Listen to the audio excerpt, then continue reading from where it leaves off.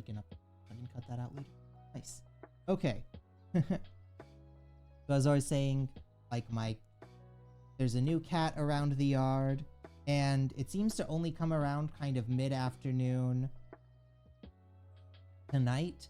And I think what's happening with it is now it's attacking like the birds at my various bird feeders, because I always see it slinking around the garden,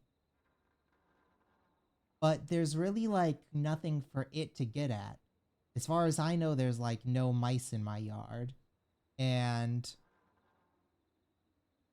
there's like this big group of squirrels, but I don't think you can get at the squirrels. It definitely can't get at the flock of crows.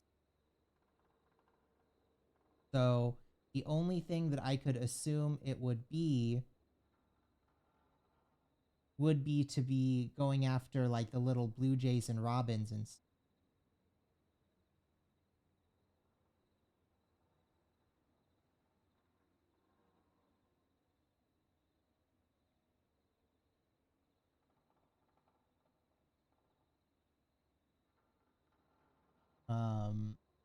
yeah, and I don't know, I guess that's one of the reasons why like cats are so dangerous as being just like strays in areas, is they will just completely devour local like bird populations and stuff. And actually, when I was in, I want to say freshman year of college, I actually had to do a report on that for environmental science of like stray cat populations in Ireland, um, destroying bird populations and interbreeding with wild cat populations in Ireland. And apparently, like, the wild Irish cats have like a weirdly different head or something. So like the interbreeding caused a like distinct loss of whatever like made the Irish cats unique. I think they had like a bigger brain or something. It was weird. Anyways, that's why there's so many places that want to do like um not community work, but like work of spaying and neutering cat populations that are dangerous, just so that they don't like strays don't proliferate and then like take over an area and kill off all of the local wildlife. Although I guess that does kind of ruin the warrior cat's aesthetic.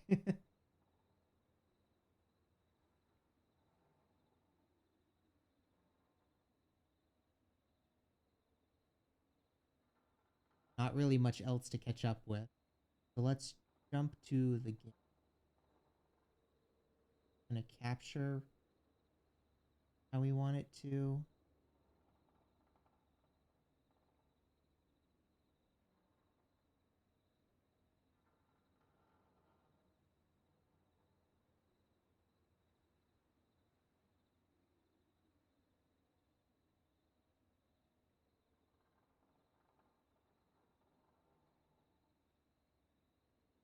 Pull up.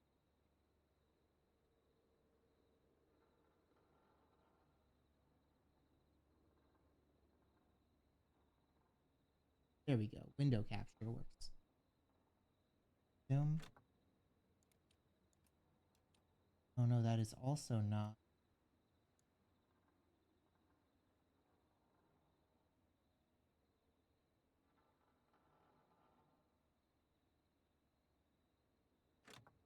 That. Okay, there we go. Now it's captured. So this game is Killer Frequency. We are going to hopefully be saving people's lives from a mystery. It's kind of a puzzle game, but it's really more like a visual novel of like making choices with sort of quick time events. And supposedly we're playing a radio DJ. Also, this thing is like absolutely destroying the fans on my computer, so Hopefully, we don't crash. I turned the settings down a little bit. Move with WASDA.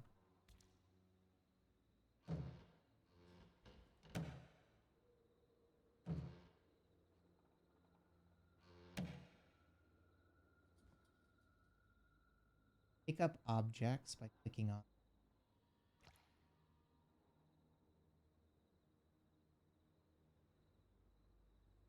Rotate them.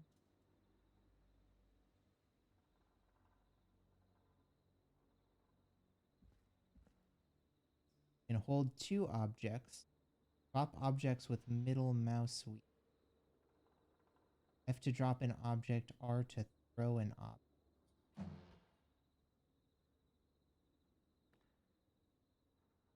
Hold left to place an object. Piece when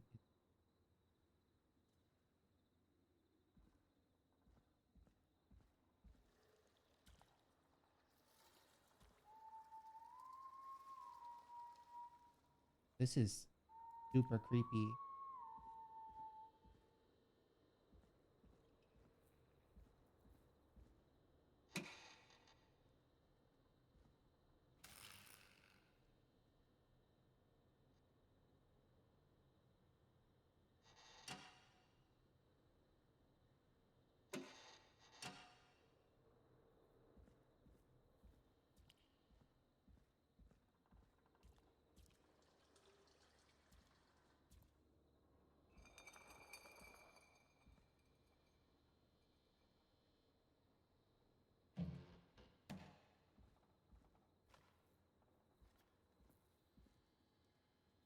Inspect objects, press E, begin inspecting. Hold left mouse button that to rotate an object while inspecting.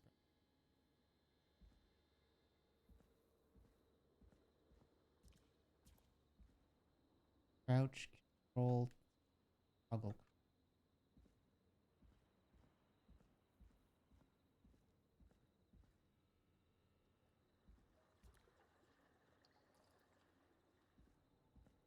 Super creepy. May not.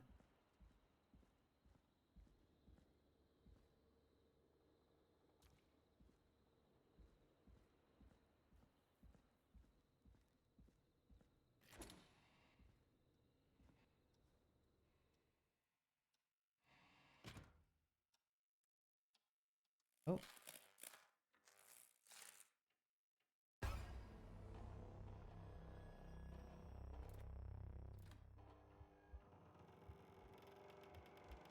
Okay. Oh. Oh, there was a figure there in the blinking lights. Oh, joy. Okay.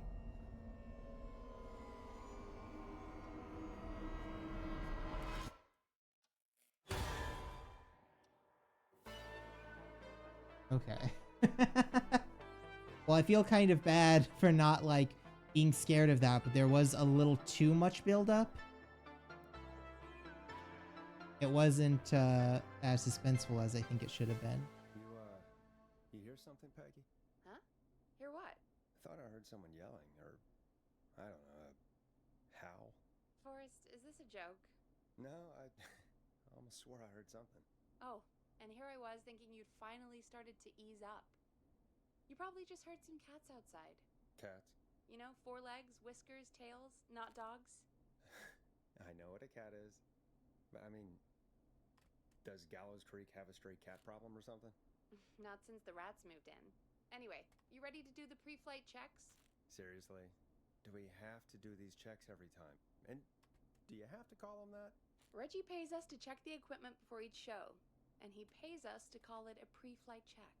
But if you're sure you don't want to... Let's do the check fine. so we know what to Let's do. get through this. Alrighty, this is your captain speaking. Really? Come on, let's have a bit of fun with it for once. Buckle in, folks. We're about to hit some tubular rents. Let's start with record playing. Okay. Grab Oh, I almost got that stick one. it on the player and hit play. Easy.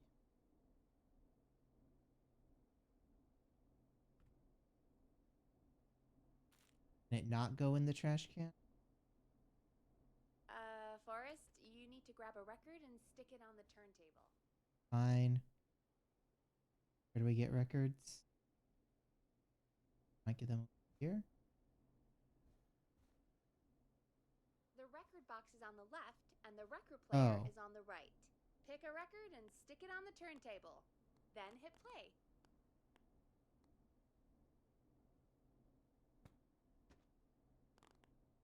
What do we get?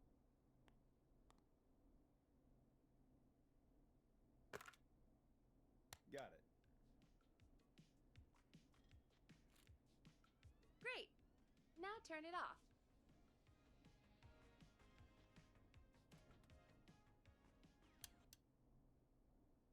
All right, up next, phone line buttons. Your captain will be waiting to take your call on line 1. Okay. All right, Peggy. Ready for you on line 1. Who's Peggy? This is Captain Donald Key calling. Call me Don. You get it? Yeah, it's a riot. Great, and button 2 works just the same. So, let's move to the Peggy button. You mean the producer line? Like I said, the Peggy button. Press it when you need my help during the show. Is there a Peggy mute button? They haven't invented it yet. Now come on. The Peggy button is the 3rd one on the phone line. I labeled it for you. Press for Peggy. This is your brain, Forrest. Sorry I made you such an unfun Oh, I turkey. made it into the basket. Turkey now, am I? Okay. Are we almost done?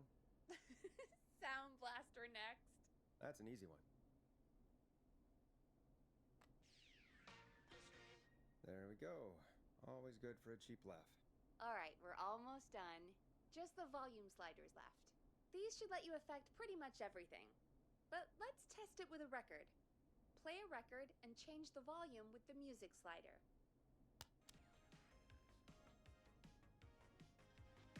All right. Seems to be all working. We done, Captain? We sure are. Coming in for landing. Local time? Should not encourage you. I knew you had a fun side. It's my fun side that gets me in trouble. Now, let's get the show started. After your introduction, our first segment is Guess That Scream. I thought that was a joke. Nope, and don't blame me for this one. It's Reggie all the way, and he demands we do it tonight. Okay, you're live in 3, 2... 189.16. Good evening, Gallows Creek. This is your host, Forrest Nash, and you're listening to 189.16, The Scream. Before we start taking your calls tonight on Gallows Creek's only late-night phone-in talk show, I need to let you know about a special competition we have for you this evening. Guess That Scream. This is actually one of the station manager's better ideas. Here's how it works. I'm going to play you a What are scream, his worst then ideas? You call and guess that scream. We need you to guess why they're screaming. Did they stub their toe, saw off a finger, or discover the corpse of a loved one? That's good. Now, Forrest, hit them with the tape. We'll play that scream in just a second. Listen close, and then call in to guess that scream. Peggy, what do you mean, play the tape? I used to have a tape guy do that for me. You're not in Chicago anymore, Forrest. Here in Gallows Creek, you get to be your own tape guy. Come on, I gave it to you yesterday. Forrest, you do have the tape right. We were doing this tonight. Peggy, let's be real. Guess that scream is a terrible idea. No, I don't have the tape. It may be a stupid idea, but that doesn't mean it can't be fun. We're going to need a scream tonight, Forrest, and you're the one at the mic, so...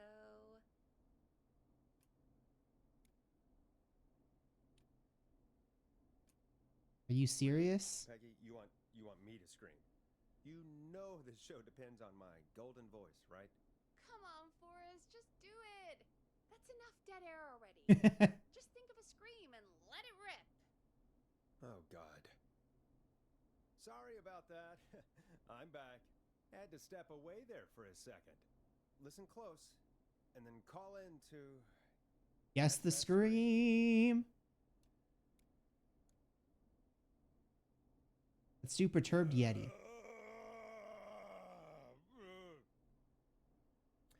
I would have put a little more Well, ice folks, on it. there you have it. Call in with your guesses, and if you get it right, you could win 2 tickets to the amazing Maze and 1 free fried dough. Fried dough? Just call in at 555-239-KFAM with your guess. Now, here's some music while you get dialing.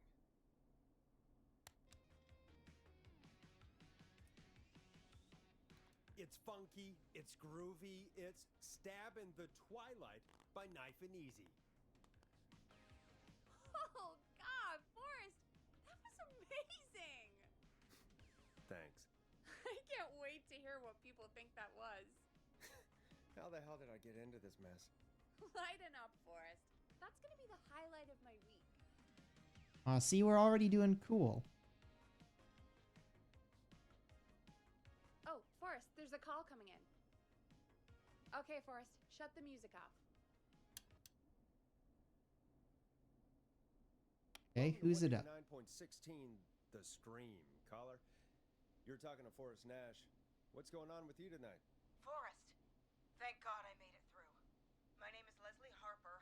I'm the 911 operator and police dispatcher for Gallows Creek.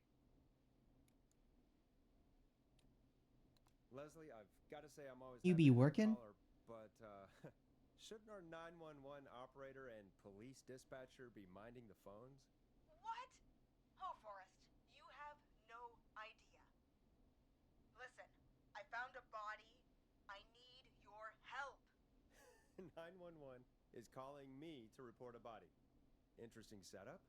All right, I'll bite. What's the punchline then? Forrest, I recognize her voice. I'm pretty sure that actually is our 911 operator. I think this is real. Peggy, I'm not gonna be happy if this is a prank. I don't do prank segments on my shows. It's in my contract. Forrest, I really don't think this is a prank. You should call the sheriff. Leslie, if you're telling the truth, you should report this to the sheriff. What was his name? Sheriff Andrews or whatever? Let me guess, the sheriff's out of Right town. now. Wait, what? Sheriff Matthews is dead. Oh. What? Sheriff Oh, Matthews dead. is dead? I couldn't get any response from the department. That's never happened before, so I came to the station and I found him. Oh, God, poor Sheriff Matthews. Do you know what happened to him? Someone got him. Someone got up very close and I really don't want to say what they did to him. Did he fight back? I don't know. I think he tried. He's surrounded by bullet casings. I think he tried to shoot at whoever it was, but Is there anyone else at the station? Or is anyone else at the station? Anyone who can help you? Or who might be responsible? no. I checked everywhere. Okay. Deputy Martinez is here, but she's knocked out, tied up, and locked in a holding cell. I called you right after I found her. God. Wait. Please don't tell me that this hick town only has 2 cops. Don't be ridiculous. We have 3. But Officer Gunderson is on leave in Cancun. Okay, so one of the officers is out of town. Not a clue. I didn't see anything on my way over. Leslie, you need to call over to Henderson or Quiet Ridge. They need to send someone over from their department. I tried, but I can't call anything but local numbers. Something's wrong. I'll have to go there myself. Let them know what's going on and bring help back with me. But if you leave while there's a murderer on the loose, who's gonna man the emergency line? That's why I called. Forrest, I've routed all 911 calls to come into you.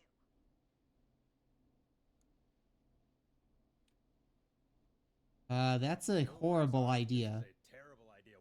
What on earth made you think to do that? You're the only person with experience manning a phone line around here. You're the only person equipped for the job. Okay, but like, There are lots of transferable skills between the two. surely there is literally anyone else to do Let's this. interview. You ask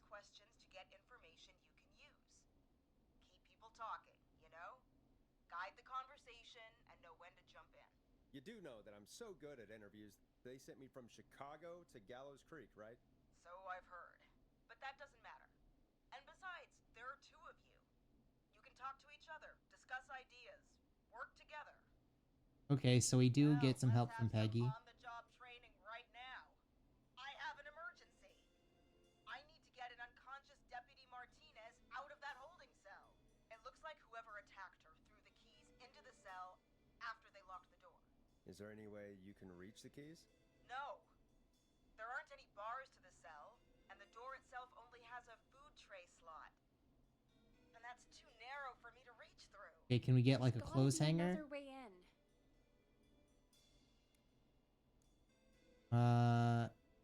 Is there And another way into to the holding cell? that you can see? It wouldn't be much of a holding cell if it had a back door. Another set Gotta of be another keys? set of keys somewhere in that office. Those can't be the only one. Of course. Yes, there must be another set. Where might another set be? At the Have you officer's looked around desk? the officer's desks. That's the first place I'd check. That was the first place I checked too. I couldn't find anything useful though. Maybe Sheriff Matthews had a set of keys on him when he... Oh, and we gotta rummage through a Any dead body? maps, but Okay. I didn't really look up close. 1 second. You gotta loot the corpses. Sick. Sorry, Sheriff. I'm just gonna turn you over and... Ugh. Please don't stare at me. Oh, wait. That might be them. I think I got the cell keys. Looks like Sheriff Matthews might have saved his deputy. Do the keys work? They do. Give me a minute to untie Deputy Martinez. I'll be right back. So far, so good. If I this is like suppose. when she gets stabbed in the back while trying to save the deputy.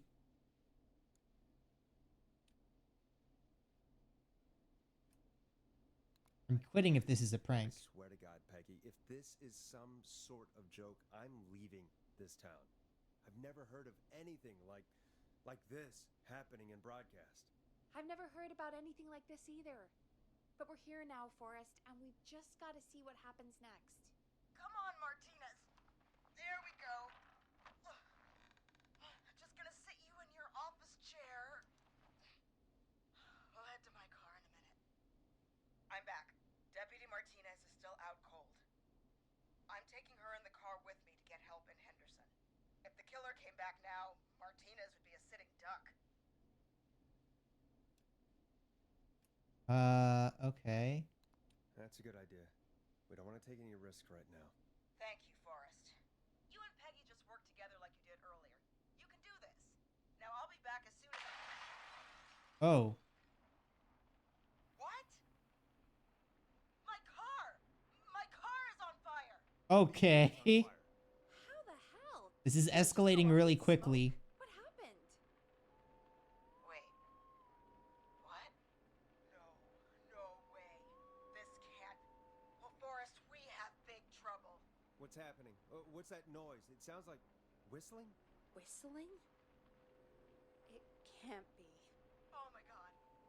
I can see him, but he's dead, right? Right? Oh, is there like a zombie Mask. serial killer? How the hell is he?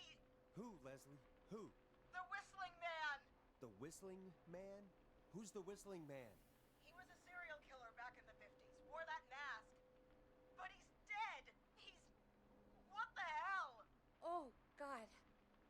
Do you think he attacked Sheriff Matthews and Deputy Martinez? He's coming this way! Oh, Jesus. Leslie, stay inside and lock the doors. Right. Shit, we need a new plan. My car is torched. We need to think. Hide in the station, maybe? Or, no. Probably take a There should be car. Police cruisers at the sheriff's office, right? Like, you should take one of those.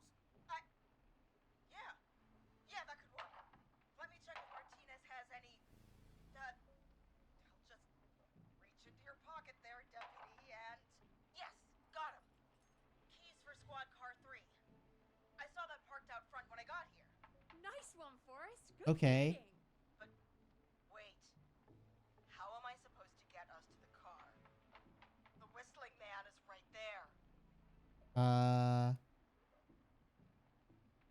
Take Deputy Martinez's Deputy gun. Martinez surely carries a gun, right?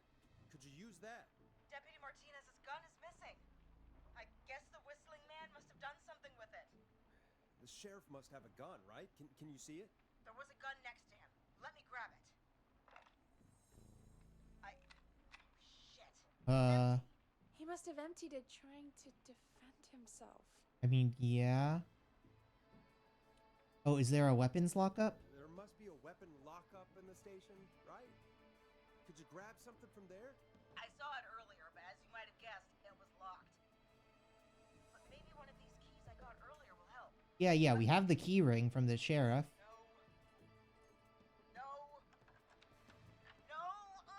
Shit! None of the keys work. Are there any other weapons lying around that you could use? I didn't see anything earlier. Let me check Deputy Martinez's belt.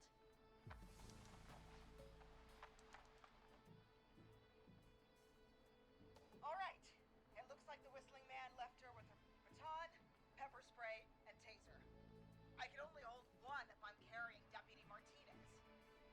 Which should I take? Okay, pepper spray is going to be useless because he's wearing a mask. Baton, we don't want to get in melee range. Probably taser? Is it like a spray taser, like a taser gun, or a hand taser? I mean, I guess either one is probably better than a I baton. mean, it's gotta be the taser, right? Got it. I'm just going to grab Deputy Martinez and then... Wait. Do you hear that? No? No, I can't hear anything. Exactly. It's gone quiet. No more knocking. Okay. Can you still see the whistling man? Maybe the guy left. Be careful. Be careful. I don't like it. Me neither. But it's an opening, and I've got to take it. Okay. Deputy Martinez, if you can hear me, it's time to move. Just lean on me. Yep. Oh, so like Martinez is now semi-conscious? Sure about this, Leslie? No time like the present, right? So, here we go. Again, you're hooked into dispatch now, so I should be able to radio you when I reach the car. If I reach it. Speak to you soon.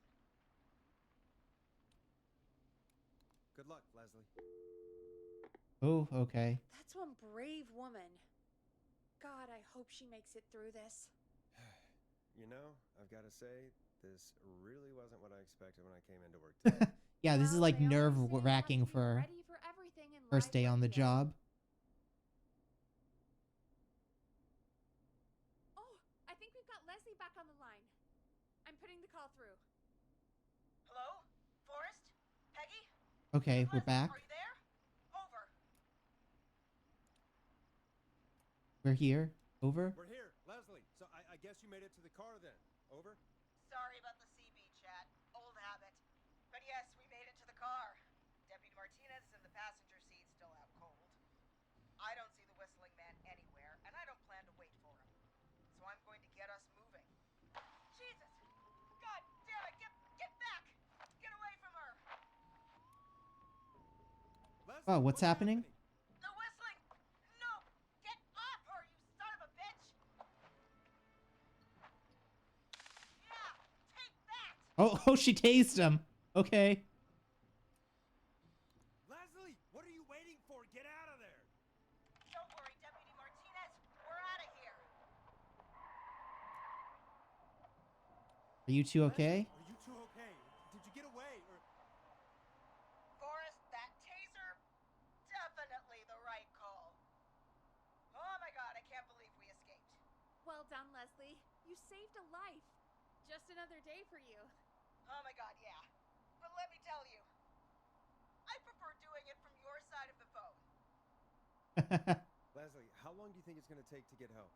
Gallows Creek isn't Nowheresville, but it's pretty damn close. It's going to take a while, maybe 2-3 hours each way. Slightly less if I put my foot down.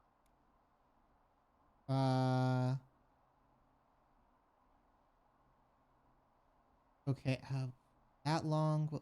Okay, Flora is probably gonna make her, like, spin out on a, like, bridge somewhere in the middle of nowhere.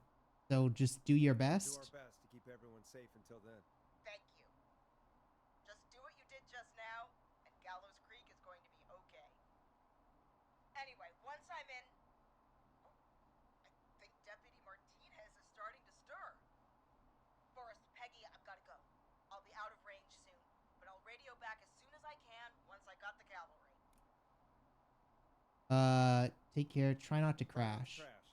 We need you back in one piece. Good luck, Leslie. Feel better soon, Deputy Martinez.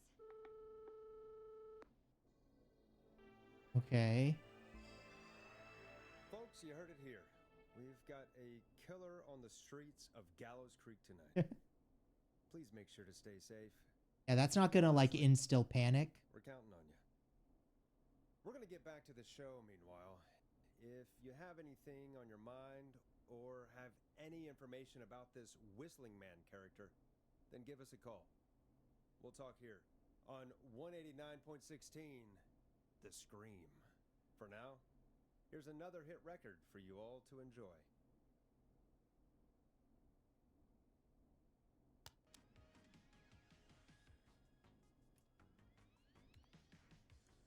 This is not what I signed up for, Peggy. This is actually insane. Did she really say it's gonna take her 4 hours? This guy's gonna kill half the town in 4 hours. Forrest, that's not helpful. I know, I just... Who is this Whistling Man character anyway? He was a serial killer back in the 50s. Edward Marshall Mooney. Went around in a freaky mask, whistling, and killed about a dozen folks in Gallows Creek. I mean, it's definitely not the same guy. It's probably an imitation He just copycat killer. Okay, what happened to him? Okay. What happened to him? Well, police chased him up to Ellis Point one night. We call it Whistling Point now. And it was, well, it was on this night actually. The police cornered him and he jumped into the river. His body was never found. So is he alive? Dead? I mean, what's the story? Story is he's biding his time, waiting to take revenge on the town. Oh, it actually That's could the be him. Story. What's the truth? Other than we have a whistling killer on our hands tonight, I don't know. I guess we'll find out. Guess we'll find out what we're dealing with, whether we like it or not. I guess so. At least we got the word out, I guess. What kind of listening figures do we get at this time? On a Thursday after midnight, could be around 35? 35. Isn't 3,500? Huh. I didn't realize Gallows Creek was that large. No, 35 people at best. 35, that's 35, nothing. That's nothing. That's 35 people you're talking about, Forrest. They're not nothing. They're people. People who like tuning into our show. And what's the population of Gallows Creek? I don't know exactly. A little Like over 1,000? Oh. How many did you get before? You know.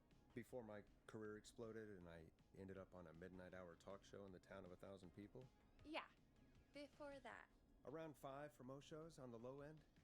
Big gas could pump that up to 10, 15, easy. 5,000 on the low end? We could only dream of that. 5 million.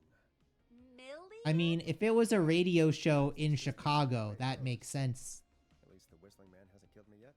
Because, like, Yes. you know, giant I city, guess we're gonna learn pretty much a lot any about station is going to have perspective a tonight, ton huh? of people. Oh, we have a call coming in. Take it when you're ready. Time to turn the music off. Hello, caller. You're live on 189.16, The Scream. Are they going to guess the Scream and just not have anything? All right.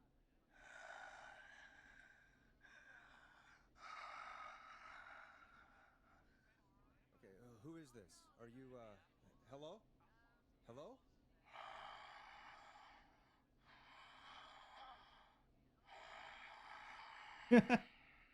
Okay, but they're not whistling. Okay, what's your name and why are you calling in?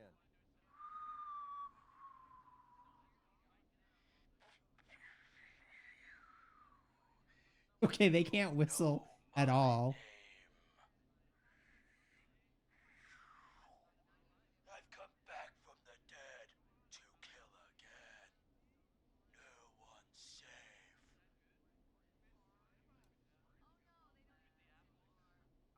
Do you accept requests? I've got a list of names I'd love to see in the obituaries. Maybe you must make a sacrifice to us. A sacrifice? To us? Me.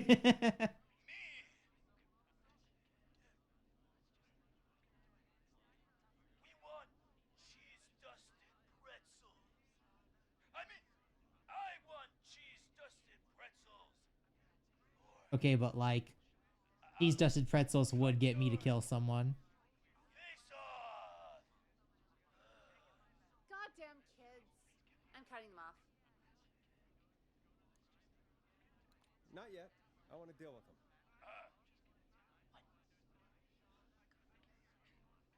We also want a mega gulp.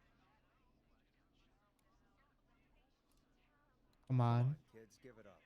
I know you're just having fun, but there's been death tonight. This really isn't appropriate. Hey, suck it, old man. Gallows high for life. Woo! For anyone just tuning in, we do, in fact, have an actual killer out in the streets tonight. Anyway, this next one's dedicated to all of you staying inside with your doors and windows locked.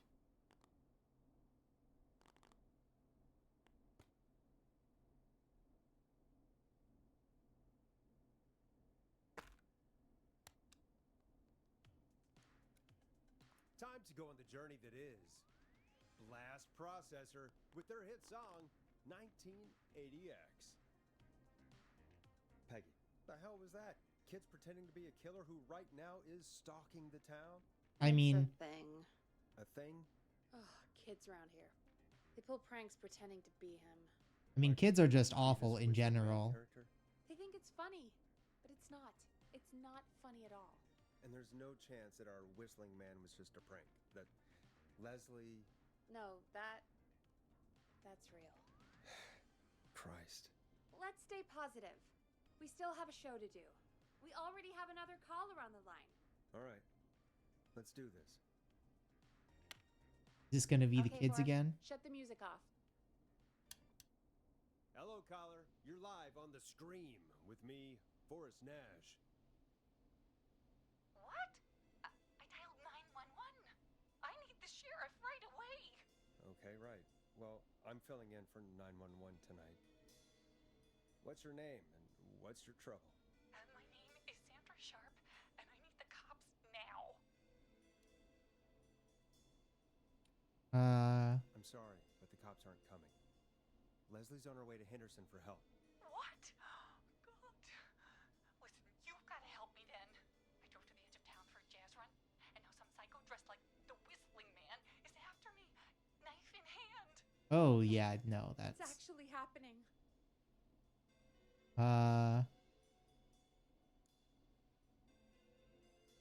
where are you Where now? are you now? Did you escape to somewhere safe? Oh, I did, baby.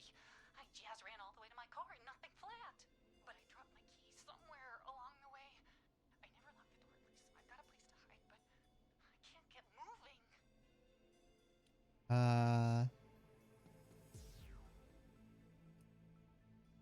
You go back and find your keys. Is there anywhere else you can go? Is there anywhere else you can go?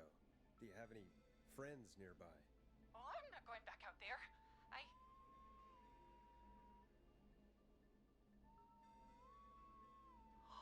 Oh, shoot. Oh, he's back. Look, I don't know a thing about cars, but I gotta start this engine without the keys. And you're gonna have to help me. Wait, I don't... If it helps, I've got a toolkit buried beneath my spare sweatbands. I'll call you back when I find it. You're listening to 189.16, The Scream. Hosted by me, Forrest Nash, your friendly neighborhood radio host, mechanic, and... Okay, this is getting so high above our pay grade. Sit tight while the record spins, folks. This one goes out to you, Sandra.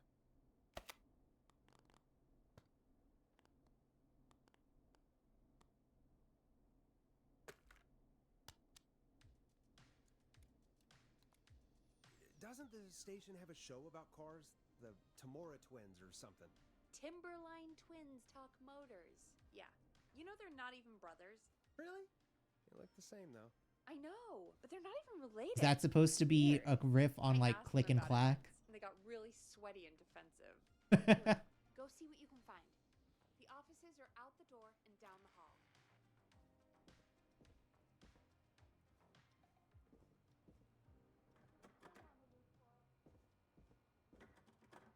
I'm not getting in there tonight. Not that room. So many locked doors, so few keys. Okay.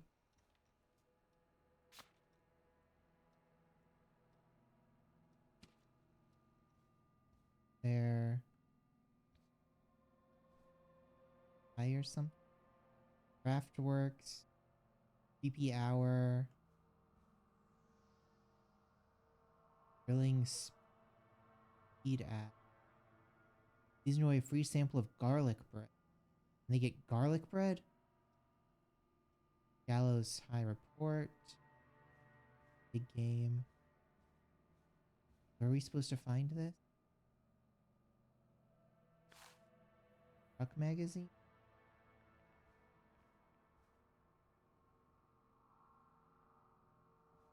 I don't know, is this timed?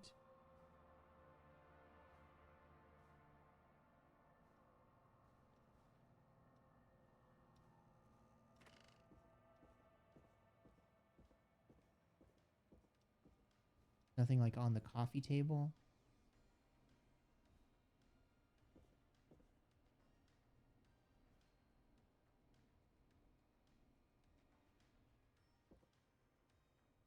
Here?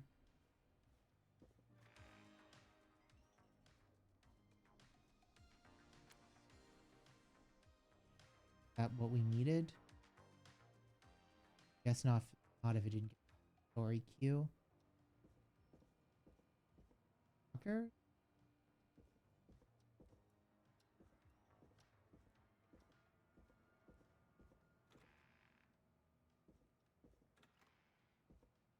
Wouldn't be in like the men's room.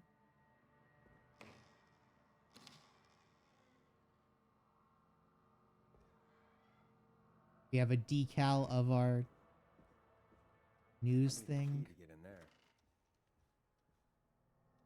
in the bathroom. Jesus. I don't even know what we're supposed to be looking for.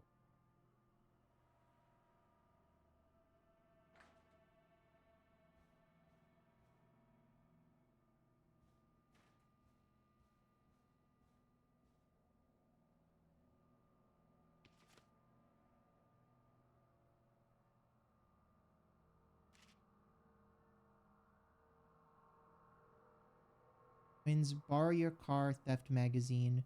Los huevos rancheros aren't sitting right. Gonna need something to read. Oh, so it is in the bathroom?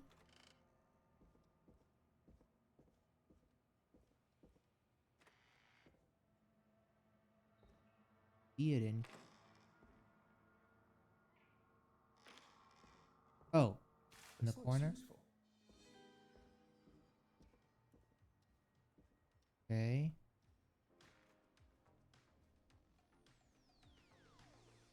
Object tray. Place items in the tray to hold them. There's... There? Okay.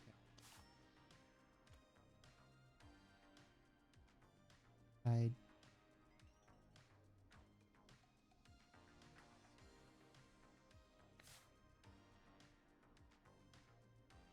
List. Oh, here we go. The one screwdriver as key. Remove the steering column. Check the serial number and strip and twist the following. There's between 4 and 3 and no 7, red and blue. There's a 6, but it doesn't start with a 5, green and brown. And if there's a 0 at the end and a 3 doesn't come before the 6, red and yellow.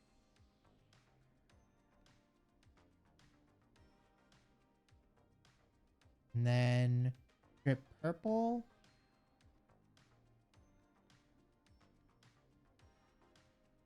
It doesn't start with a 5. It's green and brown.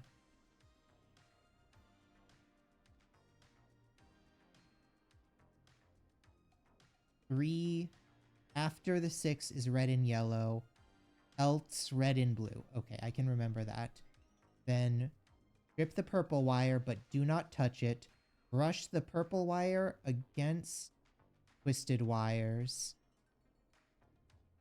The radio turns on and won't turn off. Cut the left pink wire. Do not cut the other pink wires. This will trigger an alarm. The alarm is sounding. Cut the triple braided green.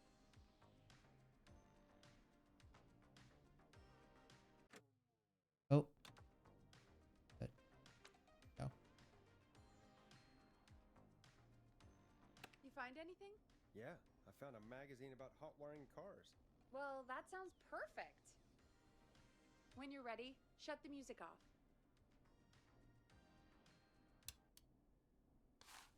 Caller on line 1. Thanks, Peggy. Okay, is she back? With 189.16, The Scream. How are you holding up, Sandra?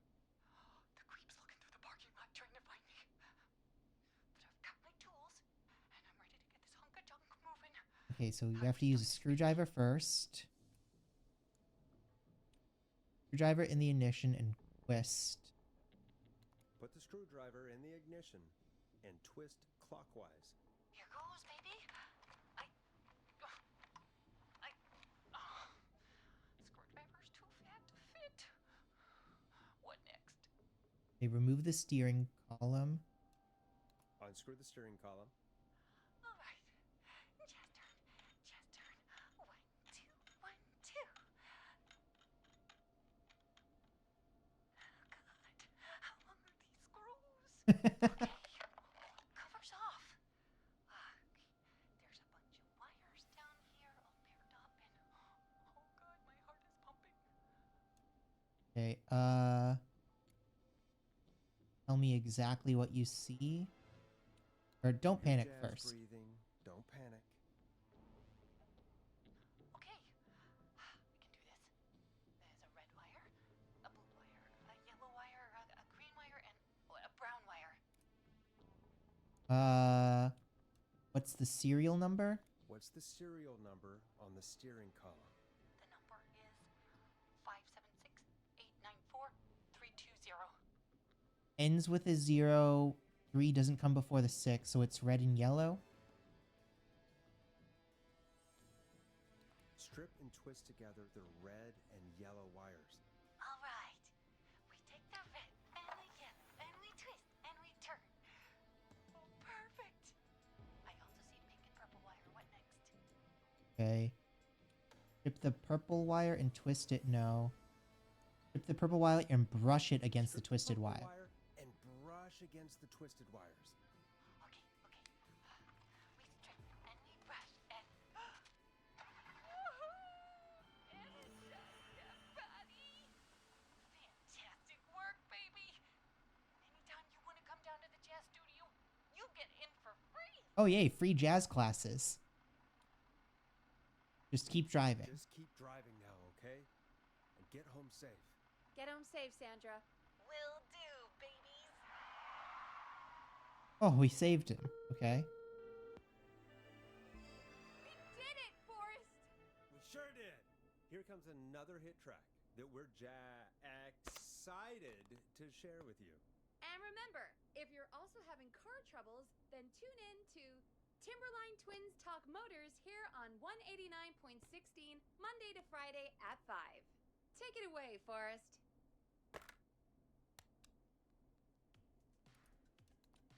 I still can't believe this is happening. Right? Like Gallows Creek didn't already have enough to worry about? What do you mean? Oh. Not.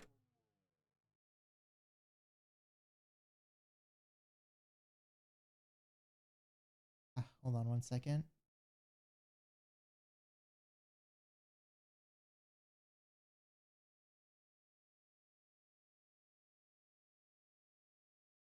Sorry Gallows about Creek that. is a miserable place to live. Really? Miserable? uh. Okay, Peggy, be honest. It's a dump. There's nothing to do here. Hell, I'm almost ready to thank this whistling guy for at least making things interesting. Well, I like it here. People are polite and, Ass backwards. don't be awful, Forrest. Come on, there must be something you like about this place. Some of the folks have been Some folks cool. have been okay. You're not terrible after a while. Not terrible after a while? High praise coming from Forrest Nash. You know what I mean, Peggy. I do. It's Forrest Nash for I think you're swell. Yeah, we're kind of just I hope the killer is done for the night. cynical. And that Leslie gets back soon. Me too. Can we at least call off that stupid Guess the Scream contest now? Yeah, that'd probably be a good idea. Oh. Oh, we're like going through a little time jump now. Caller on line 1.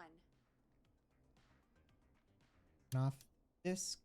Evening, caller. This is Forrest Nash, host of 189.16, The Scream. And tonight's 911 stand-in. Hey, Forrest. My name is Brian. Brian Ponte. Brian Ponte of Ponte's Pizza.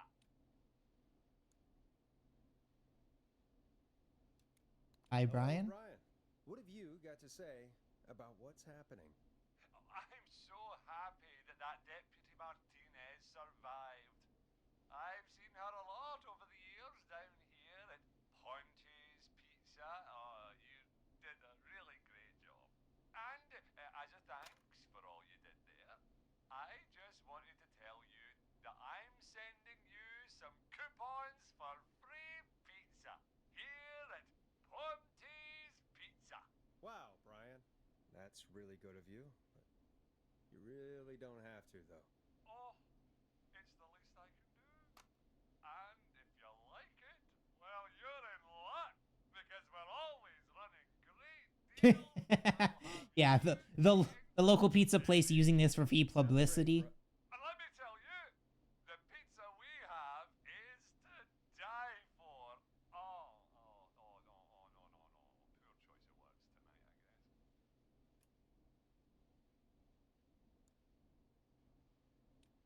guess.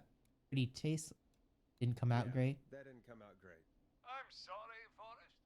Well, I just hope I didn't put you or anyone else off coming on down to Ponte's Pizza. We've got a great special this weekend. Our famous beer and pizza deal. Wait a minute. Come on down. Yeah, to this is Ponte's just free Pizza this advertising. weekend. You've just got to pay for one slice to get yourself. God damn it. You're just calling in to advertise your shop. Peggy, hang up on him. Done. Oh, real quick, before I forget, it's probably time we played a paid ad. Now, a word from our sponsors. You know how to play an ad, right? I'm guessing it's one of those.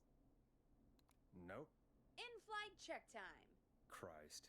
Our captain would like to remind you that the station is required by law to play advertisements from our sponsors.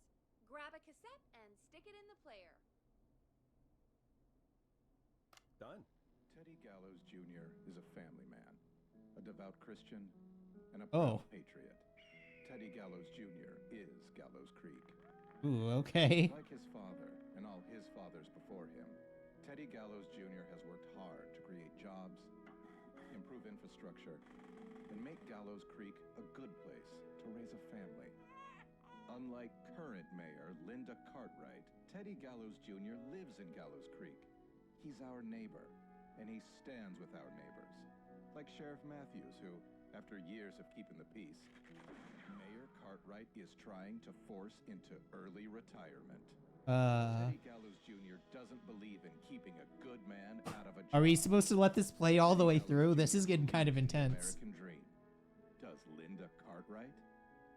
Help Teddy Gallows Jr. keep Gallows Creek a good American town. Help him become mayor. Take a swing for Gallows Creek. Vote for Teddy Gallows Jr. My name is Teddy Gallows Jr., and I approve this message. God, what a jackass. 100% grade A asshole. Linda Cartwright isn't super herself, but she's not. Yeah, we don't have any more of those ads to air tonight, do we?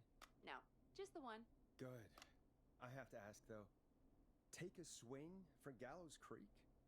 He set the home run record for Gallows Creek High. Of course he's one of those guys.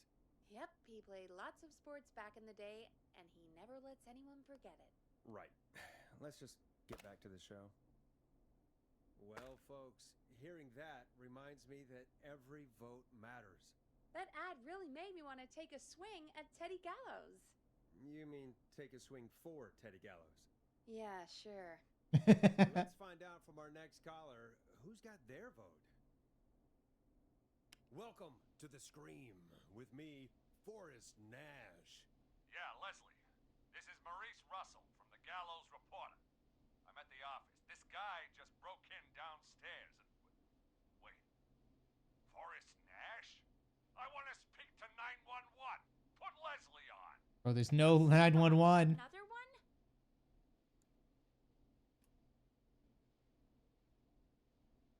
I am 911. 911. At least for tonight, anyway. Damn it, son. I don't care who you are. Just put me on with Sheriff Matthews. Sheriff Matthews is dead. Ted? What happened? Did you witness the incident? Are you willing to do an interview for the reporter? Cite you as an anonymous source, if that's a concern. Oh, this is live. We're live on the air. Anything we say can and will be broadcast. Live on... Damn it.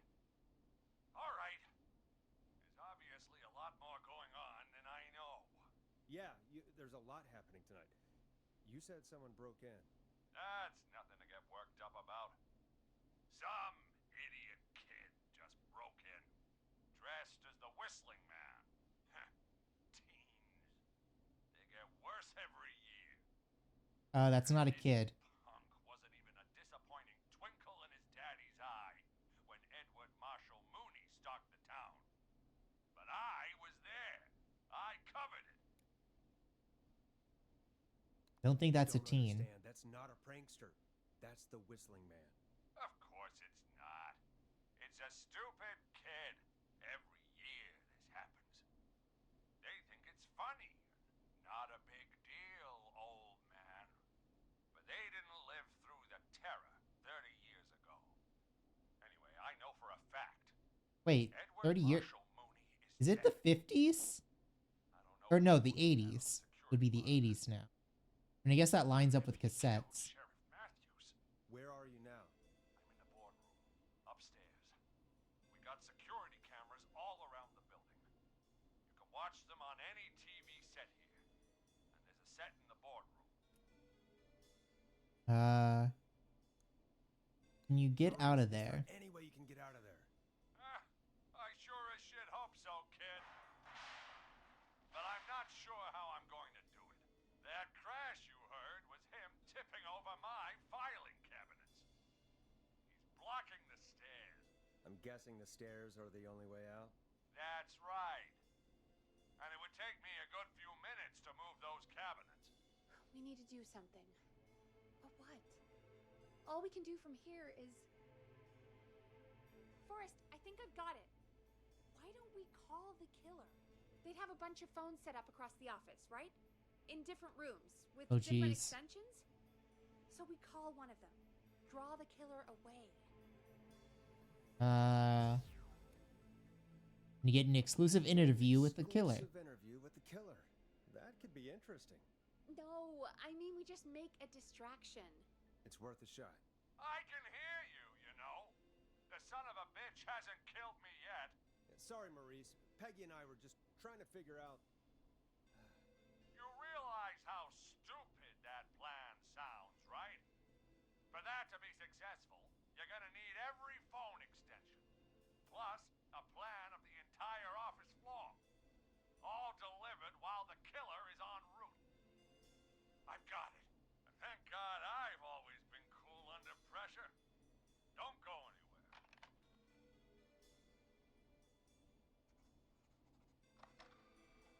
Okay, are we just supposed to wait? You don't think the killer got him, do you? Mr. Russell, I'm here. Freak's going to be here any second, too. Go check your fax machine. Don't let me down. Oh, are we stuck on a lamp? There's still more to do here before I leave. Oh. that was fast. How do you know our fax machine number? K-Fam and the Gallows Reporter have a pretty long history.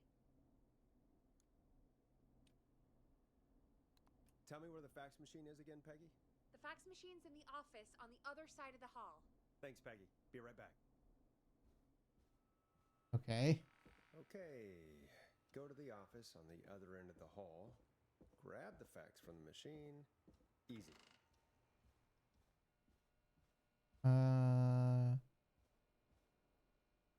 Here. Oh, it's right there. This must be it. Oh, there was like a little creepy noise. Did I miss something in the office there?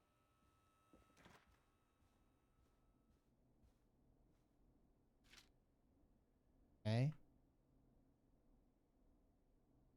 Hey, did you get the fax? Yeah, I have Yes, it. I have. Mr. Russell, you still with us? I am. You get my fax? Yeah, I got it. I got it right here. Good. I knew you could at least manage that.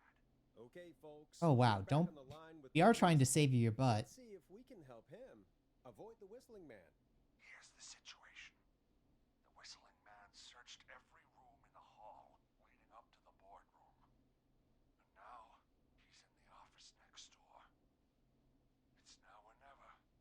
He's This here. plan of yours better work. I'm ready on my end, Forrest. Again, we want to draw the killer away by dialing an extension number. So we And want to then get him we'll over reach somewhere here. safe. So, what extension should I call? Editor's office?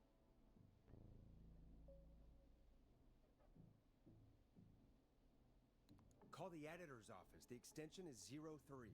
Got it. I'll put the call through when you're ready. All right, Nash. Where do I need to go? Kitchen, I guess? Or the archive? No, the kitchen. You're moving to the kitchen. Because if he's in the archives, That makes sense. kitchen is like right over there. If he's in the kitchen, he has to like go out I'm around. ready to place the call. Are you ready, Mr. Russell? Don't have much choice, do I? For the kitchen, there's not a phone. No, there's a Yes, phone. sir. Calling now.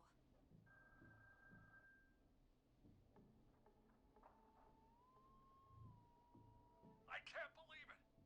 He's actually heading to my office. It was all Peggy's idea. Credit goes to her. Don't mention it. The coast is clear. I'm shutting off the TV so he won't see me on the Okay. security cameras. Then, making my move. I'll call when I get there. Do you think he'll make it okay? I'm sure he'll be fine. But now what do? We gotta find some way for him to get past that barricade. What do you mean?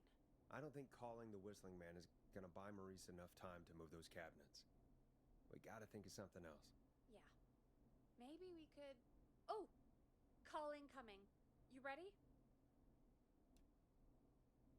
Ready as I'll ever As be. Put him through. Alrighty. Mr. Russell, are you there? I am. I don't think he saw me. Okay. I gotta give you credit for that, but I'm not out of the woods yet. So he's in Right, the let's office review still. where we are. So, the only way out is by the stairs, which the Whistling Man has blocked with furniture. Exactly. I can move the furniture out of the way, but not quickly or quietly. You lock him in a room? Could you lock him in a room? That'd probably buy you time enough, right? Maybe. But the damn fire regulations say every door in the office has to unlock from the inside. He'd be able to get out just as soon as... Wait,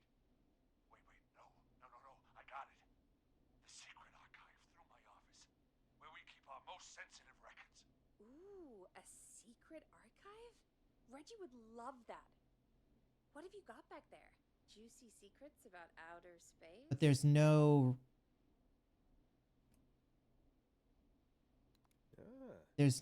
phone You're into in there. conspiracies, Peggy. I may have borrowed a few tapes from our manager's office. He has quite the collection. Will you two chatterboxes pipe down? I've got it all figured out. The secret archive. There's no lock on the inside of that room, only the outside. You can't break out. If we can get him in there, and I lock him in, We can catch the son of a gun. exactly. Okay, but there's Oh no my phone in there, God, so how do we get him Forrest, We in? might be able to end the nightmare right here. So should I call the secret archive then? You can't. The archive is a room for secrets, not gossip. Yeah, So there's we don't nothing in have there a we can. phone in there. Oh, we're gonna need to change it up then. Any ideas, Forrest? Their TV, use yourself. I think radio is the only thing gonna work. Maybe we could use a radio. There's no radio in the secret archives. Are there no radios at your offices? I don't have one in my office, but What is it? our sports reporter, Hopkins, he has a little portable radio he never turns off when he's here.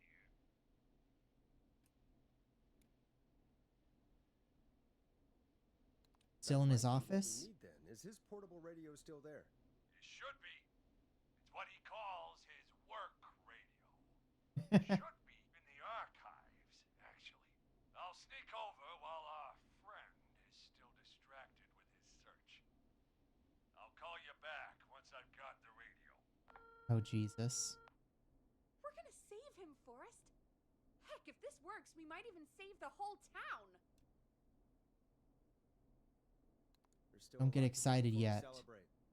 Let's just see how it goes first. What do you mean? He's not out of there yet. He's still got to find the radio, unblock the stairs. I know, but we've got a plan for how to do that. And, oh, call incoming from the reporter. Putting it through now. Nash, hello? Nash, are you there? I'm here. Is everything okay? I found the radio. It's right where I thought it would be. It's all coming together. I'm just going to turn it on quickly, make sure it's still got some juice. Oh, Hurry, turn the turn volume down? We don't want that thing blasting just yet. Yeah, I knew that. Oh, Nash. jeez. I was just doing that when you yelled at me. The radio Okay. works. If I make it out alive, Hopkins might just get that day off he wanted. He's earned it. Let's do it for Hopkins, Forrest. We're getting Hopkins' day off. Woo! Wait. Ah, God damn it. If I can't have this stupid thing turned up, how am I supposed to draw the killer? I can't be in the room when it's on, or I'm dead. You just... Oh, that's a good point. But wait, we're the radio. We can just be quiet until you're ready. If you can do that, then... Yeah, sure. 189.16, I know that's your station number. But a good editor always double checks. Can you confirm that? Yeah, that's correct. You got it. 189.16. Good. I've got the radio on silent, but I'm tuned in. Now, I just need to get to my office. Sounds like we need to make another call, Forrest. Where should we send the killer? Okay, so he's over here. No, he's down here. So we need to get him to probably the boardroom, because if he comes down here, he'll see them in the office. Yeah. Got it. It might want us to put him into the kitchen.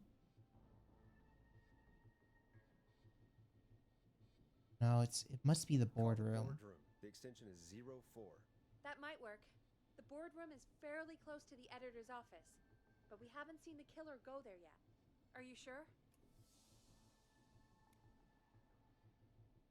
Yeah. I'm sure. Make the call. Okay, calling the boardroom now.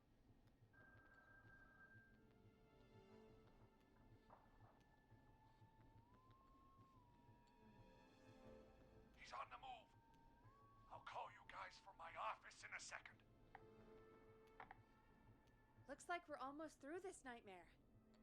Any idea what you'll say to draw the killer in?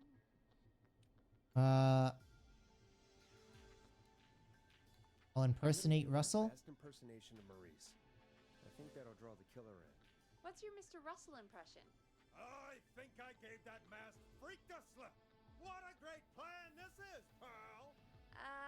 I'll give you an A for effort. Ooh, call coming in. Here we go. I'm here. The radio's set up in the secret archive. Just give me the signal, and I'll turn it all the way up. Where will you hide in the meantime? Good question. It's under my desk, but you can see under it.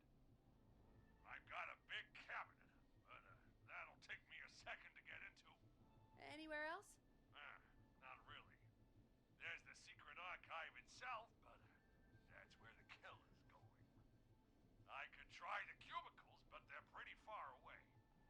No, no, no. Your judgment has kept me alive so far now. Gotta be What do you reckon? Gotta be the cabinet. Hide in your cabinet. All right. Well, this is it. I'm going to go turn the radio up to full blast now. Don't say anything until I've had time to hide. You got it? We know the plan. You can trust us. Here we go.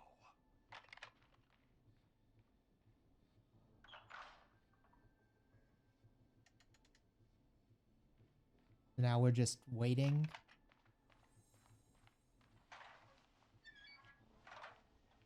I think it should be safe now, Forrest. That's it! No more hiding! I'm a tough old man. I've been on the beat longer than you've been alive. Come on down, Whistling Man. Come and get a knuckle sandwich.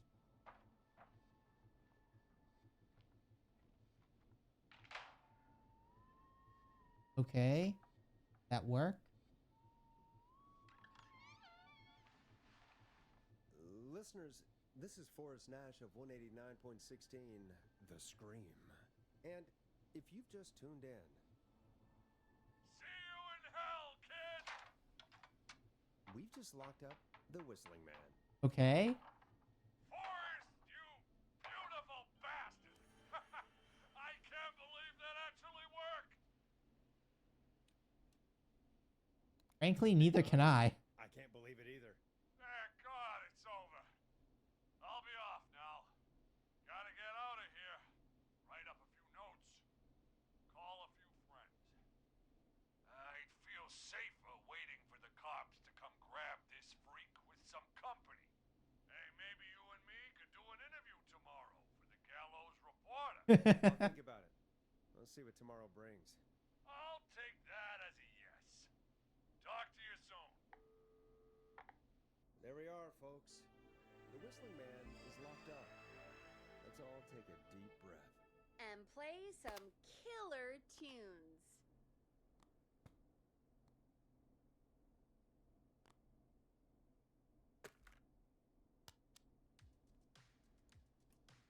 Enjoy this classic by Smooth. It's their hit song, The Word. Looks like the night should be pretty easy from here on out. Right? Thank God that's over. Yeah, no, Guess that's we got some definitely not downtime now. the end of it. I could ask you some questions to kill the time? You're gonna interview me. You sure about that? You're not so scary. Besides, we've been working together like a week now, and you're still all shrouded in mystery.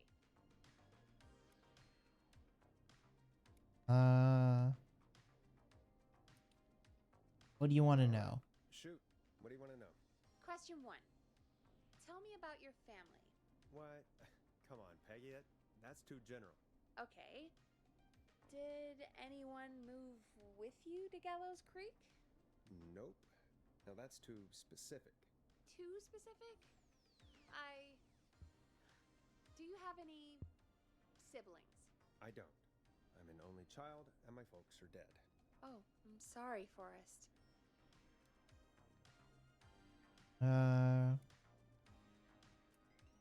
That's how it goes. That's how it goes. Anyway, what about you? Any siblings? Your mom and pop still around? I thought I was asking the questions. You are. I'm just making conversation now. Oh. Well, my folks went the same way as yours. Oh, there's gum under the cabinets? Oh.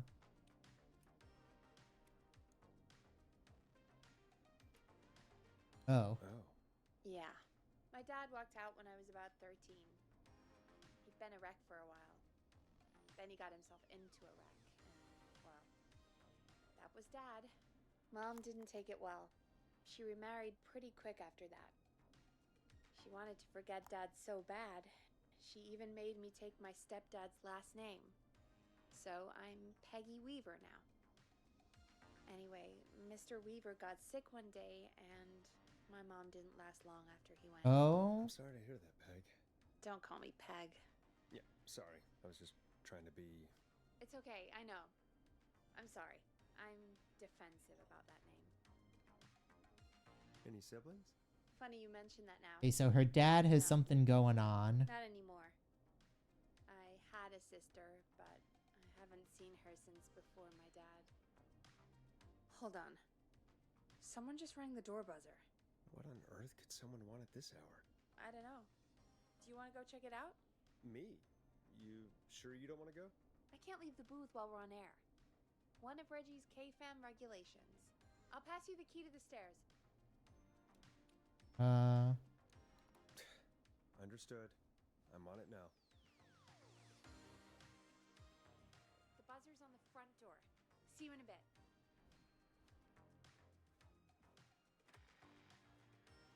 Okay.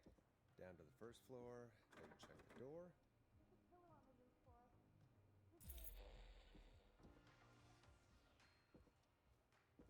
You to the second floor? Where's the stairwell? That's not opening.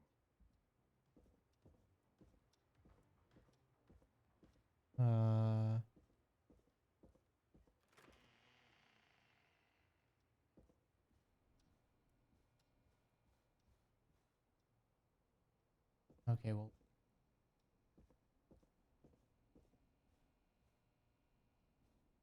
Doesn't look like there's anyone. A tape. Play on air.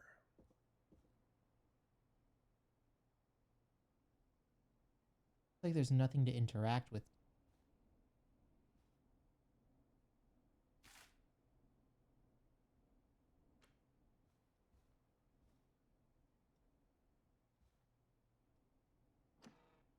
Thing. Needs a key.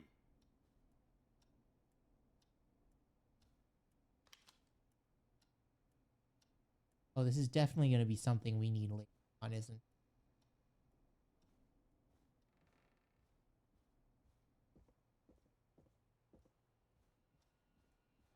Looks like something in.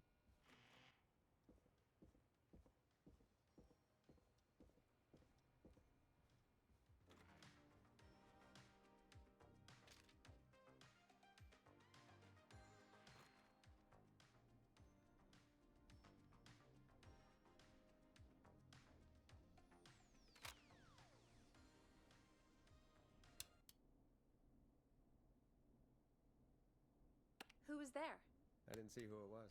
Are they still out there? No. They left as soon as I went down there. They pushed a cassette through the door. It says, "Play me on air." All right. Well, turn the music off and play it. This is like a bad idea. This is going to be another prank or something. Hello, Gallows Creek. Time to Pay the price. Time to pay for lives. Time to sit there. I will punish you. Oh. I'm going to enjoy this. I did not enjoy that. What the hell was that?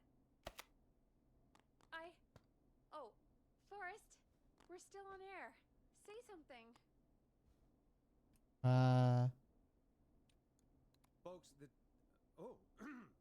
folks, the tape you just heard was passed through our door only moments ago. I don't know how or why that came through our door with the killer locked up, but be careful, Gallows Creek. Stay home and stay safe. Give us a call if you need help. You can get us on 911.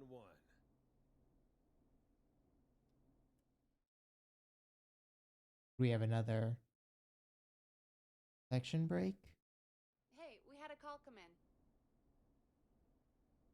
Caller, you're on 189.16 The Scream with...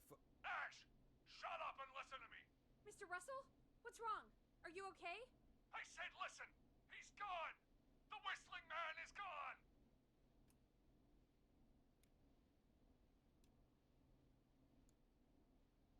What happened? Gone? What happened? Well, after our call, I cleared the stairs and went home. I phoned some buddies, and we came back here to keep watch. Then what happened? I'm getting to that. We came back here. Door was shut, just as I left it. We had a couple of drinks, and, well, there was a bunch of us, and we were all armed. Oh my, you opened the We door? thought we could teach the freak a lesson before the cops got him.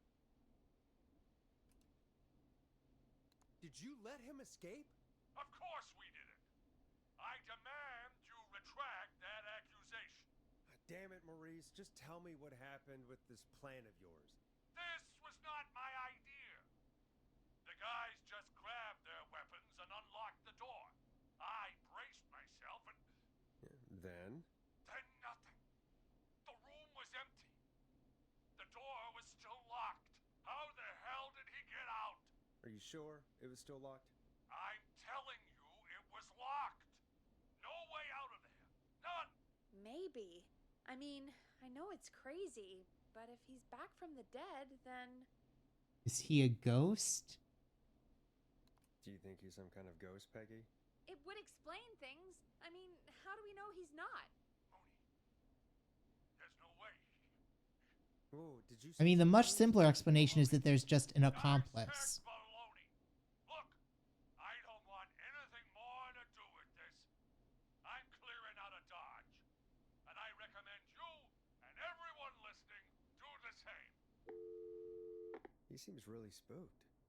Wouldn't you be if you got attacked by a serial killer who turned out to be a demonic spirit? He's not a demon, Peggy. Yeah, you're probably Okay, we do right. not know he's But not what a do we do demon now? yet. But also, a demon is not the most likely explanation. Thank you again, Mrs. Mackenzie, for the helpful tip. The bagger at the grocery store cannot whistle. We'll remove her from the suspect list. Let's go to a break. I need you for a second. All right, folks. We need to take a quick break. This one's for all those folks out there keeping the hatches battened.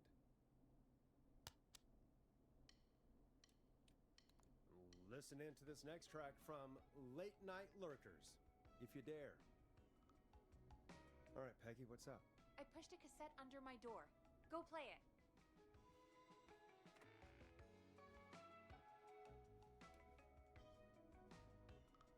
What?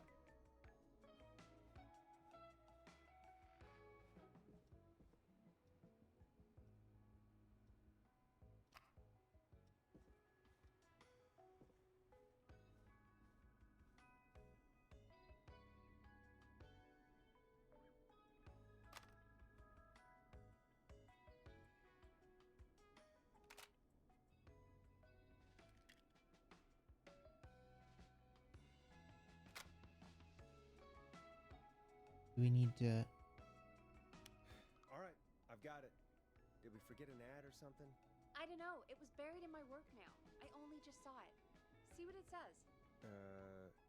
Play me ASAP, off air. That's Reggie's handwriting. And he wrote it in purple. And? Purple is Reggie's angry color. He only writes in purple when he's really pissed off.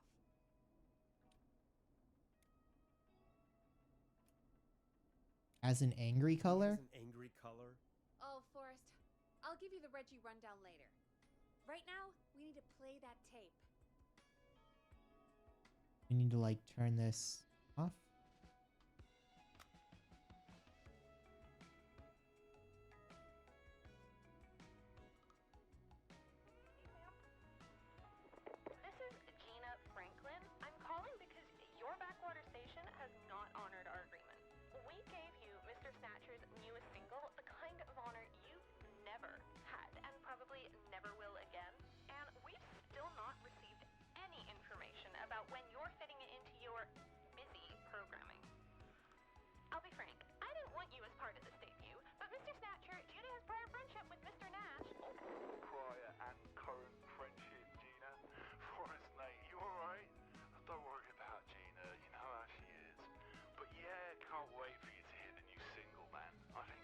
What? breath is my best work yet.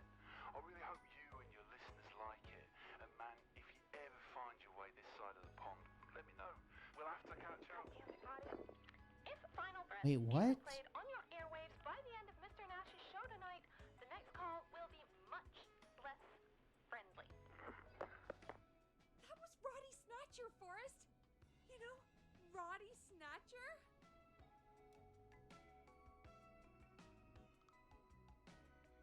We're old Yeah, friends? Roddy and I are old friends. I love Roddy. I Will Always Find You was my song. I wish we still had it in rotation. Oh my god, I can't believe you know Roddy Snatcher. And I can't believe you didn't tell me he sent you his new single. We have to play Final Breath. Where is it? I don't know. They mailed it to K-Fam, not to me. Then it's gotta be downstairs at reception. Man, I can't believe Barbara didn't say anything. I mean, well, if that fiasco last Friday about the missing Knife and Easy track is any indication, folks at K-Fam aren't against hoarding station music for personal use. I think we're still missing a few tracks, actually. Well, go get Roddy's song before Gina sues the pants off us. Okay.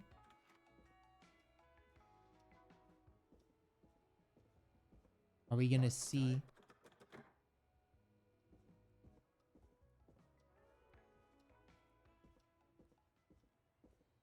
Was it this one?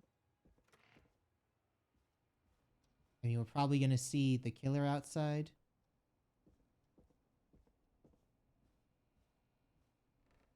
Feels like the jump scare moment. We have a walkie-talkie down.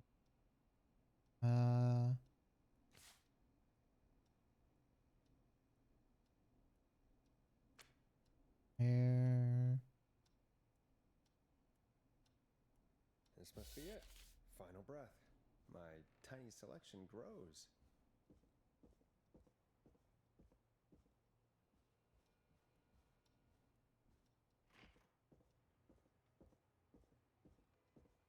We didn't get jump scared there.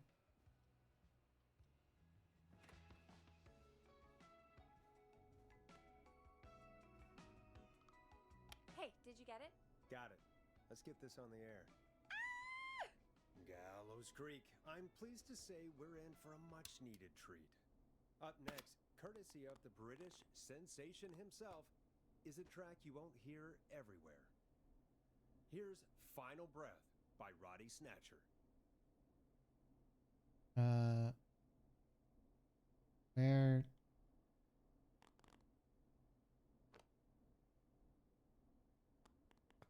Where is it?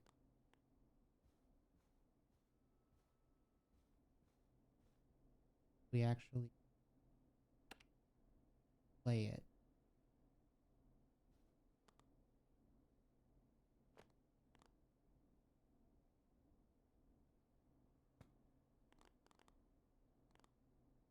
Good. Oh, there we go.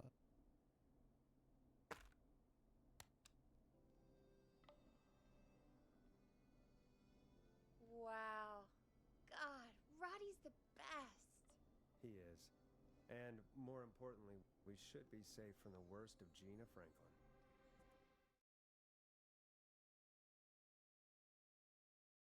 Okay. And I think that's every time I've seen him live.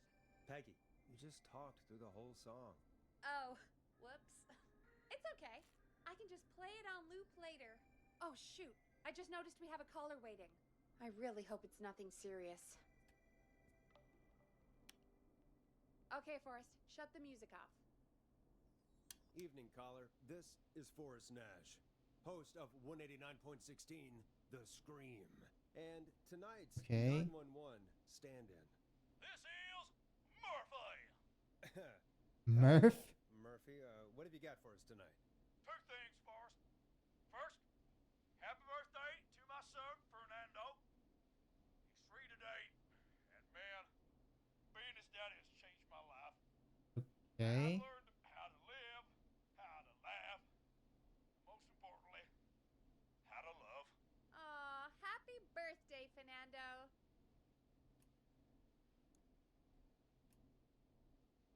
Happy birthday. Yeah, Fernando. let's wish the kid happy birthday. And now, my other thing. I'm putting the word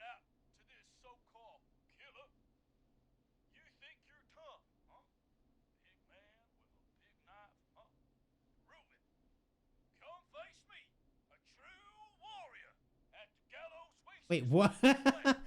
He's asking to 1v1 him?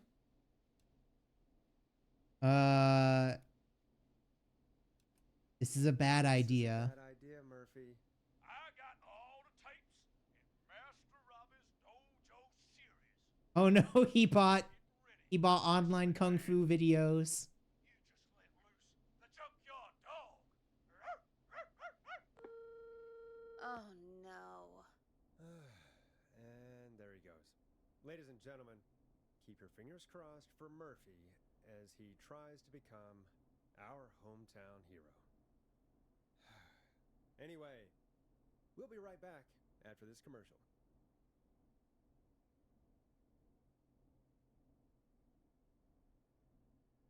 Are we supposed to play an ad?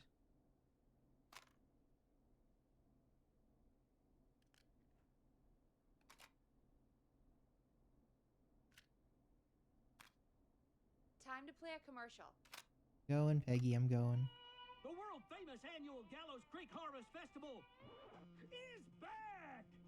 We got it all out on Giblet Field. We got the Little Miss Harvest Pageant, Princess Harvest Pageant, Harvest Queen Pageant, Cotton Candy, Corn Dogs, Cornhole, Corn on the Cob, Crokinole, Country Music, Can Jam, Jams, Jellies, Jamborees, One Jugglers, second. Roller Rickies, Roller Disco Lessons, Praying. We got baby crawling, balloon popping, balloons for sale, beard contest, horseshoes, hayride, There we hay go. toss, hey you there, Yeah, to fix donkeys something and quickly. ponies, apple bobbing, firearms, fireworks, funnel cakes, fried dough, seeds, spitting, sand licking, cracker cramming, and Weird that it gas top. keeps playing, but it like sends Big you. tattoo face paint Ugh. puppets, petting zoo, amazing maze It maze, instantly square dance, pauses when you have to sword tab swapping, out to spelling click bee, on something crooking bee, else. and sewing circle, pie eating, lawnmower racing, hot dog eating contest, flower contest, and of course our famous gourd measure off. The festival is brought to you by Mayor Linda Cartwright, sponsored by Gallows and Sons Factory, and dedicated to the memory of Garrett Miley, tragically taken from us last festival. What? I can see why it's world famous. It's a highlight around here, Forrest. Oh, I am sorry to hear that, Peggy. All right, folks, welcome back to the show. We have a note from my producer. That's right. Come find me at the Harvest Festival tomorrow to grab your choice of a K-Fam mug, sticker set, or poster. Let's see what our next caller would choose. We got a caller. You know what to do.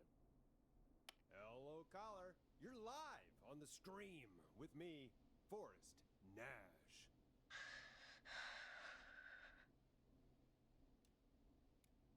Hello? Hello? Who is this?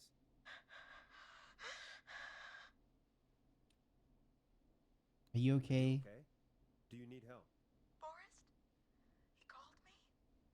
That horrible whistling down the phone. He's coming for me? Jesus. Okay, listen, caller. Don't panic. We've done this a few times now. We can help you. A few times already? So, you saved them, or? We sure did. You're in safe hands.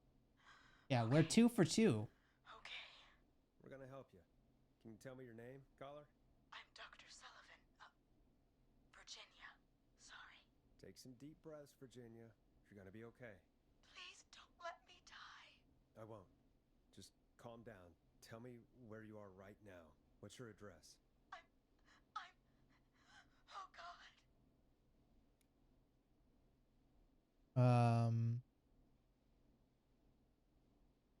Don't run away. Hiding, probably not good. We know what's going on. So, call a neighbor. Is there a neighbor you can call for help? No. Everyone's away tonight. There's just a fraternity down the street. You live by a frat house. Yes, they're having a party. Had takeout coming in all night. Lawn covered in beer cans. They're getting wasted. And I'm about to get... Oh, God. Virginia, what's the name of the frat? It's... Oh, God. I can't think. I can't... Any idea what the frat might be, Peggy? If I knew where she was, I might know, but... Wait, the takeout! If we can get takeout to the frat, we can get a message to them to go and help. Virginia, Okay. who did they order takeout from? I Uh, don't worry. Don't worry. We'll figure it out. I can't do this. Well, folks, seems like our Virginia hung up. While we try to figure out what takeout to order, here's some music for your own midnight snacks. I know him. You love him. This is Roddy Snatcher with his new single, Final Breath. Peggy, what places do takeout in Gallows Creek? Off the top of my head? Well, there's the barbecue place, Grilling Spree, and you can order from Chalupa Cabras. Oh, and of course we have Ponte's Pizza. That's it, I think. Let's get calling. We'll call each place and ask who they deliver to tonight. That's not going to work. Takeout client privilege. What? There was a lot of competition back in the day. Things got ugly. It's a long story. What we can do is this. We figure out where the frat boys ordered from, call the takeout pretending to be from the frat, place an order, and include a note asking them to call the station. There's no other way, is there? Not that I can see. I hate this town. You know, it's things like this that make me hate this town. Complain after you save her, Forrest. You got any suggestions on where to look? Check the offices for anything food related. And maybe the kitchen downstairs. You'll need a key for that. I'll just slide it under my door now. Thanks, Peggy. God, where to start? What would make me order from somewhere if I were a partying frat boy? We have a food critic, right? Chad or Brad or... I'm pretty sure I remember there being some kind of note just have to here. look around.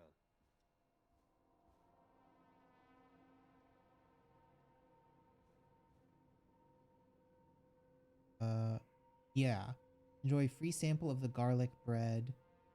Ate the garlic bread. Much like your show, it was mediocre. Deal is worth checking out, though. Maybe if I find the pizza box.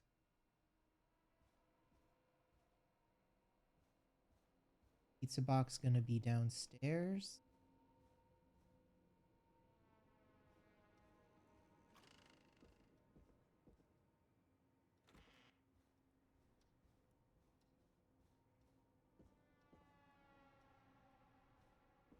Every time we go down here, I just assume we're gonna jump scared by someone at the door.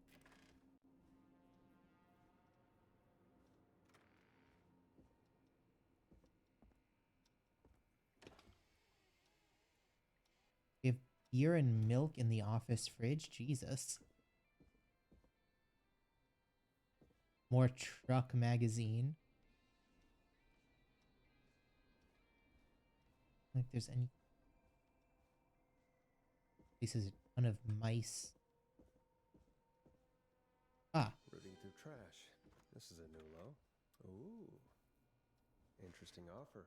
I wonder how well Gallows High performed.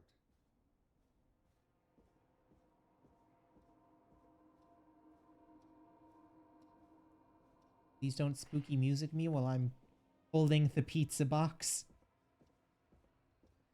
Every point Gallows Highs wins on Tuesday. Every order.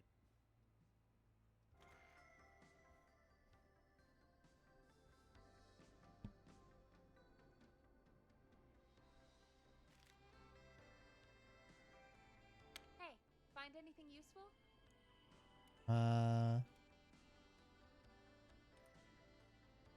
Remind me what I'm looking for again. The frat house by Virginia has been ordering takeout all night. We've got to figure out who they've been ordering from. Then place an order for the frat house with a note to call the station. Okay, but how do I figure out who they called? We need to think like frat boys, Forrest. What would you order if you were a frat boy? Cheap food and cheap beer. Exactly. Use your frat boy instincts to guide you. Okay, so it's Check definitely the Bob's desk pizza in the office. box. He's our food critic, so his desk is your best bet for food-related info. And maybe the kitchen downstairs. See what you find. Hey, find anything useful? Yes, I have. That's great. Are you ready to get back on the line? Let's make Sure. the call. Time to turn the music off. Okay, Forrest, what'll it be? Let's call the pizza place. Call Ponte's Pizza. You got it.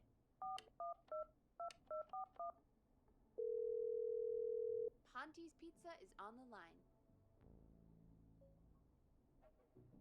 Monty's Pizza. May I take your order? Ratman calling. Fratman calling. We're in major need of foods for dudes. Hey, Captain, we're trying to save people from a murder mystery. Is it garlic bread that... Yeah, we had a note about this. Yeah, eat the garlic bread. It's much like mediocre, but okay. I need some garlic bread. How are you doing Eat the tonight, bread. Captain? Can do. Where do you want that delivered? Same place as before, you know, the frat house. Got it. And we'll have that over to you right away. Oh, and one more thing. Can you add a note to the order that says to call K-Fam? K-Fam? Oh, consider it done. The folks at K-Fam are huge fans of Ponty's Pizza, you know. I should really call them and let them know. And now we wait. We should put a song on. Agreed. This one goes out to our delivery workers. No, we already played this disc. Here we go.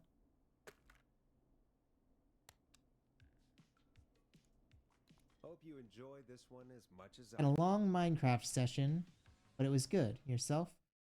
Doing pretty good. I was talking earlier about having a new cat Which of the bringing pizza around. places would you order from? To save Virginia? No, where would you actually eat? Oh, I mean, they're all pretty equal. Like not a cat of my own as a pet, but as a like stray cat that wanders around the neighborhood coming into my yard. And I think they're maybe not catching, but like prowling around at the birds that are in my yard, because I don't think it could take on any of the squirrels around here. Squirrels are big and a little ornery. they'll scrap around. But the birds it could probably catch, and that's not good for the local bird populations. That's actually a big problem with wildcats and strays. Then we started playing this, and I mean, so far I haven't really gotten like scared of this horror puzzle, like visual novel game, but also like it has creeped me out a couple times, especially just like the premise of this of being like, oh, there's a serial killer that whistles.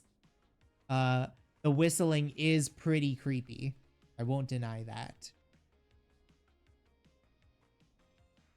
Equally good? You mean equally good? Yeah, not Ponty. He's not Ponty. Right. So between Grilling Spree and Chalupa Coppers. I mean, it depends. Do I want a plate full of meat?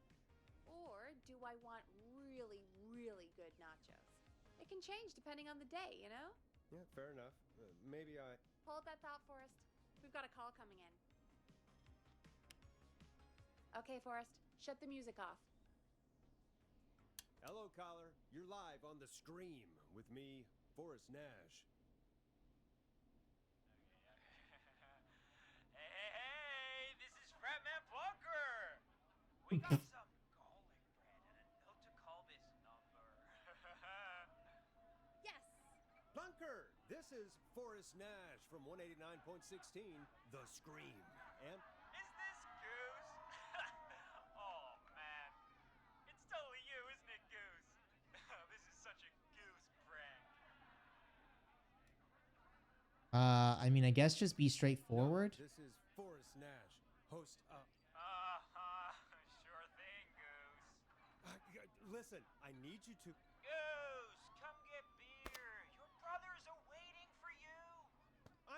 Goose! How can I prove this to you? Let me get a second opinion on this. Norman the Barbarian! What do you think? Great idea.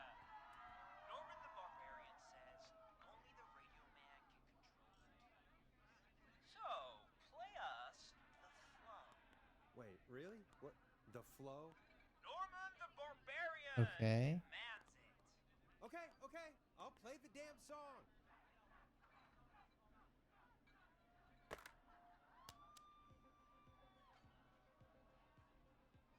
Oh shit! Okay, Radio Man. You got my attention. What is it? Thank God. Listen, you've got to get over to your neighbor's house. All of you. Just Say no more. Plunker's moving the house. Forrest, line 2. hello. You're live on 189.16, The Stream. Forrest, it's the killer. Oh, At the door.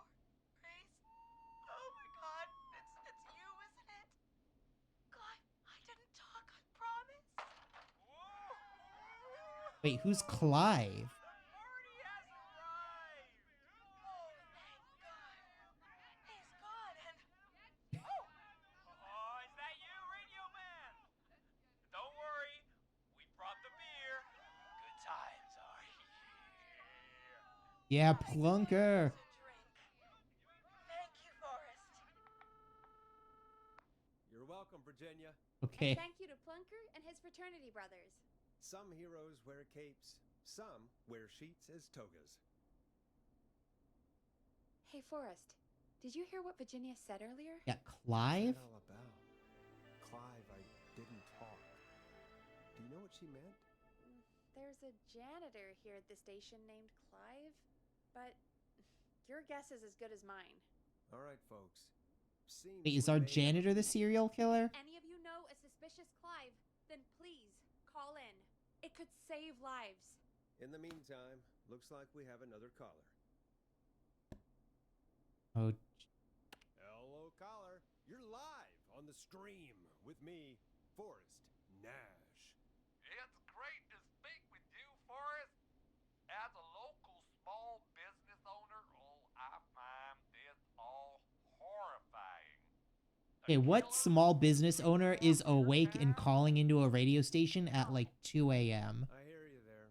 Sir, your HVAC business has to open in like half an hour, please. You somewhere safe tonight? Yes, Forrest, I am. I'm here at work in my small business. It's a safe, family-friendly place. You're sure up late, or what small business do you own? I guess what small business do you own would answer the why you're up so late. Oh, what small business do you own? Oh, well, I'm not really big on promotion, but since you asked, it's Ponty's Pizza!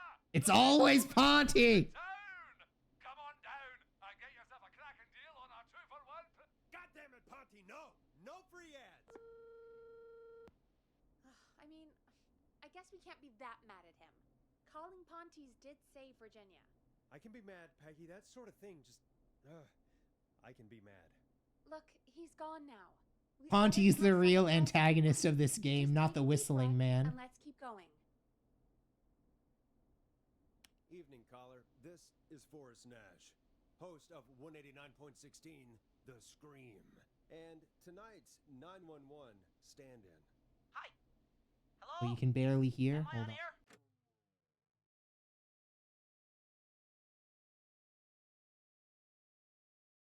I did have it lower because there was pretty loud music segment. How'd Sure, that caller. work? What's your name? And what have you got for us tonight? Name's Eugene Stein, and I've got a heart full of love, Forrest. I'm hanging out in the middle of the maze, listening to your show, looking up at the stars and waiting for her. You got a special lady coming out to see you. Is that better? Yeah. Molly. We planned to get lost in the maze tonight. To take our first journey together into the love labyrinth. That's why I'm calling, actually. I thought she'd be here an hour ago. And since I've listened all night to how cool you play it, I can also turn it up more. I thought you were the perfect guy to captain. ask. Should I call her up and ask if she's coming, or wait and see? For real, kid? If you've been listening all night, do you really need to ask me? Yes, that's why I'm calling. Chat having trouble?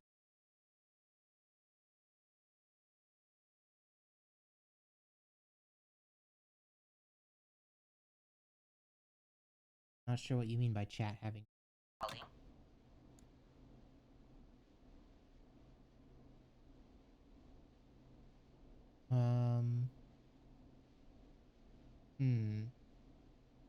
For some reason it won't send the message saying that the volume was good now.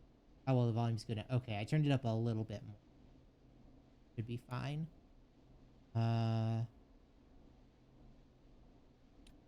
Probably go home to your Eugene, parents. You really need to go home to your parents. My parents are dead, actually. But, Bro, why is everyone in this jeez. game's parents dead? yeah, I guess it's not the night. Hang on. I hear some rustling. I guess she came after all. Molly! I'm in the middle! It'll take a little while to get here, but, thanks again, Forrest. It's been Oh, good talking. jeez. Wait a second. Molly can't whistle. No, this is supposed to be the best night of my life! Not the worst. Do you know the way out? Eugene, do you know the way out? It wouldn't be the maze if he could just remember the way, Forrest. She's right! Listen, Eugene, breathe, hide, and call back in a minute. We'll get you out. I'll do it for Molly. But please, hurry. Well, listeners, while Peggy and I deliberate, here's a track for all you lovers out there. Don't want the flow. We are.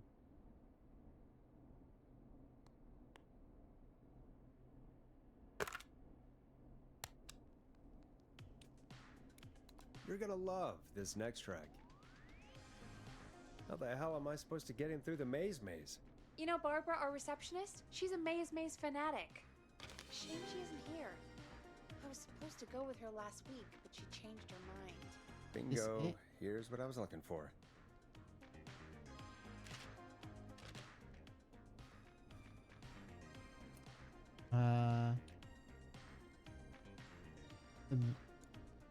The maze for kids? You were gonna go last week. I thought the maze was for kids. It's not just for kids, Forrest. The maze is fun for kids and adults.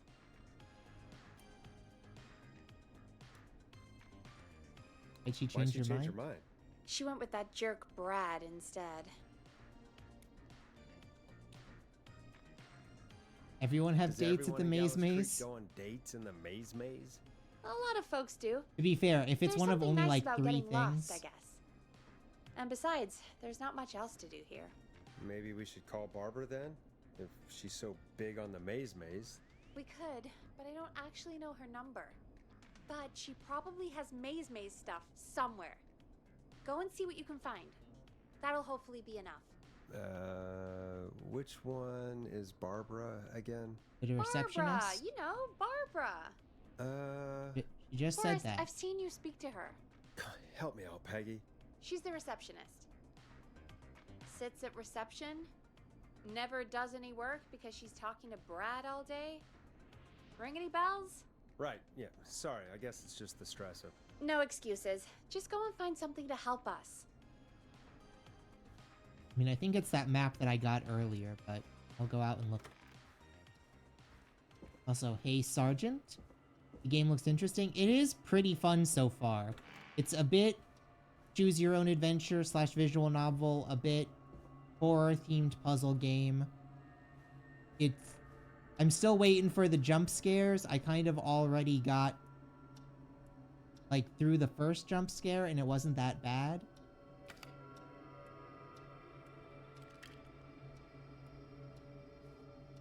Hope your night's going well. Were you up to anything before now?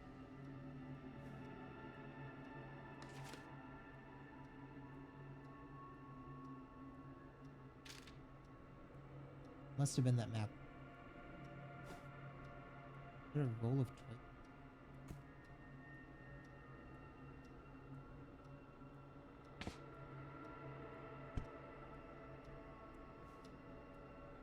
I feel like I don't know how much I'm supposed to be looking through everything when I have these, like, safe segments. 'Cause there's a lot of stuff to, like, look at and explore. I'm not sure how much of it is really, like, important.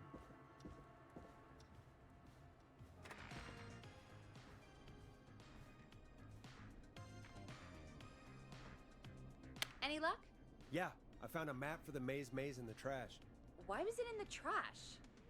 Never mind. It doesn't matter right now. That's a question for Barbara later. Eugene called while you were away. He's on line 1.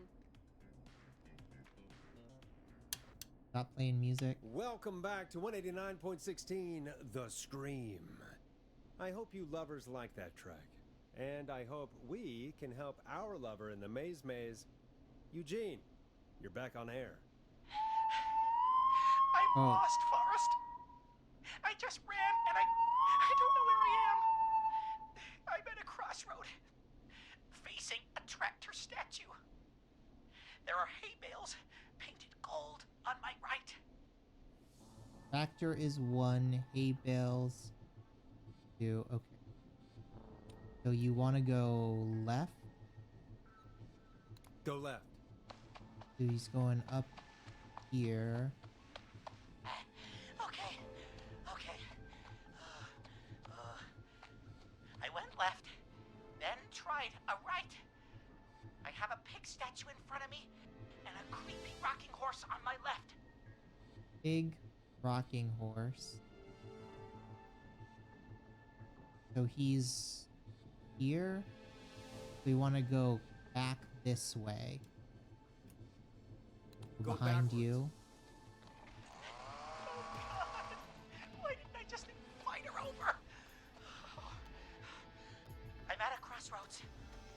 There's a pitchfork statue up ahead. Which way? That's 5. So he's here. So we want to go left.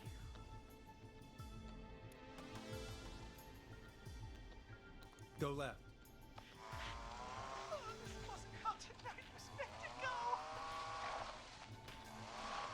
I just wanted some love. Now he's gonna go down here. There's a tiny barn in front of me and a scarecrow behind me. Nothing to my Fixes the size. scarecrow. Barn is behind him. So he's facing this way. So we want to go right.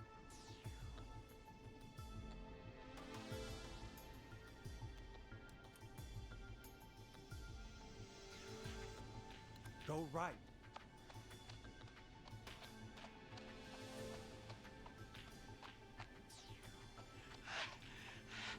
I can't run much more. So now, I just passed a cordon silo. yeah, so now he's up here. Didn't see anything else.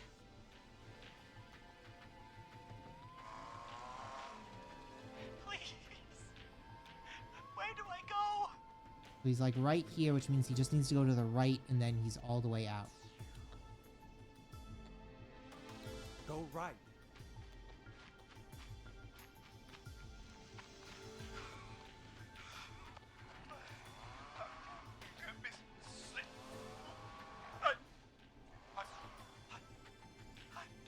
I'm out. Okay. And my bike's still here. Oh, thank you, Forrest. I love you, Molly. Eugene, she stood you up, man. Come on. That was tense. I think I held my breath the whole time. I think it went pretty well, all told. I think you're right. By the way, why do you think Molly missed their date? Do you think she's okay? Unfortunately for Eugene, I think she probably never left home. Oh, 149. Okay, so we've almost hit And thank you for calling in, Mr. Walton. We'll make sure to first add guy the returning. town librarian to our list of suspicious Clives. Remember, report a Clive to stay alive. Next caller is up, Forrest, so take it away. Caller, you're through to Forrest Nash on 189.16, The Scream. Hey, wonderful show tonight, Forrest. Thank you. I don't know about wonderful, but, thanks. What's your name, caller? You can call me Dawn. Could you play my tune, Forrest? Your tune. Sure. Long Ride Home. That old song. Sure. We got it. I think I played it the other day. Thanks. It'll be good to hear it again. All right, folks. Coming up is that old classic. Forrest, I don't think you're gonna find that song. What do you mean? I played it a few nights ago. I know, but, we don't have it anymore. What are you talking about? I threw it away. You threw it in the trash? What? No, I threw it out the window earlier today. Why? And why did you throw it out the window earlier today? Brad was annoying me all afternoon. He played it on repeat because he knows I don't like it. Oh. So I grabbed it and threw it right out of one of the office windows. Do we have Not to my go finest hour, outside? but I can only take so much.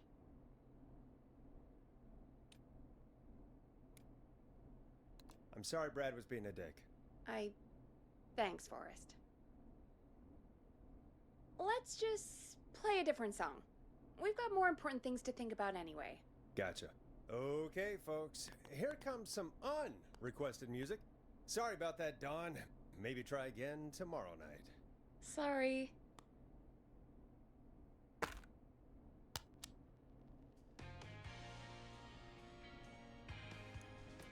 Let Storm Riders take you on a rock and roll Randy ride throwing with the do Glam straight Jam. bench CD out the window vibes.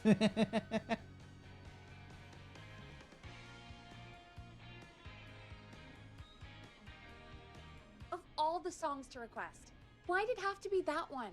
Gee, Peggy, what did the barn finds ever do to you? Wrote that song, for one. It gets real old when you're forced to listen to it on repeat for years.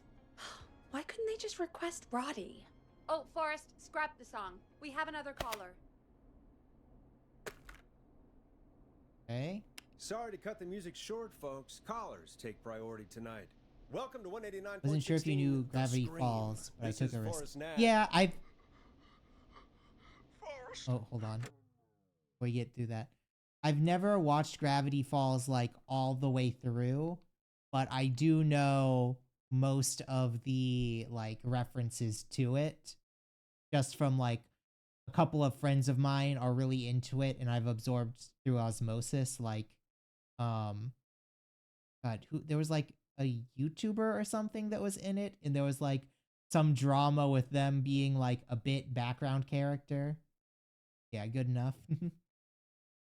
That it's one of the God, it's so weird to say, but it's one of the like 4 cartoons from the late 2000s, early 2010s where there's like the older female character that the weird young kid has a crush on for some reason, and like, please stop promoting weird age gaps with redheads. I am one to talk as a redhead, but like, seriously. There was a weird era in Cartoon Network for a little bit there.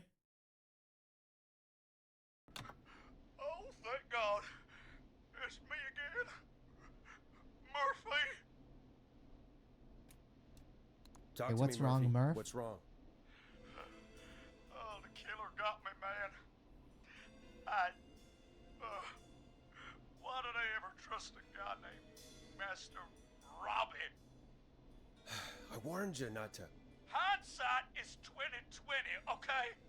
Forrest, we need to do something. Goddamn Mason. He came to the Gallows waste disposal plant. Beat on me, man. Carry me inside and lock me in a dumpster. I got a flashlight, but... Oh, goddamn. I smell smoke. Oh, did he light the place on fire? Hold on, Murphy. We'll call for help right now. You gotta hurry, man. I need someone here now, or I'm gonna die. Peggy, get the fire department on the line. On it. Alright. Now just... Come on, pick up. Hi. Yes, I'd like to report a fire over at the Gallows Waste Disposal Plant. It's an emergency. Yes, all the firefighters are out. What do you mean it's not operational? Why is there no backup vehicle? Oh, the fire engine's busted. Oh, god damn it! Forrest, that evil son of a bitch slashed the tires on the town's only fire engine. They can't do anything. But I have a few friends who live nearby. Maybe one of them can save Murphy. Where do they live? My friend Alex lives on the corner of Haddonfield and Romero Street, and Catherine lives on the west end of Myers Lane. And there's Jericho on the east end of Myers Lane. But he's old. Really old. Okay, I'll check the map, see who would be best to do this.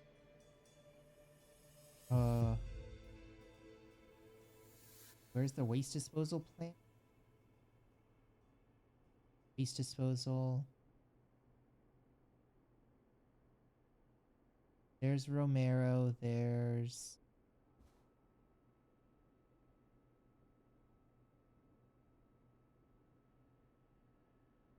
So it's not going to be the first guy because he lived like over here. The other one was old. I'm guessing it has to be Catherine. Really worth binging all the way through when you get the chance. It tells a surprisingly deep, thoughtful story. Doesn't take long to get through either.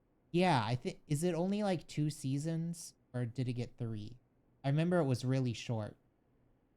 Does the whole game take place in the studio? It seems like it. We're only like 2 hours in. But I think the whole thing is like this studio. We can go through like...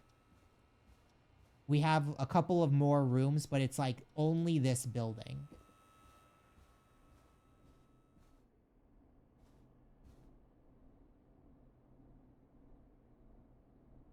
All right, Forrest, who should I call? Who can help Murphy? And we really only do stuff in this studio. Everywhere else is just places where we find items like the map, pizza box that let us call aunties, other maps and stuff. Catherine, Call was it? Catherine. All right, give me a second.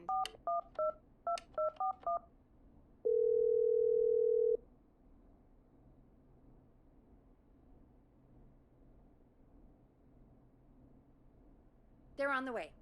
They'll call from the plant. You can direct them from there. Well, let's hope they get there in time. Spent lots of times in sound studios. Yeah. I mean, this sound studio is a little weird, like Call coming in. It's Catherine. different than ones and I've Murphy seen are now before, but I both guess on the this line. probably is how older radio stations were supposed to be. This is supposed to be in like the 80s, because this is 30 years after a mass, or not mass murder, a serial killer that happened in the 50s. So like this is supposed to be 80s tech, which makes sense. There's a lot of like cassettes and stuff.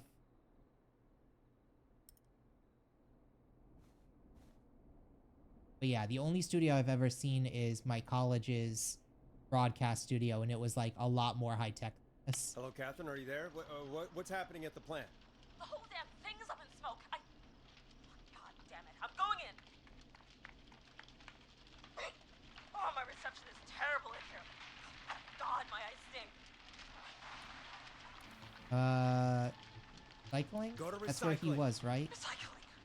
Got it. Come on, Catherine.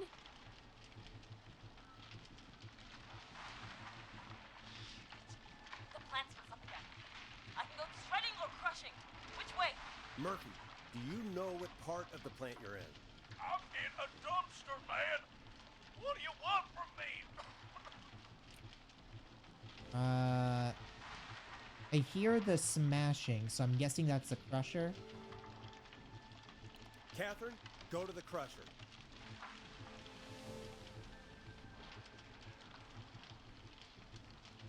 Okay, it's super loud. We're almost out of time. There are 3 dumpsters here, one for Gallows Creek Council, Henderson Disposal, and Quiet Ridge Municipal. Guess Henderson? Try Open Henderson? the Henderson container.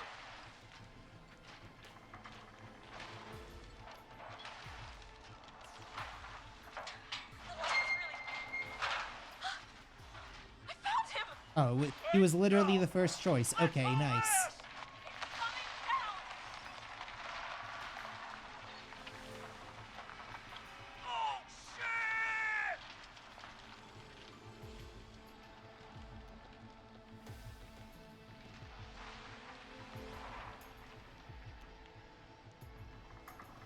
Are they alive? They were still in a fire. I feel like I still got both of them killed for being in a burning building. We made it! Oh no.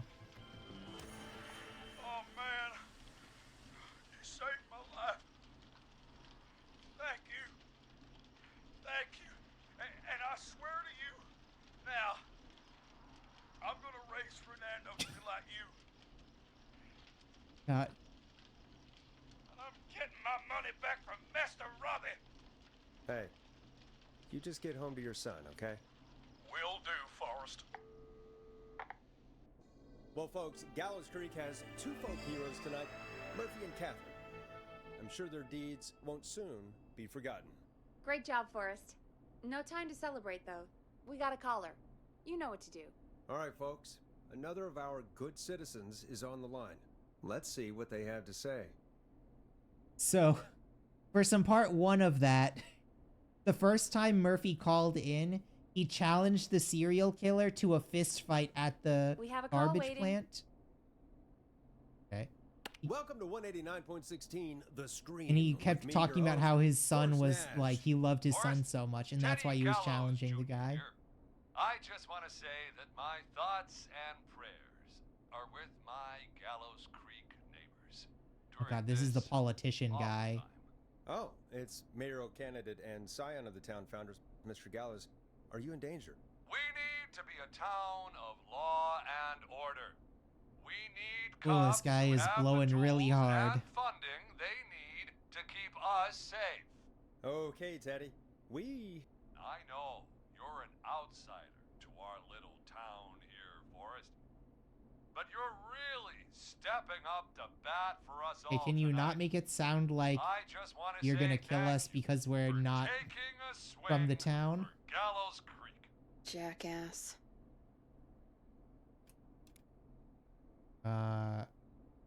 Alright, thanks, Teddy. Right. Thanks, Teddy. Now, are you... Teddy, you lowlife. This is not the time to promote your damn campaign. I just want to Okay, make sure our Peggy's a bit of a town battle is axe for safe us. and prosperous. That's why the Gallows Family Factory, founded by my father, Theodore C. Gallows, God rest his soul, which employs over 200. Teddy, unless you've got an emergency, I'm cutting you off. With this guy, I think know I'm okay what? with that. I do have a problem. Yeah. A problem that's ruining our Oh town. my god, Teddy, You please. know what it is?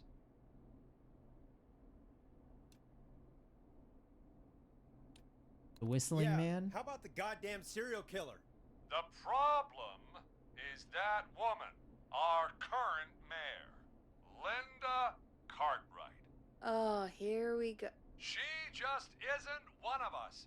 Linda Cartwright is un-American, gee. unstable, and You're not better than anyone, Teddy. Just because you inherited half the town. your producer sounds a little unstable too. Oh no. Don't you dare speak to me that way. Cut him off, Peggy. Oh no, he's been I on can too many guarantee Reddits. This kind of thing will not happen when I take office. The moral decay of... And that's enough of Teddy Gallows Jr. for one lifetime. I always feel disgusting after hearing him talk. Just play an ad, Forrest? I need a minute. We'll be right back after these messages. Yeah, another great thing about this game is like you actually have to play the ads from like cassettes and stuff. It's pretty fun. Do you seek ancient wisdom? Do you want to double your power? Are you ready to unlock your inner warrior for only 24? Wait, is this an ad for the guy that... Step into Master Robbie's deadly dojo of Kung Ra-Te and receive This is the guy that we beat up, or the guy that Murphy was trying to use his karate to beat up the serial killer. of an ultimate conqueror. The power of the alligator, the discipline of the tarantula, the speed of the tuna, the poise of the scorpion, and the wisdom of the bullfrog. Using classified techniques, I'll unlock your inner chi after only 5 30-minute video sessions. Ultimate power and wisdom can be yours now for the low, low price of only $24.99. Just call 555-7861 USA to take your first step to becoming a champion.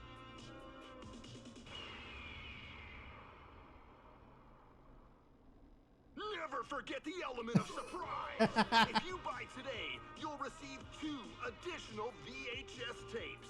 The Tornado Technique and Karate Lovemaking.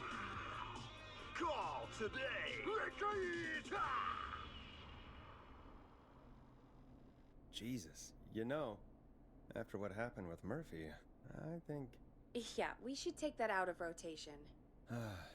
Kind of a shame, though. It is pretty fun.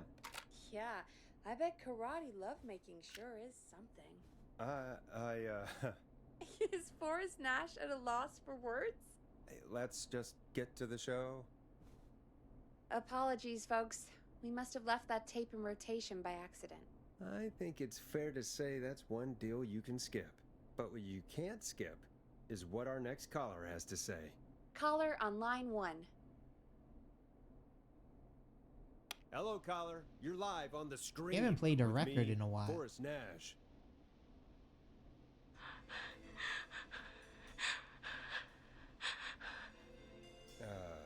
Hello, caller. Who is this? I need the police. I'm Forrest Nash. I'm standing in for 911 tonight. What's wrong? There's a guy hunting me and my friends. I think he's killed some of them already. Is this a summer camp thing? He's just outside. I can see him from up here. God damn it. She's just a kid.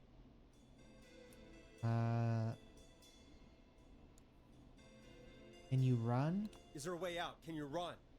Oh my god. Oh my god. Stay with me, kid. Focus. I can't do this. Yes, you can. Focus. Tell me, what's your name?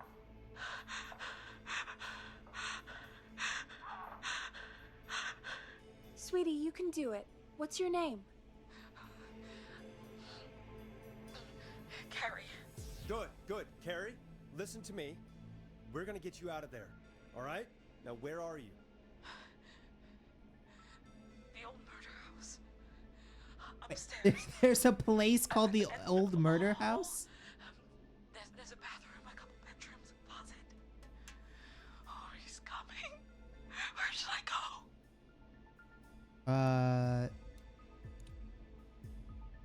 Go to the... I don't know, bedroom? Go Closet? to the closet.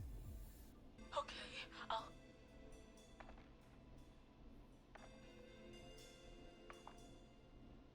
He's here. He's here. He's gonna kill me.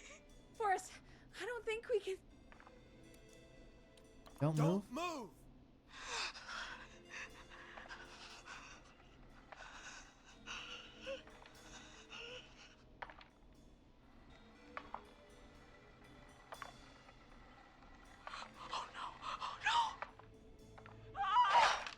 Oh. Wait, what? Is that gunshots? Forrest!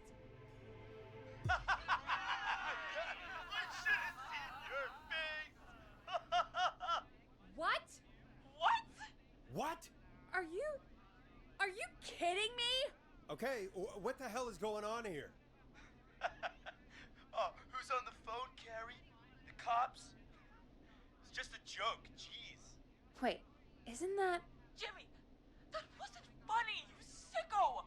Of course I called the cops, but some guy just answered instead. What guy? Forrest Nash! What the hell are you all doing? It's prank night, old man. We're just having fun. That's the kid! The kid who called in earlier pretending to be the whistling man. That's it. I'm out of here.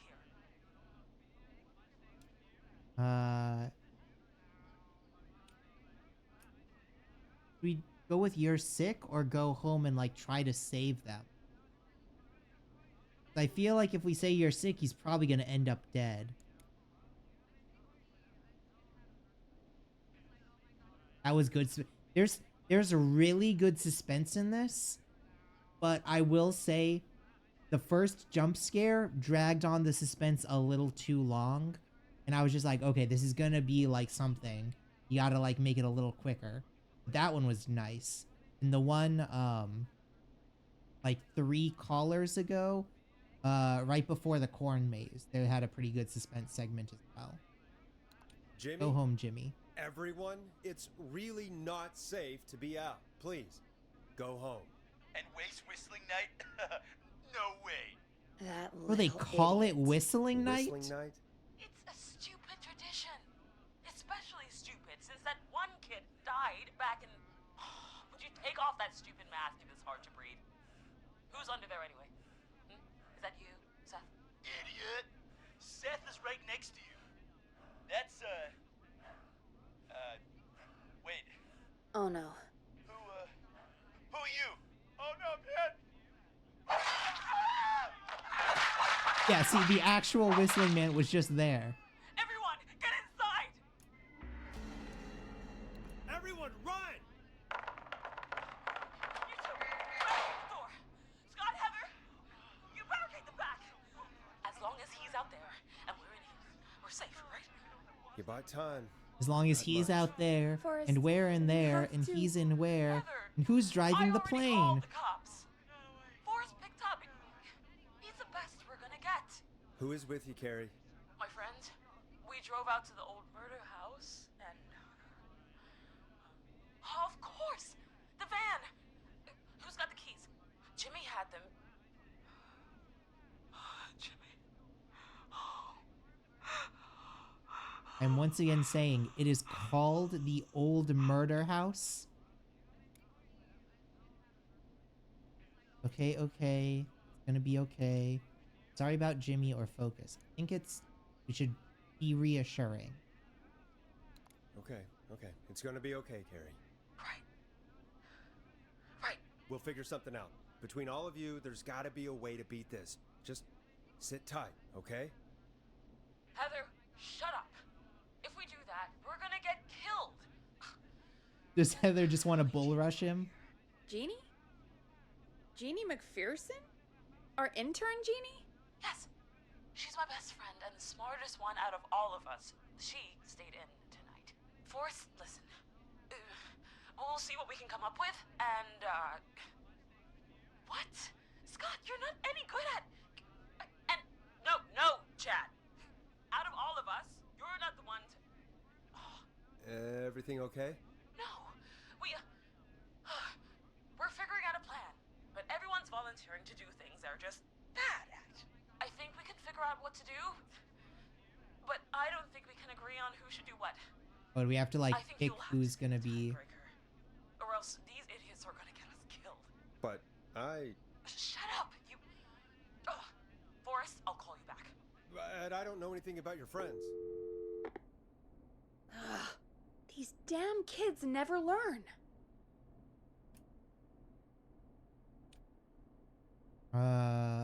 Breathe. They're just dumb kids. Are you okay? Okay, first off, no kids should ever be dumb enough to go have a party at a place called the Old Murder House. Please. Are you okay? I think breathe. Breathe, Peggy. It's okay. They do this kind of thing every year, Forrest. People get hurt. That's exactly what kids do. Folks, Maybe I just did not grow up in a place where people had fun, because no one ever went near the like weird old haunted drug houses in my area. We stayed in our homes. We played COD online like normal people.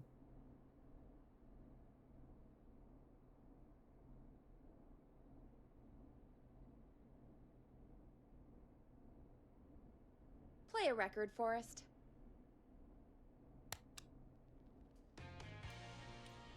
Here comes one of my favorites. Sure, Hey, heard about a lot you of see other stuff something that about their did. friend working here? An intern? Yeah, Jeannie. Seems a nice Fun enough did girl, but mean a people bit got hurt head in the though. clouds, you know? Yeah, I guess I Not did sure know why a we took on an I did know a intern. kid that We ran really with a didn't gang have of the people office that space for one. stole all the copper Course, we out got of the tucked air away in a conditioning dark units in a corner somewhere subdivision. downstairs, I heard. All right, I'll go see if I can find her desk. Hopefully she has something we can use.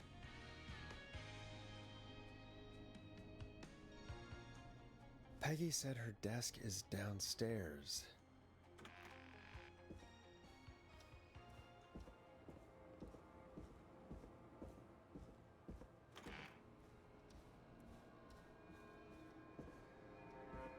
I keep expecting, and I know it's going to happen one of these times when we walk down here, there's going to be someone at the front door, and it's going to jump scare me.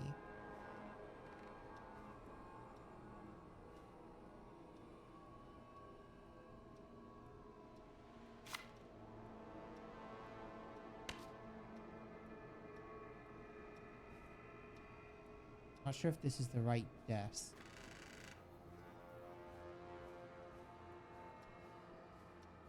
Locked. For now.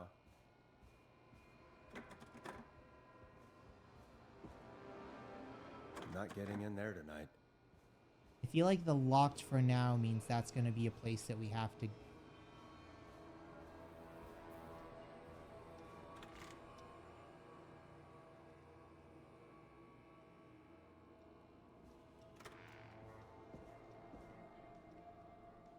This doesn't like where we need...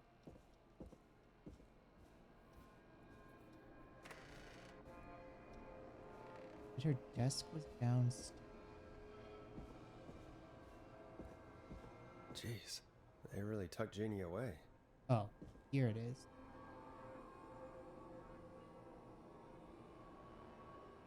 This is what we need. Friendship quiz. This might work. What the hell was that?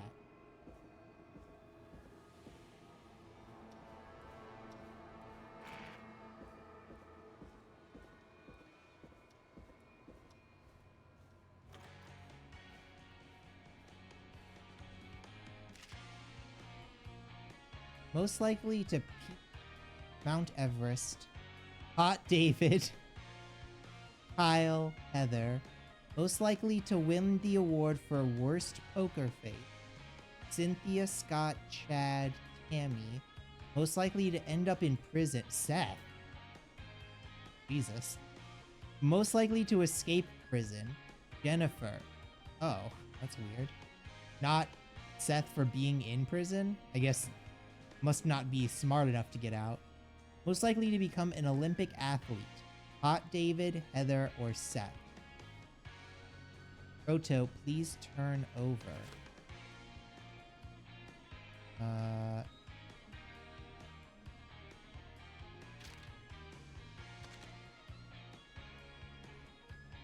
Oh, there's part 2. Most likely to pass their driving test without any errors.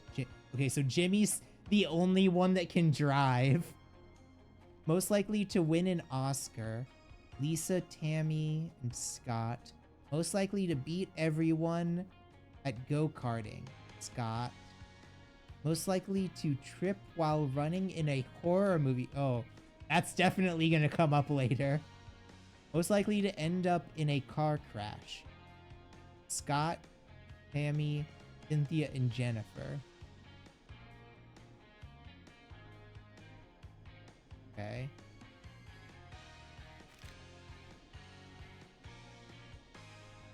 Right.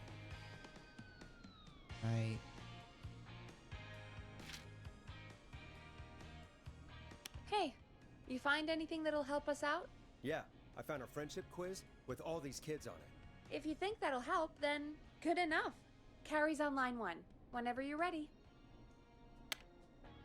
When you're ready, shut the music off. Oh. This is Forrest Nash, back turn the again with music an off. unlucky caller on this unlucky night. Carrie, are you there? Yes, we've got a plan, but we can't agree on who should do what. You want me to be the tiebreaker? Exactly. I'm ready. What's the first step? Okay, first things first, we'll need a spotter. Someone who can keep an eye on the killer. We'll need someone on the roof. It's gonna be a hard climb. We're deciding between Heather, Kyle, and Hot David. Okay, so it's gotta be Heather because she has the 3 strikes. Heather's got this. Yes, Heather, he picked you. Now please, stop talking about all your cheerleading trophies. Part 2. The Whistling Man padlocked the gate back to the road. Before we drive out of here, we need someone to pick the lock. Seth, Jennifer, and Scott all want to do it. So that's what, escape prison? So Jennifer? Jennifer.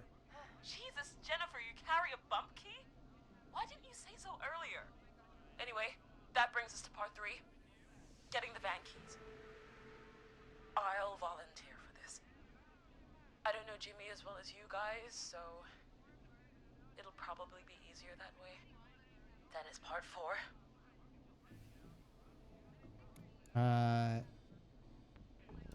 His plan is ambitious. Plan is, well, it's ambitious. Thank you. You're doing great. What's the next part? Part 4, we need someone to lead the Whistling Man away. We need a fast runner. For this one, we're trying to decide between...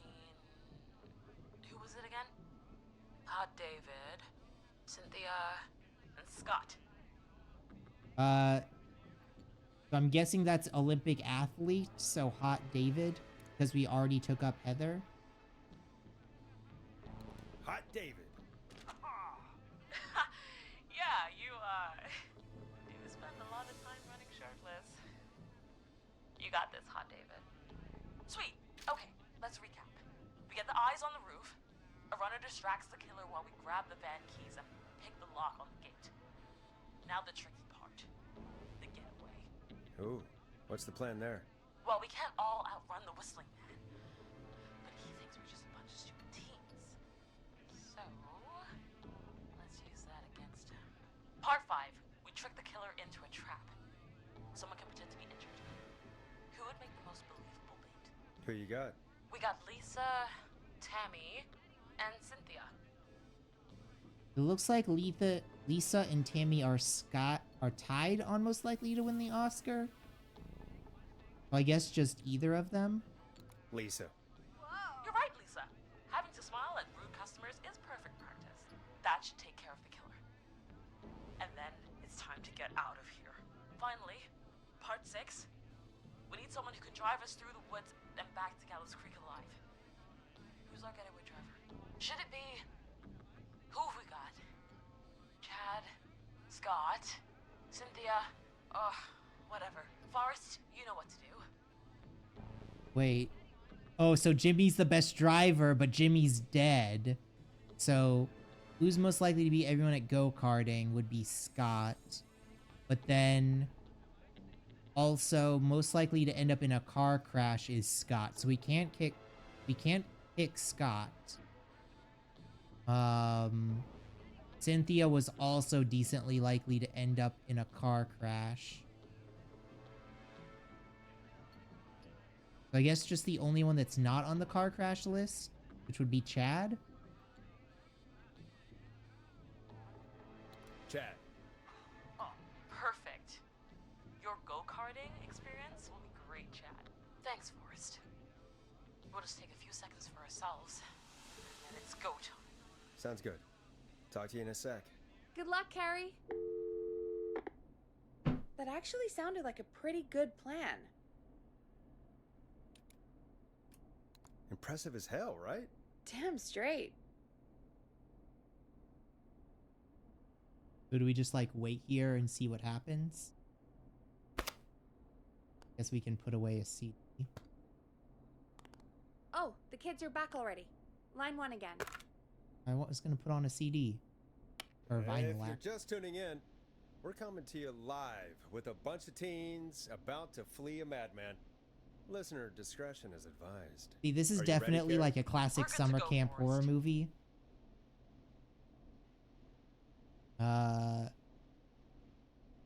Do we like hit it? Don't die? Don't die, okay? You got this. Here we go, everyone. Spotter, to the roof. Go, Heather. She's off and away. All right, Renner. Get ready. Wait for the spotter's signal.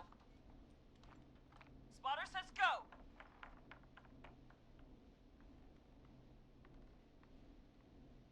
He took the bait. Lockpicker, go. I'll get the keys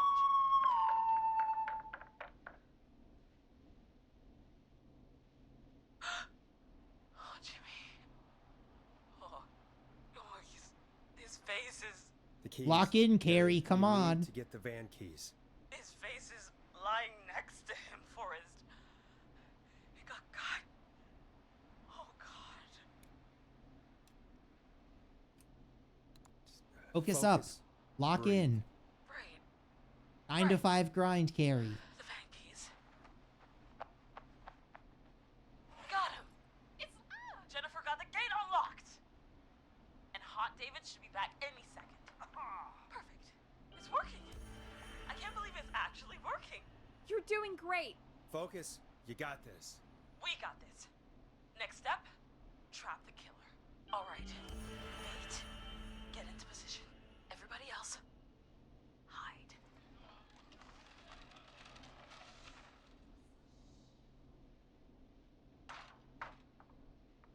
Okay, performer.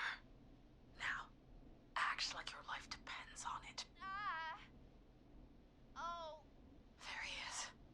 He's buying it.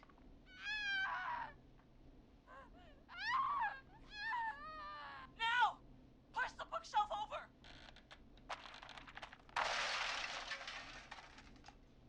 Pushed a bookshelf on it? Oh my god! He went through the floor! Wait, what? Spotter! You need to climb down now! We gotta go! I feel like if you push a bookshelf over on them and they fall through the floor, Put just someone like to the van. look at them and maybe, I don't know, Take the keys. tie them up? They can't be walking around very well after that. Or I don't know, maybe they are Jason Voorhees and just like tanking everything.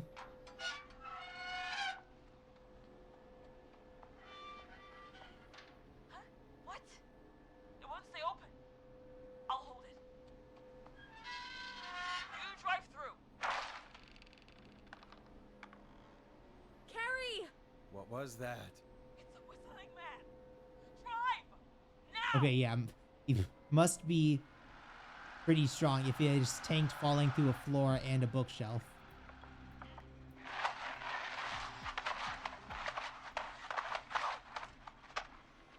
Let me go! Just go! Just drive! Oh my god. Please, no! No!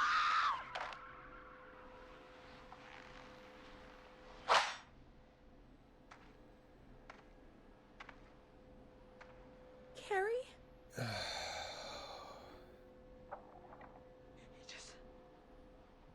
He just stared at me. Carrie! Carrie? Just stared at me. And walked into the woods. I don't understand. Thank God you're okay. Can you get somewhere safe? I can make it home. Okay, so for some reason they Thank you didn't want to for kill helping. Carrie. If you hadn't, It was your plan, Carrie, and it was a great plan.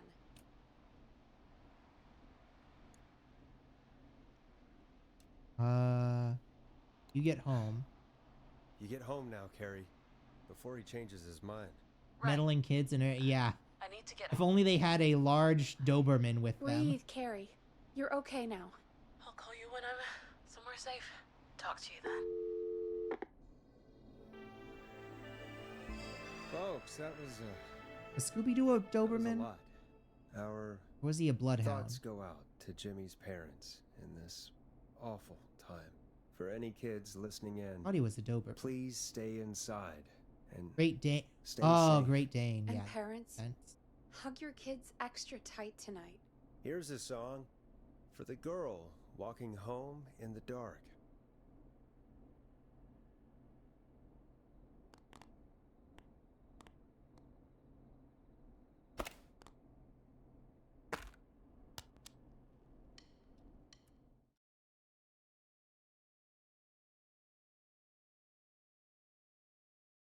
Hey, we had a call come in. Okay, Forrest, shut the music off. Forrest Nash here. Listeners, we've got another caller live on 189.16, The Scream. What's on your mind, caller? Hey, Forrest. I just wanted to phone in and say that I think I speak for everyone when I say that you're providing a real service for Gallows Creek tonight. It's cool what you're doing, man. Well, I'm just doing my job, friend. I swear to God, if this is Tell me Porty's about Pizza. yourself. What's your name? Are you keeping safe tonight? Yeah, man, I'm good, thanks. I'm at my roller rink, trying to get everything ready for the Harvest Festival tomorrow. I had a guy from Starling Security here earlier installing the Starling 4000 system, so I'm a little behind. As for my name, my friends call me Roller Ricky, and I now consider you a friend, my man. Thanks, friend. Oh, We're friends now, huh? Well, that's kind of you to say. Thanks. Yeah, man. Sounds like roller skating is more than just a job to you. So is this vocational? I wasn't always Roller Ricky. Once upon a time, believe it or not, I used to go by just Ricky. Yeah, back then, things were pretty rough. I used to roll with a bad crowd. roller skating Not all saved his bad, life. but there was one guy. Anyway, some bad stuff went down. I harbored a lot of guilt for a long time and turned to the bottle. I didn't really talk about it or even know how to talk. It's just how it was. That bottle took the best years of my life. Or so I thought. It's never too late, Roller Ricky. How did you turn things around? I joined a support group. I opened up about my problems, and sharing that burden just took so much weight off. It's a long story from there, but I found roller disco. I learned how to have fun again, cutting loose and making shapes. Now whenever I get down, I get down. I'm finally free from it all, man. It's important just to talk to somebody. That's the first step. Ain't that right, Max? Aw, hello, Max.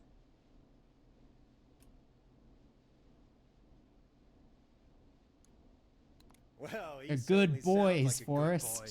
Max is my emotional support dog. You recognize He's a that rescue dog, speech? I don't but know. I always say he's the one that rescued me. He's the best dog a guy could ask for. Of course, the first thing I did was teach him how to skate. He's better than me now, a real pro. Max can skate. Yeah, man. At first they said it couldn't be done. I think this is Airbud 12. Maxie loves the ring, Airbud man. skates.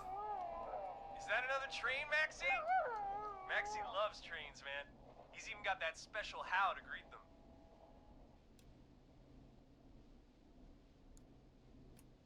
You're a great pair. It sounds like you two make a great pair. Maxie appreciates all the positivity you're throwing out, my man. You know, I'm actually hosting free skating lessons tomorrow at the festival. I think it's a great opportunity to give back to the community. Man, all this talk of skating's got me itching for a boogie. Before I switch my radio off for the night, could I request a song for us? Something I can groove to, you know, something funky. It'll be me and Maxie's final boogie breakdown tonight. Then I think we'll take it down a level. I can do that. Thanks again for calling. You and Max, be safe now, okay? Bye, Maxie. You got it, man. Peace. Well, folks, this next one goes out to Roller Ricky and Max. Enjoy. Yeah, let's do blast processor. You'll like this next song. I really needed that call, you know, after everything. Yeah, I get that. He talked a bit much for my taste, but it is inspiring to hear somebody come back from the brink like that. Yeah, that's what I meant. She just liked the You were dog. Thinking about Max on skates, weren't you? Well, would you look at that? Another caller on the line. What are the Everyone odds? just loves Better the take it. dog. Welcome back to 189.16, The Scream. This is Forrest Nash. How are you tonight, caller? I'm doing okay. I made it home safe. Gary! Hey, I just wanted to thank you for doing what you could earlier. You know, even though we lost Jimmy, and I don't know. Hey, it's okay. Oh, Jimmy is... You were so brave earlier. You're safe now. I wanted to ask you why he didn't... Why am I... Why what, Carrie? Why did he spare me? After what he did. Oh. Oh, it looks like the tracking died. Hold on. Plug in my phone.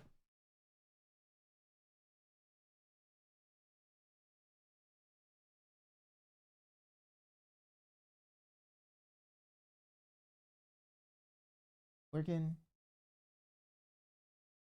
Back up.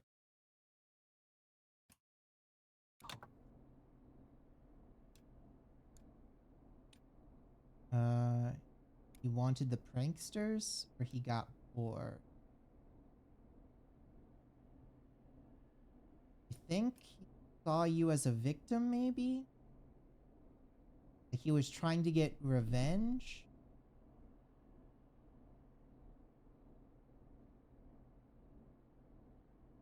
Maybe he didn't kill you because he saw you as a victim. Maybe. But why would that stop him from killing me too? After everything he did to... These stupid hazing nights have to stop. Carrie, you did so well tonight. Stay safe and rest. Help is coming to Gallows Creek. We just need to hold on. Thanks, Peggy. There's definitely some Hey, kind of through line Forrest? we're supposed to be putting together, but I'm not quite sure what it is yet. Of course, Carrie. What song? Any song by Blast Processor. And thank you. This next one goes out to Carrie. We were already playing some Blast Process.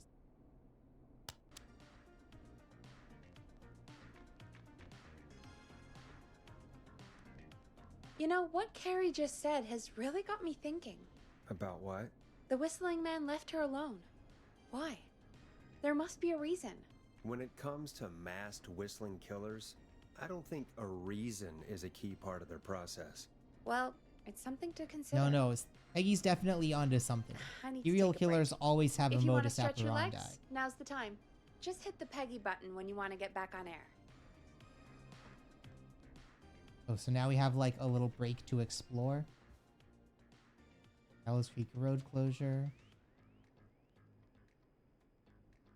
East side of McCready.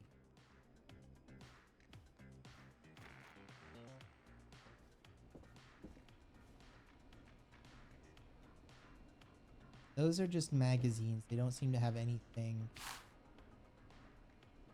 big. Oh, the backs are just blank. That's...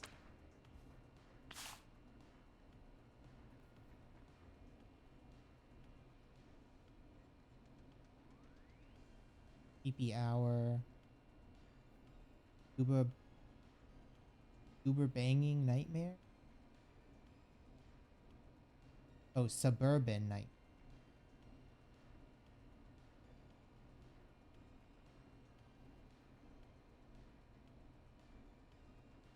The text is just like unreadable.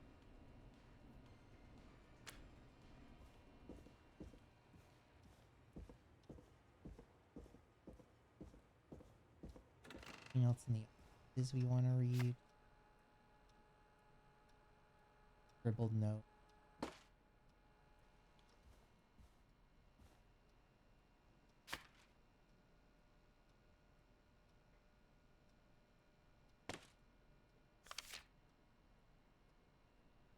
Wins big game 28-2.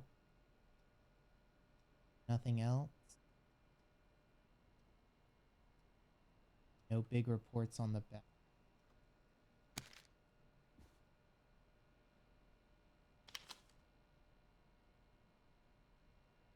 Price slap.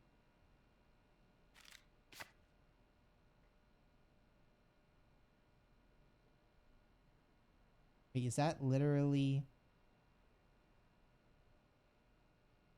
It's literally lorem ipsum.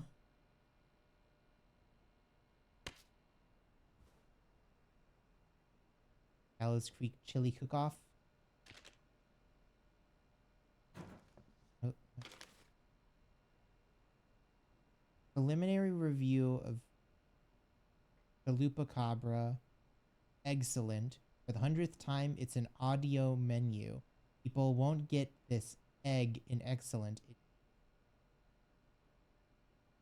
It's an audio medium. Oh, so if we were gonna be doing that like on air, it have worked. Sense. Definitely just more lorem ipsum.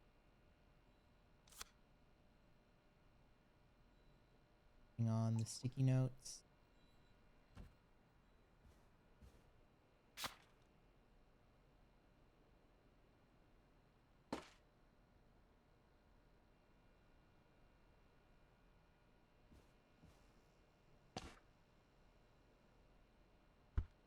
On any.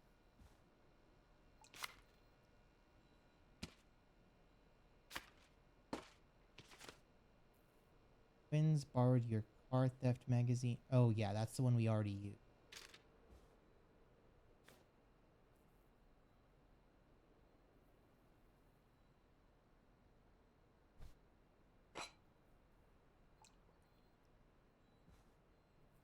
Gonna have to like shank someone at some point. Why do we just have screwdrivers?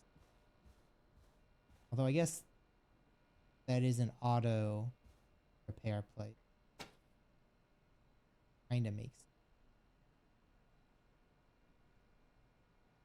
A napkin dispenser?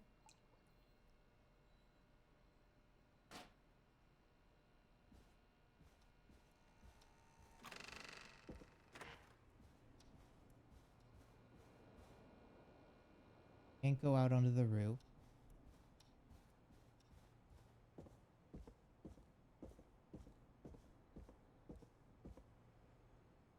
Attention staff, please stop putting stickers on office furniture. You're lowering the resale value of everything. Reggie.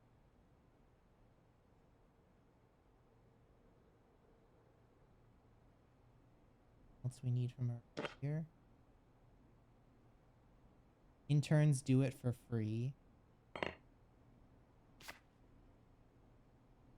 Rock on gallows for life. Oh no. He liked Jimmy. Well, that's gonna be awful when she wakes up in the morning.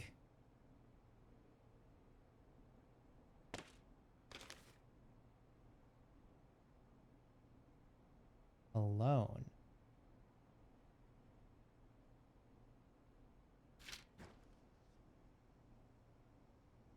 The cool S. Good job on the new job. Good luck. From her mom. Sweet.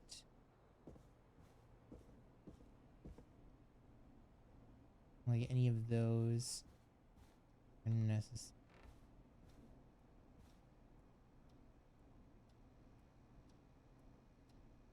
Barb, I don't know how to say this, but I think we should see other people.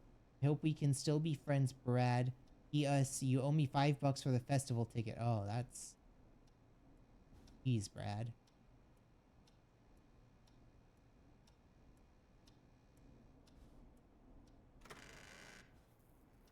Anything in the kitchen?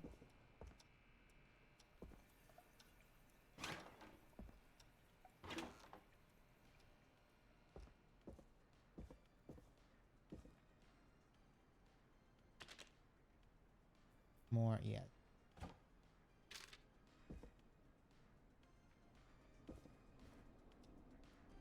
It's weird, like, how much depth there is in some stuff, and yet others just, like, has nothing. 7 days? Oh, is this supposed to be a ring?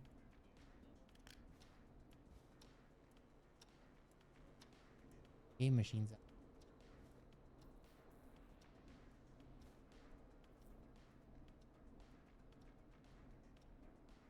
Gallows Reporter, volume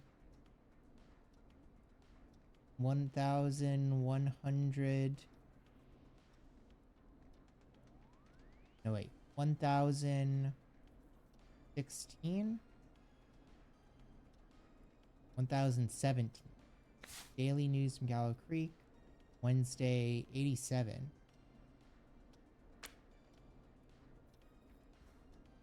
There's a lot of stuff talking about the football game. I feel like the football game is gotta be some, like, relation to the plot in there.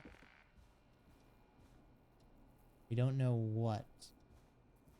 Why.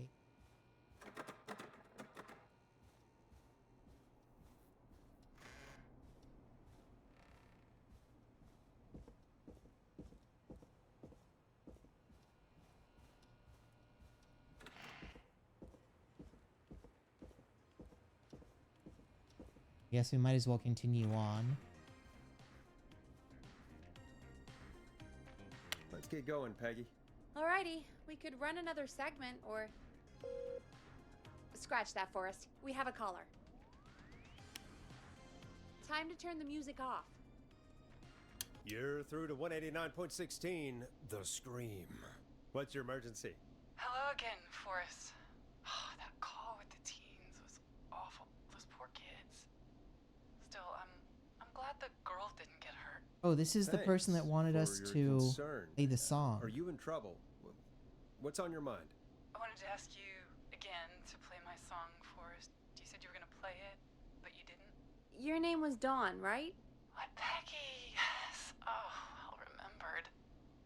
My name is Dawn, and I wanted to ask you again to play my tune, Forrest. Long Ride Home? You know, the one that Peggy said she threw outside the window?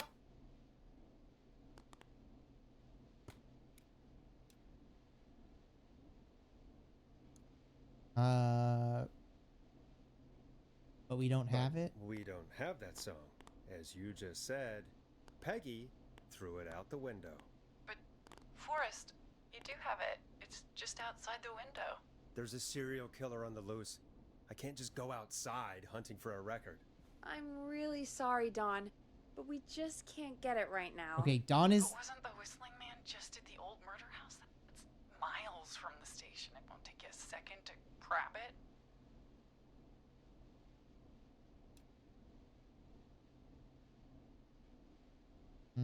Try again Back tomorrow. when this is all over, Dawn, and I'll gladly play it for you then. No, that won't do. Don't worry. I think I can bring you around. Forrest? Peggy, I'm calling with more than a request. I know something. Oh, I think I Jesus. know who's gonna be next. What? Are you serious? Play my song, Forrest, and you'll find out. Oh, now we have to go outside, don't well, we? folks, here's some music for you while I think things over.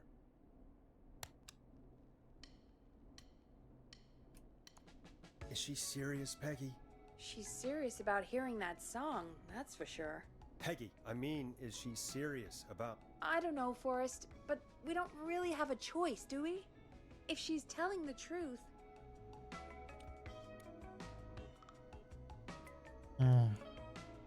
All right, I'll do it. You're a good man, Forrest. I'll slide you the key to the fire door. We're gonna get shanked in an Our alley. fire door has to be unlocked? Yeah, it... You know, I never thought about it, but yeah. We should talk to Reggie about that later. Anyway, I'll hold the fort down while you're out. Maybe I'll even get a caller. That could be exciting. 189.16, The Scream. With me, Peggy.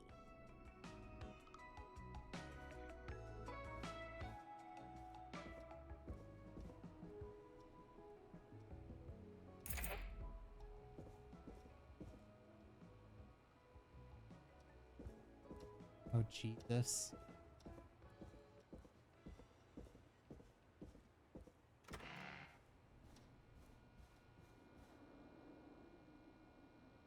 Is this not the fire door?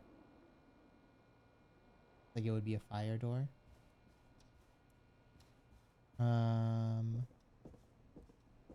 Is back here. Oh, here's the...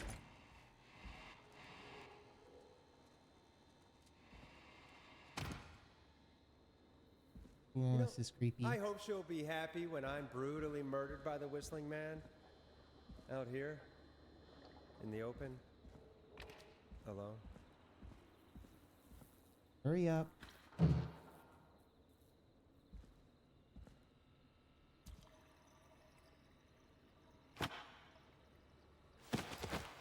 Oh, there are fuses. Okay, hold on.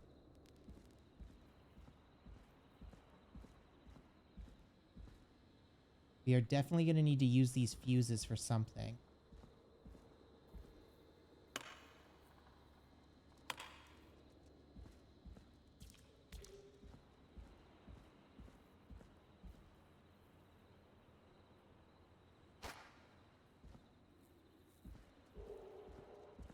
Gonna collect them up before they're needed.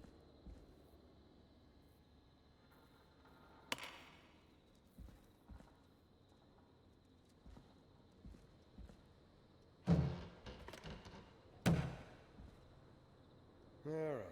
Which window would she have thrown it out of?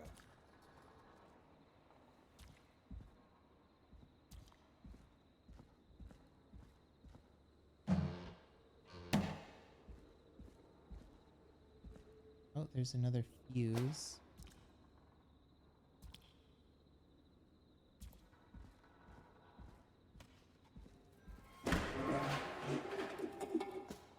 Jesus, okay. Please be like even marginally less creepy.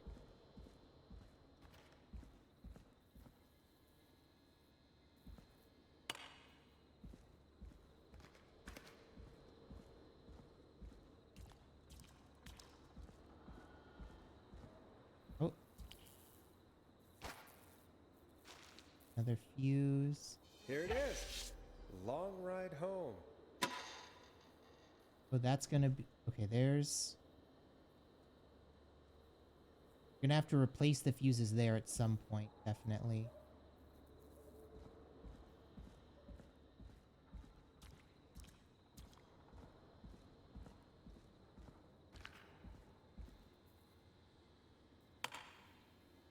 Of course. It locks behind me.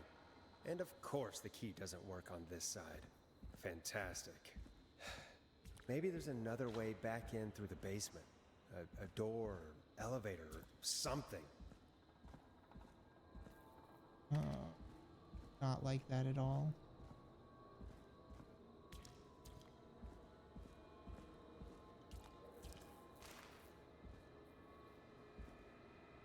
Looks like I'm gonna have to hunt around for some new fuses.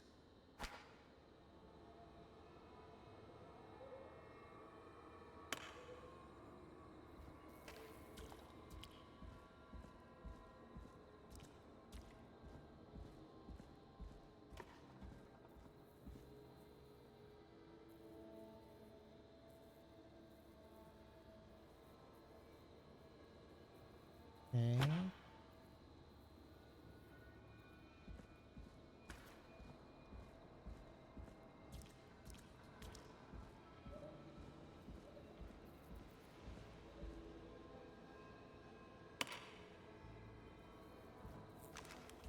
Don't know what else kind of fuse this is. No.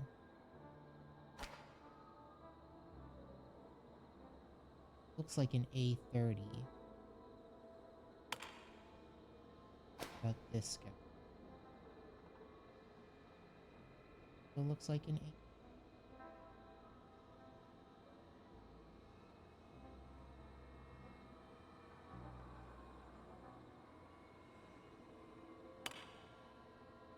About this one.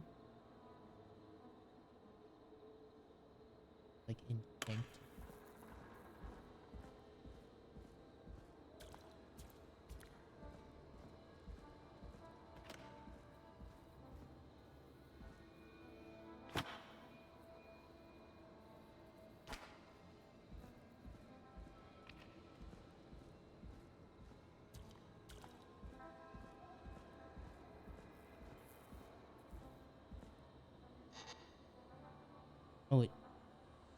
That's a 70. So 20, 30 is 50. So now we need a 15. Okay, I understand how we do this.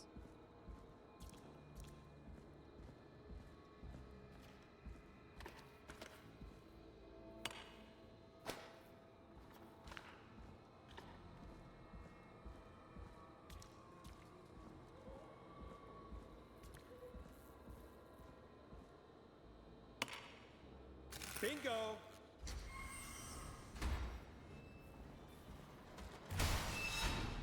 Oh, do not rape like that. Yeah, we're amateur electricians. We didn't even need to electrocute ourselves. I could probably survive that fall.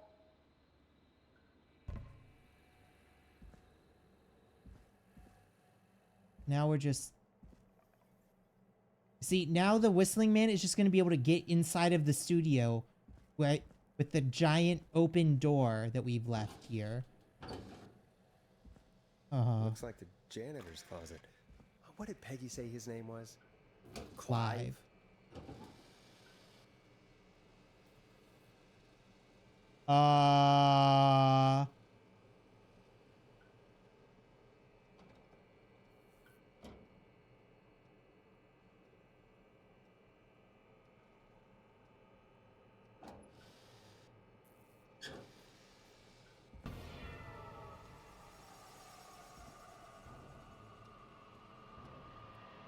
What the...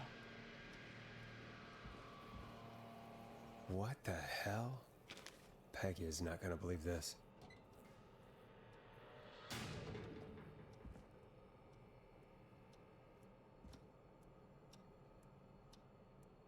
Huh, there's a key. I'll just take that. Might be important. You know,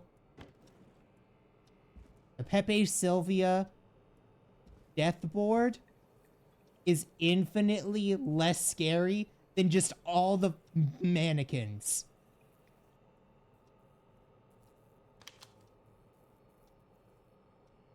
Call for donations to help Chuck Brody. Former Gallers High football captain Chuck Brody suffered a career-ending injury as a victim of the festival disaster late last year. To help him on his road to recovery, drop tickets in the bucket below. Thanks.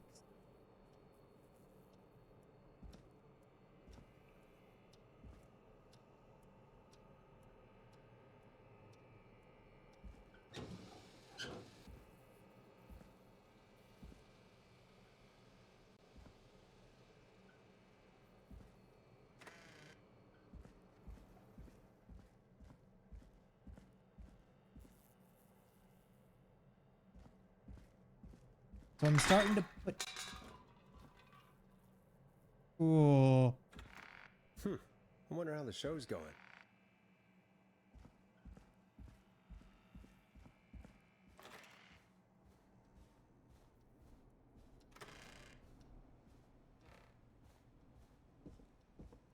Okay.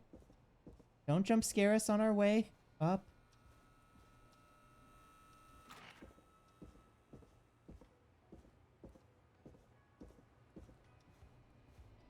Okay. Oh, okay. Is that there before? Feel like that mop and bucket was not there before. Isn't that such a good song, folks? And now for... Jesus, Forrest, you've been gone for ages. I thought something had happened. Something did happen.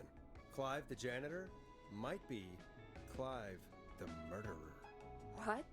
I'll start from the beginning. The fire door locked on.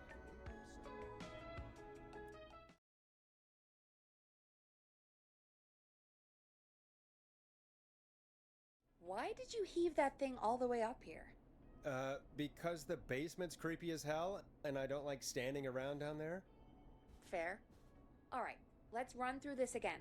We have a creepy board you found in a creepy basement, made by our creepy janitor, who you think is the creepy Whistling Man. Yep. And on the creepy board are the names Chuck Brody, Kim Walker, Rebecca Allen, and Aunt Williams. Correct. And you think one of these people will be the Whistling Man's, Clive's, next target. That's right. And we've got to find them. You said there are 4 locations listed there too? The hospital, the power station, the gas station, and the trailer park. Clive must think the target is at one of those locations. Forrest, you're gonna have to figure out if any of the potential targets are at one of these locations tonight. Hit the button if you need any help. Well, Chuck is gonna be at the festival.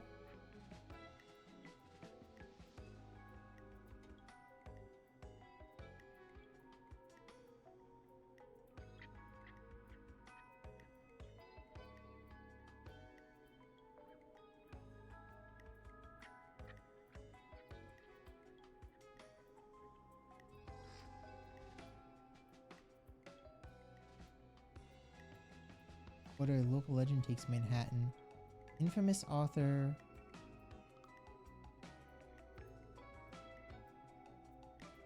gas station bought by local ex-lottery winner. Christine's Gas and Repair has been sold to a man who won the lottery 14 years ago. The new owner claims it's too busy on the evening. He is asked to remain anonymous. Diary of a car thief. Police informant tell all.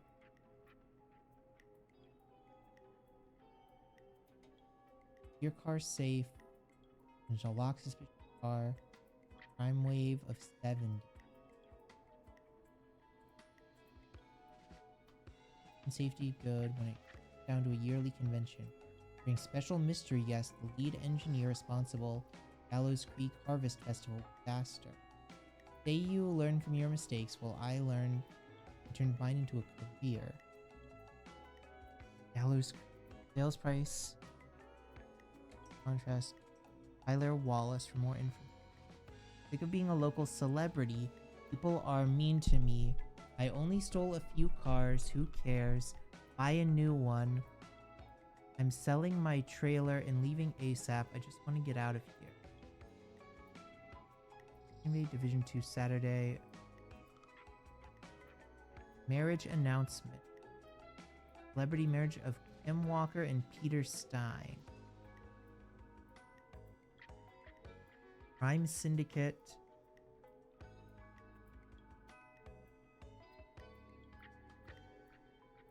I got it. That's why everything seems a little bit off.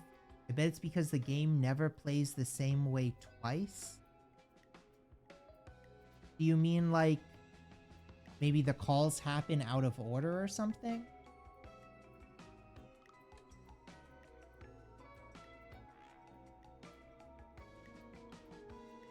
Or maybe the options are different every time?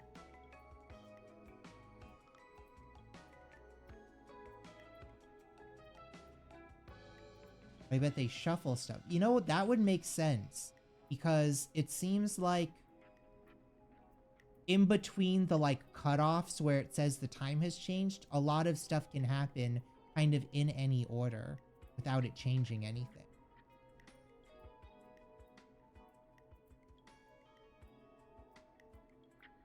Celebrity marriage, crime syndicate. Criminal syndicate impounded. Criminal operation shut down. Arrested 24. Informant walks free. Police have today finally put an end to a long-running car thieving crime syndicate. Arrests were made after a member gave up information on the co-conspirators to investigate. Justice for festival victims. A 2-year investigation into the festival accident has concluded. Investigators blame 2 engineers that were contracted in for a local power station. Lead engineer Aunt Williams and junior engineer Sean Everett were distracted talking about horror movies while assembling the big wheel. Led to various construction mistakes. They've been ordered to do community service for a total of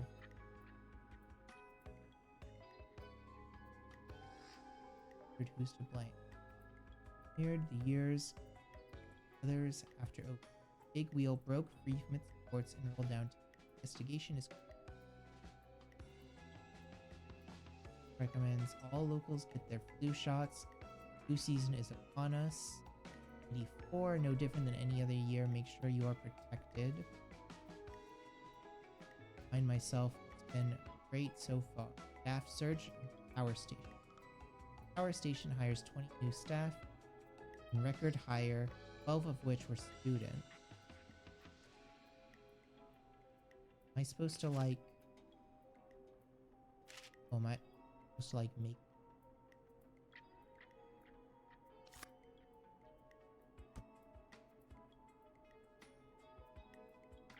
So Chuck is the gas station. Who's...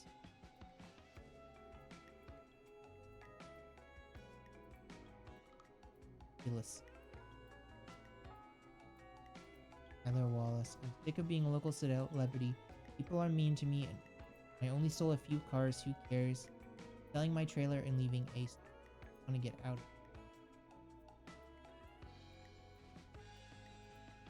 It was March 86. Must be pretty new.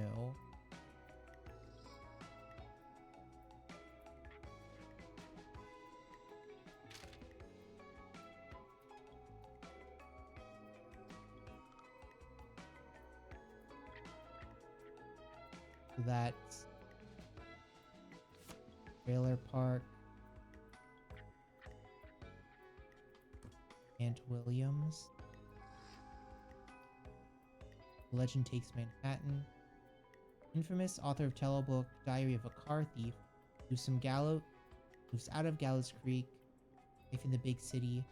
She stole our cars and then she stole our time and money, said the reviewer Jim.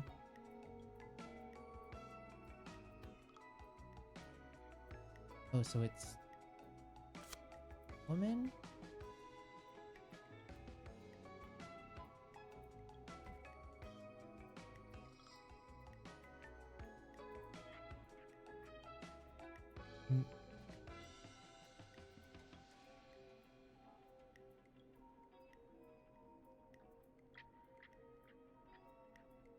Walker and Pete.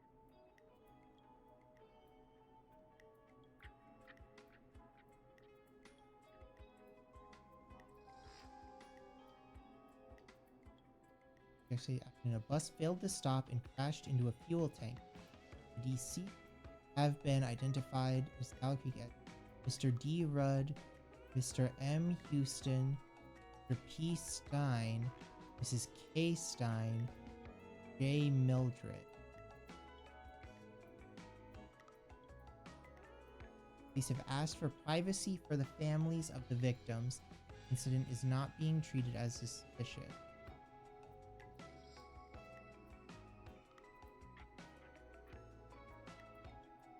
I have no idea what, like, how this is supposed to fit together. How's it going?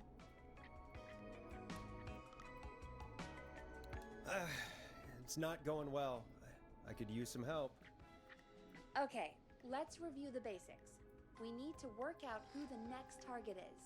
There's 4 locations, right? And 4 people. We need to figure out if anyone is at any of the 4 locations tonight. And if they are, we can call them and warn them. There must be some connections between the notes. I mean, we know Chuck Brody is at the gas Need any more station help? because of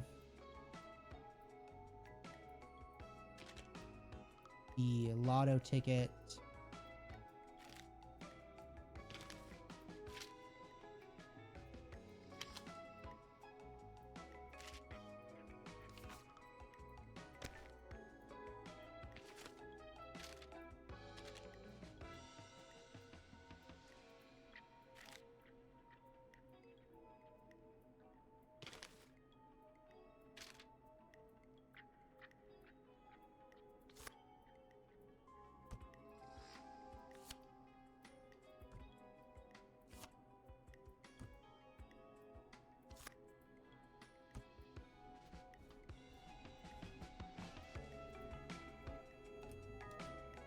Okay. Oh, is this... think I'm I'm good good. now. Thanks, Peggy. No problem. How's it going? Think I'm I'm ready? ready, Peggy. Are you sure? We've only got one shot at this.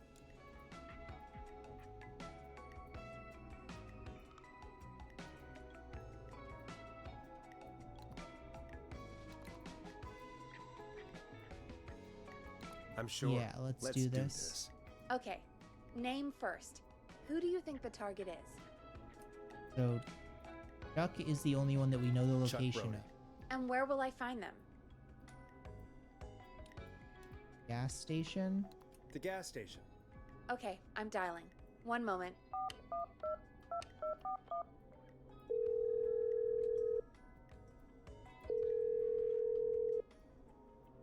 Hello?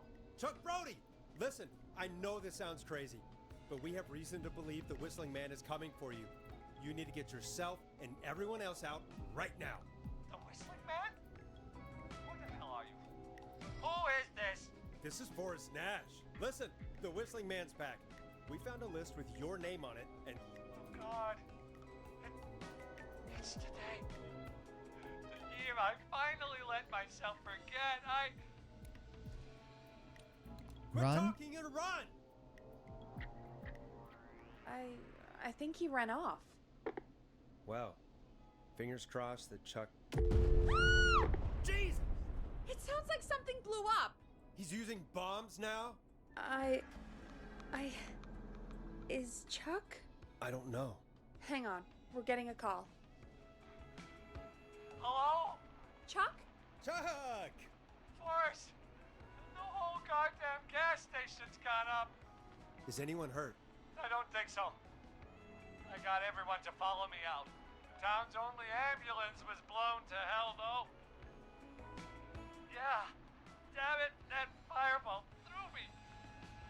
I've got to get to the hospital. I'm not feeling great. Forrest, man. I can't thank you enough, but... Yeah. I gotta Okay, go. so I think I Wait, know what's going on here. We lost him. I think What about today? Clive Oh, is either Forrest, the the parent cardboard is or lighting up. maybe... Get us into some music while I deal with this.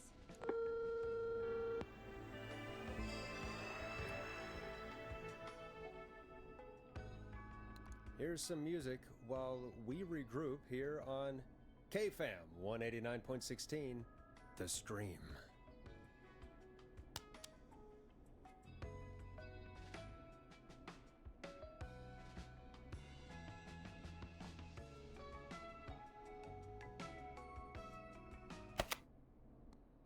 There's gotta be more in the basement to show us who Clive is targeting. And if that's the case, we can get ahead of him. Stop the killings before they can happen. Forrest, we need to go back down. By I we, really don't want you to go mean back me, down there. Right? Yep. Like I said, I need to handle all these calls. Maybe start with that creepy mannequin room you mentioned before. I still have a lot of questions about those, by the way. Me too. Okay, so... This is what I think is going on so far. I think that Clive is not the person doing the murders, but someone that's like tracking the killer, because they didn't realize the killer is targeting like people that have wronged like students in the past, because they attacked the prankster, and then when they attacked the doctor was like saying stuff about being regretful, and the guy named Clive. So I think that and then the kids mentioned like before some kid had gotten killed doing one of the pranks. I think someone has been killed a couple years ago, maybe before the Whistling Man incident, in one of these like high school pranks. And now someone is copycat killing with the Whistling Man disguise to take out pranksters that have like wronged people, and that's why they left Carrie alone, because they realized she was also getting pranked and possibly endangered, like their either friend or maybe child was.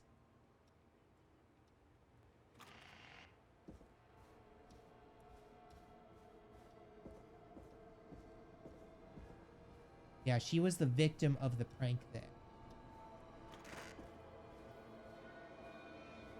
That makes me think that the Whistling Man is trying to get revenge for people that were pranked.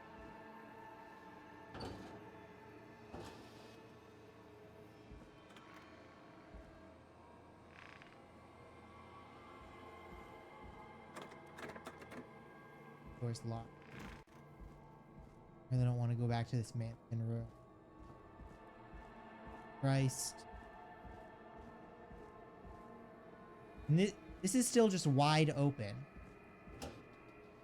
Although I suppose if the Whistling Man is the janitor, that means they could come back at any time.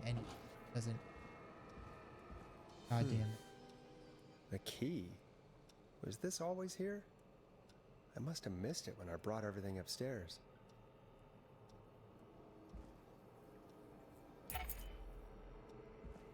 Found basement storage key. Oh.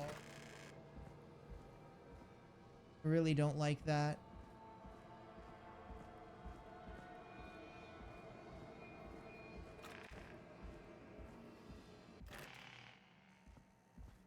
Hey, Forrest!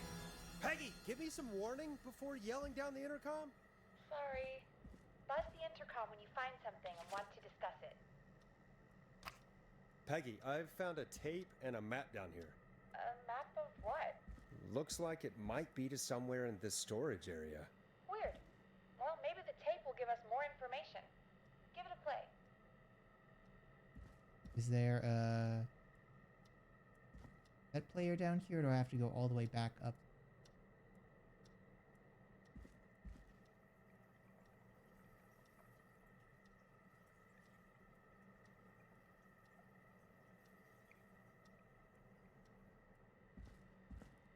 I have to come back up. Oh, wait, no.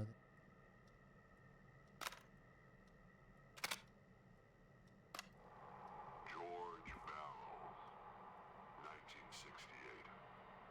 That's when this all began for me. Follow the maps, find the tapes. I'll be waiting. Wait, George Barrow? We all heard that he drowned after a night out drinking. Was it actually Clive? Has Clive really been the Whistling Man for that long? He says I need to follow the maps and find the tapes. I guess that's what this map is about. I think we need to see what else is hidden down here. Be careful, Forrest. Keep looking. Buzz the intercom when you found something.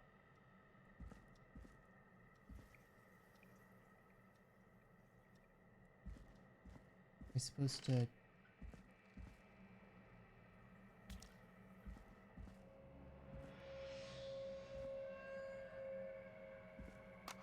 Time of autopsy is 7 a.m. Cause of death is asphyxiation from drowning. The degree of rigor mortis indicates that the subject has been deceased for 5 hours. That puts the time of death... Oh.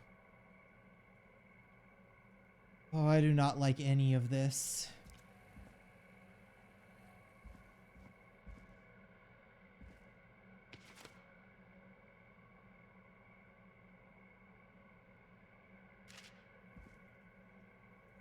System overview.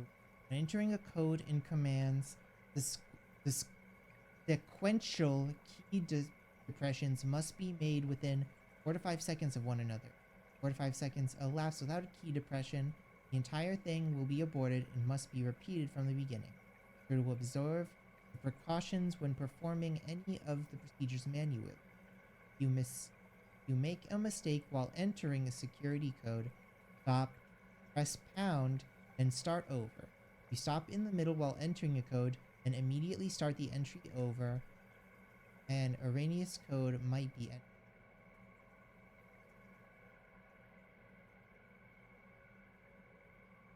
Delivery note, shipping date. In Gabriel's hospital, delivery installed.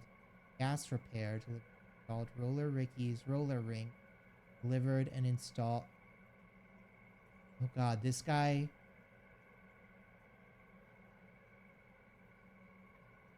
Did Clive install security systems in all of the places that the Whistling Man has attacked? Which is how he can, like, get in and out without issue. Factory access codes. Please change the codes immediately to prevent unwanted entry. Access code. Maintenance call code is... Keep this on. Feeling that's gonna be... Please don't make this spooky sound. Don't worry, I'm right behind you. Yeah, that really makes me feel safe, Sergeant. Another one. Small lacerations to arms, legs, and face, typically obtained by running through foliage. Severe blistering to the feet, as though the deceased had been running without stopping.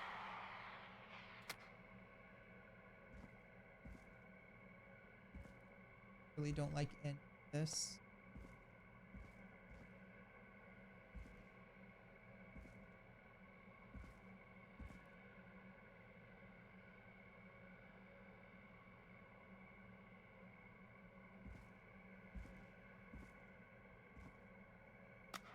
Preliminary toxicology results shows no signs of inebriation. However, a high amount of cortisol was found, indicating elevated levels of stress in the immediate moments before death. You don't say. They were really stressed out right before they died. Haha.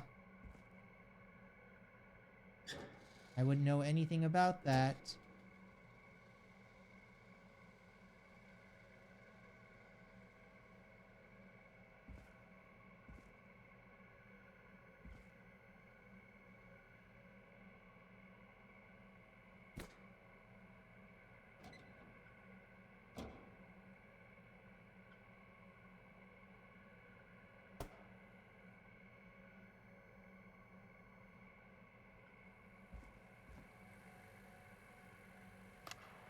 Additionally, there appears to be a post-mortem injury to the arm.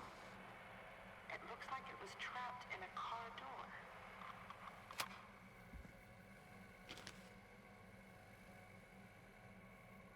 On some... So deep. Why is the storage in this basement so goddamn big? Do we not have a small storage?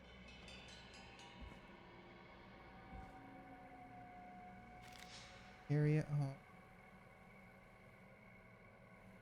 Hate everything about this.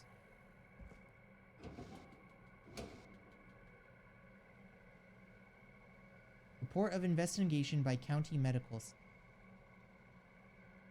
Name of deceased, George Barrow. Time of death.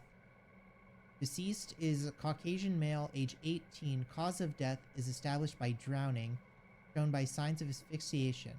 Abrasions found. No other injuries were observed. It is the coroner's opinion that the deceased went swimming while intoxicated, resulting in this drowning. I'm sorry I made you do this, Virginia. Okay. Don't worry, I'm right behind you. This is $25 on Switch right now. Worth it?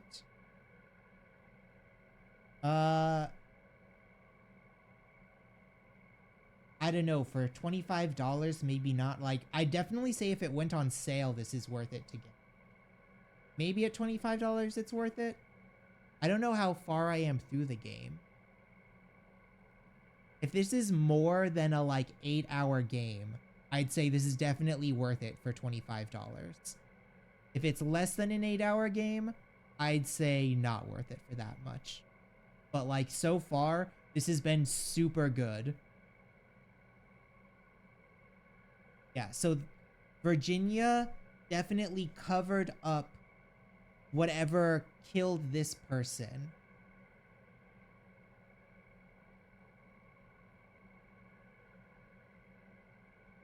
Without paying too much attention, you can't help. Yeah, and then you run the risk of just spoiling yourself if you get super invested in it. Yeah, so that must be why Virginia got targeted by the Whistling Man, because he covered up this clearly someone being murdered. It is the coroner's opinion that the subject likely feared for his life and was chased, resulting in a fall from a height into a body of water, where he hit his head, was knocked out. Now this has to be important. Following that, he was moved. Dr. Sullivan, we need to have a talk. That recording. Shut it off.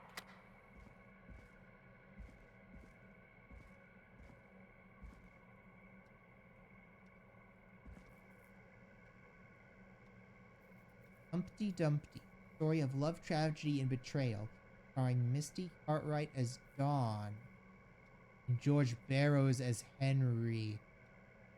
Oh.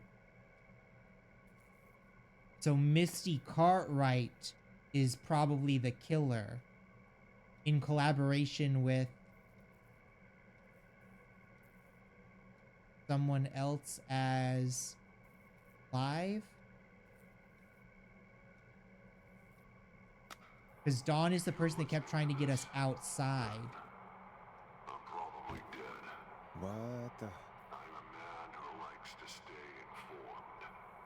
I've got subscriptions to A new vinyl for my collection. A few weeks ago, I noticed headlines cropping up in those papers, one after the other.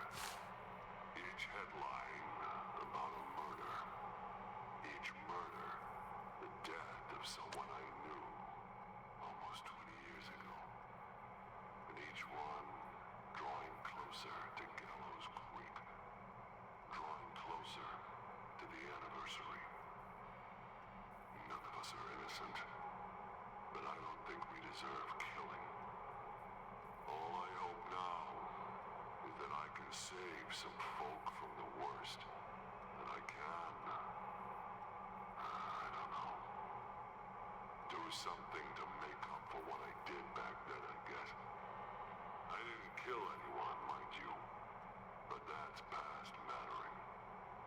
Now, there's more I could say. That I should say, but my employer made it clear that my family would pay a high price if I ever spoke out. So, Wait, Reggie? hopefully I've said enough for you, listener, whoever the hell you are, to start putting the truth together. What the hell? Peggy is not gonna believe this.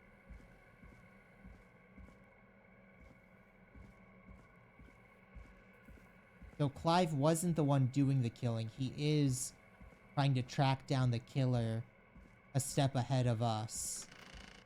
Because he knows the history of this place. More still to do here? What? What have you found, Forrest? It's an autopsy tape. Doesn't say for who, but I think it must be for George. Poor George. He was so young. Something's bugging me, Peggy. What do you mean? I swear I recognize the voice of the woman talking on the tape. I just can't place it. Seriously? Do you think you've met her before?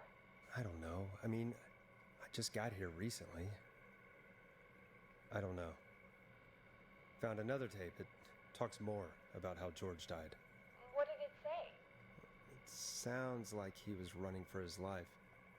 Sprinting through trees and bushes, getting cut up all over. What would drive someone to do that? I'm not sure yet. There's also a tape about a toxicology report. There were no signs of drinking or that he was on anything. What? But everyone said he went swimming drunk and drowned. It was in the newspaper and everything. I found a written autopsy report. What does it say? According to that, it's just like you said at the start. George drowned after getting drunk. Said he liked to fight, too. But that contradicts the tape. I know, and I think I know why. There's a note with the report that says, "I'm sorry I made you do this, Virginia." If it was on the autopsy report, then Virginia must be our coroner. Wait, the caller from earlier, when we had to call the takeout restaurants, wasn't her name Virginia? We need to call her back once we finish down here. It looks like she might know something about what's going on. I found a tape that introduces a new detail to the story. Post-mortem injury. Apparently, his arm got caught in a car door. A car door? Yeah, after he died. How do you suppose they can tell? How can they tell? I'm a radio producer, not a coroner. In another tape, the coroner comes to the same conclusion as I did. George was running from something. Maybe an animal? Maybe, but then there's this next bit, where the coroner thinks he was moved post-death. Moved the body? How weird. At the end of the tape, someone burst in and demanded Virginia stop recording. I think it was Clive. This is starting to make sense now. This is a conspiracy to cover up what happened to George. I think I found Clive's last recording. I think Clive might be gone. Gone? I found a confession. Not for any killings, but for playing a part in covering up George's death. He left this behind in case he died. He hoped someone would find it. Do you think the Whistling Man already got him? Possibly. We've had a lot of callers tonight, but maybe not every victim made it to the phone, you know? We don't know how many there really are. Christ, Forrest, that's dark. I know, but Clive said he had read about other murders in other towns, and that the murders were all folks who knew about the incident. And the killings were getting closer to Gallows Creek. He said he wanted to do something good for once. The board in his office. He wasn't tracking people down to kill them. He was tracking them down to save them.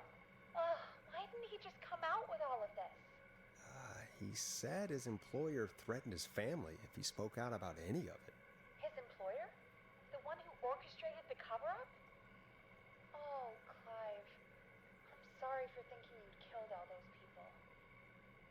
Do you think you found everything? I think so. Forrest, what's going on here? Someone wanted that boy's death to seem like an accident. And they hired Clive to make it look that way. Come back upstairs when you're ready. We need to figure out our next step. 3 a.m. Thank God you're back, Forrest.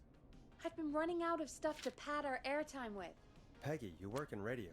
Forrest, I'm stressed. I mean, really. How are we supposed to keep a show going with all this happening? Our This is job. our job, Peggy. We gotta do it. You're right. So, what's the plan now? I think we should call Virginia back. All right, I'll get her on the line. Okay, Forrest, shut the music off. Hello again, Gallows Creek. This is Forrest Nash. We're circling closer to the truth behind tonight's events. To this end, we're calling back one of our earlier callers, Virginia Sullivan.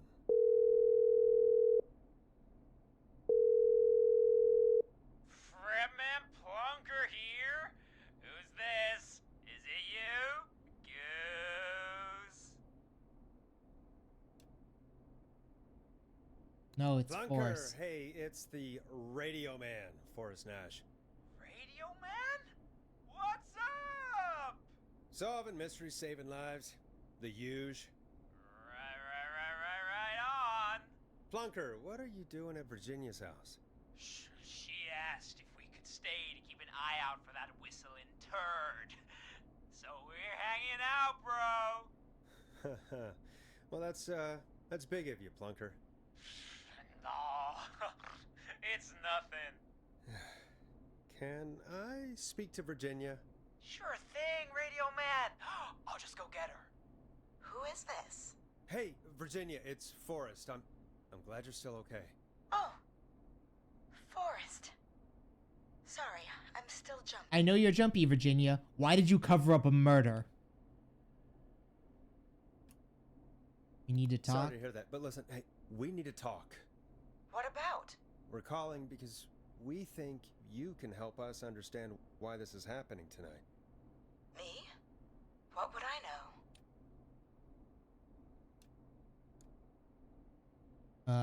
Clive? Does the name Clive mean anything to you? Clive? No. I don't know that name. What are you asking about this for? You mentioned that name earlier when you called us the first time. I don't know what I said then. I was petrified, Forrest. Clive's the janitor at our station, and we know you spoke to him in the past. Forrest, please. You don't know what you're doing. He'll come for me. Virginia, it's okay. Clive won't be coming after you. We think Clive's dead. Dead? But isn't he? He's the whistling man, Forrest. We thought so too. We thought so too, but... You don't understand. All those years ago, It's okay, Virginia. He's gone. We found evidence to suggest he... well...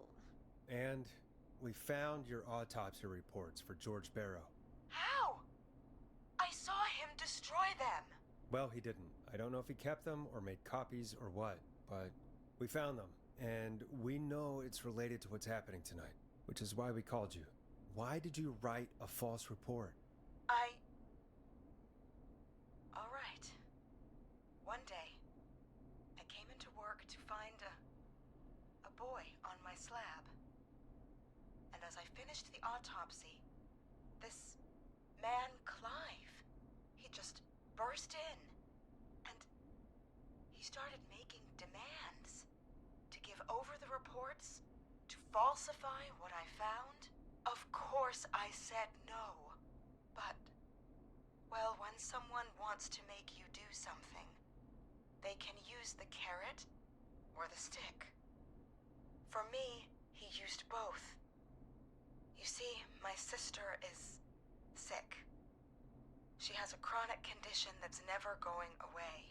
It's expensive to treat, and it was getting to where I couldn't afford it.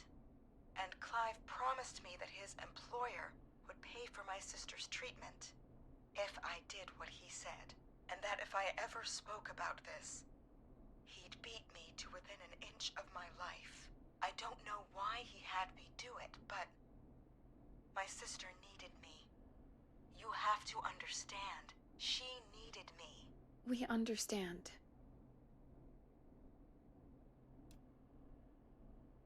Thank you, Virginia. That was brave. God, I just want this nightmare to end. This will help end it, Virginia. Thank you. Stay safe, Virginia.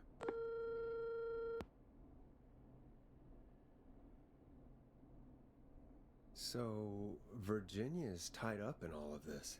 Clive threatened her to keep quiet about George's death. But for who? Why cover up these details? We could try Sandra. What would Sandra know? I don't know, but we have to start somewhere. Anyway, just be careful when you're talking to her. Don't push too hard. We don't want her to hang up. I'll be careful. All right, calling her now. Hopefully she's at her jazz studio.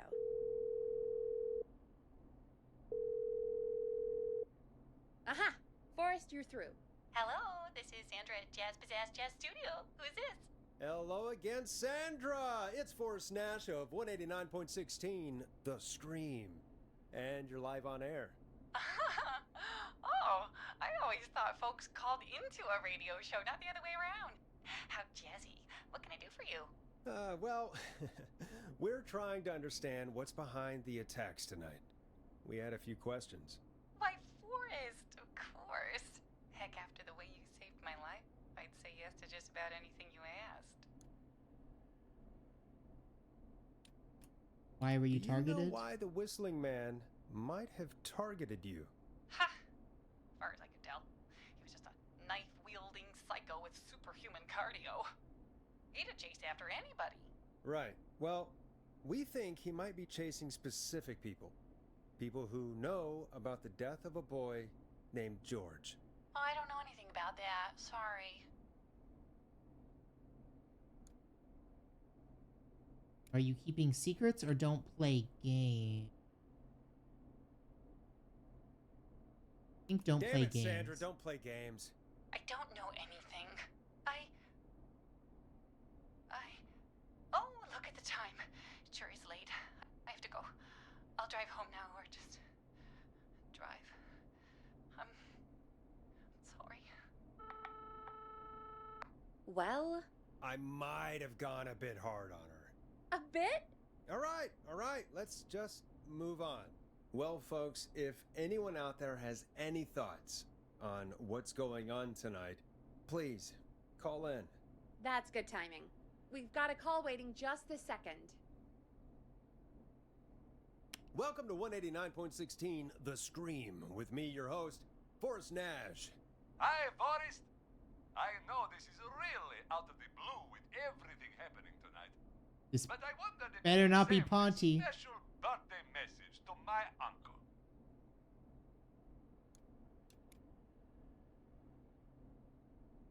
You know what? I'd welcome a change of pace. I'd be glad to. Thank you, Forrest. He's my Uncle Ronnie. His first name's Peter, but he never liked his name. But since he always had salt and pepper hair, even as a kid, can you believe it? Folks always called him Pepper. Thanks for the history lesson. Is there anything besides happy birthday you would like to say to Mr. Pepper? Oh my god damn it! Yes! Tell him he can get the best birthday deals and party packages here at Ponty's Pizza. It's always You son of a Ponty. bitch! Stop calling us! Sorry, Forrest. Let's just move on. We've already got another caller on the line. This is 189.16 The Scream. I'm Forrest Nash. You're on the air, caller.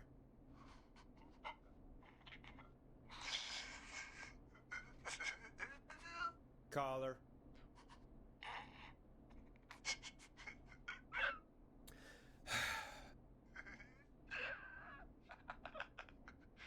Ponty. Ponty's Pizza always delivers. Come rain or sleet or whistling man, we'll be there.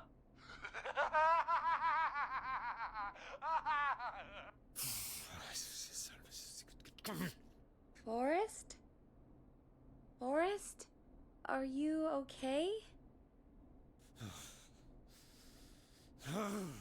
I definitely think Forrest? Ponty is I gonna hope end up the being the Whistling bad Man guy, gets because in there's with no his way own they pizza like slicer. throw this much Jesus, attention on him Forrest? without something Sorry. happening. Sorry, that was too much.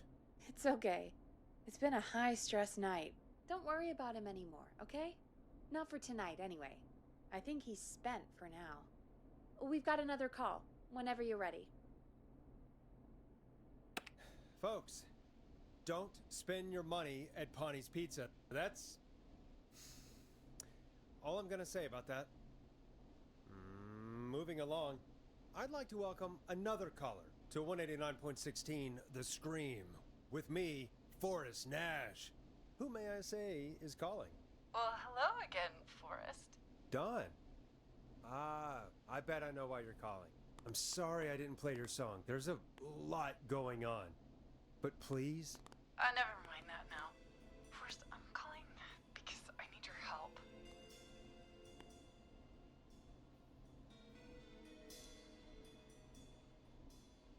Are you in Are danger? you in danger? I sure am. Do you mean Yes, he's after me now. you? I think so. He must have heard me on the radio helping you. Helping. Helping? You didn't exactly help. Maybe I've been helping more than you know. I was out following a lead, trying to work out who would be next, after Chuck. And what happened? And I started to feel like I was being followed. I came back to my apartment building, but this newfangled security system has me locked out. I need you to help me get inside.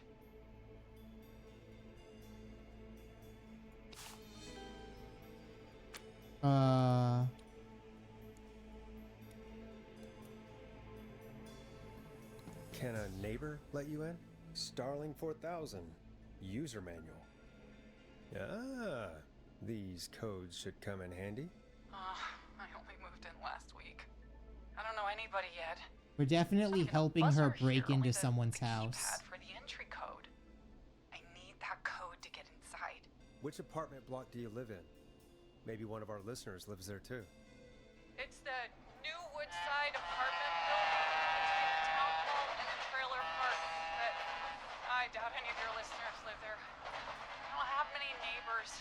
Sounds like a prime piece of real estate. The sound really carries at night. Shit. Not a dog I'm person? guessing you're not a dog person. No, I'm not. It's my neighbor's dog. Boy, I wish he'd muzzle that thing and... Oh. And now he's blasting David Scopo out of his window. I can't get any... He's coming down the street. I don't think he's seen me yet. Forrest, please. I need your help. I need the code for that security system, or I'm gonna die. What's Security the name of the system, security system? There's a sticker on the box. It says Starling Security 4000. There's a keypad, and it looks like it wants a 6-digit number.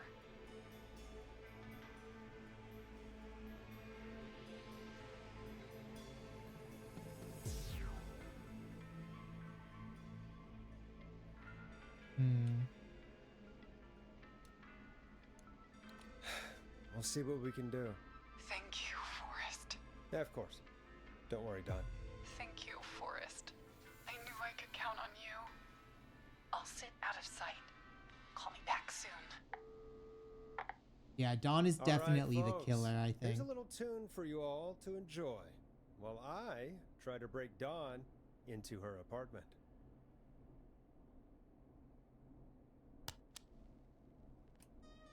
Coming up for your listening pleasure, it's Caged Tiger with their single, One Last Goodbye. You were pretty quiet there, Peggy. Forrest, was it just me, or was there something...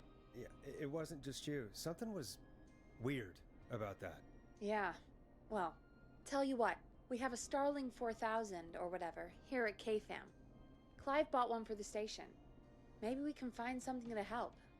Well, I'm not sure who, but to help someone.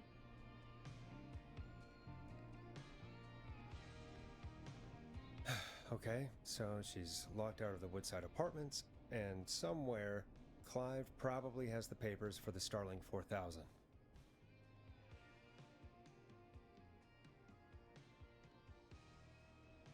Yeah.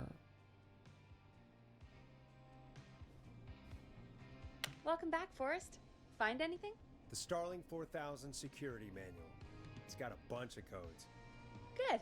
And did you find anything else? Nothing except the manual. All right. Well, I'll get Dom back on the line then, Forrest. I'll let you take it from here. Thanks, Peggy. When you're ready, shut the music off. Line 1, whenever you're ready. Don, are you there? This is Forrest Nash from 189.16, The Scream. Oh, thank God you're back.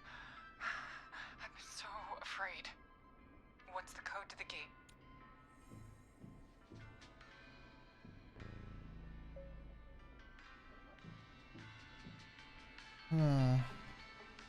Do we...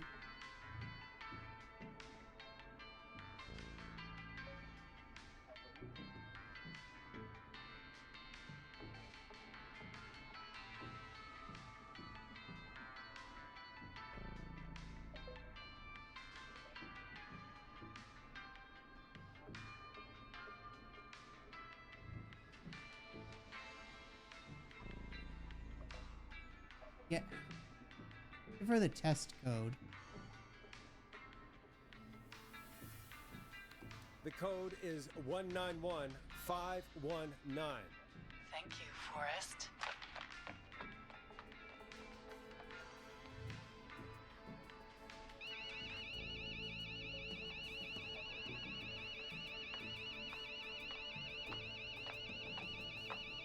Son of a bitch. Ah!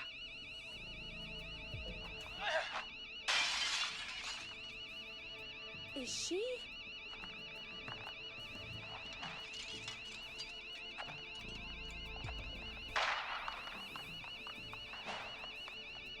Yeah, stay out! Nobody disrespects the sanctity of the ring! Don't ever come back here again! I'm calling the cops! Thank God. Hello? Is someone there? Ricky, get back inside and turn on the radio. Whoever that was, she was trying to break into the ring. She? Forrest, man, you got no idea. That was him! That was the whistling man! The alarm gave me just enough time to get my rifle. I don't like hurting folk, but I can't let anything happen to Maxie. He's my best friend, you know? Listen, man, I'm heading back inside. Gonna barricade that window. My man, thank you. You and Peggy can skate for free whenever you want, forever.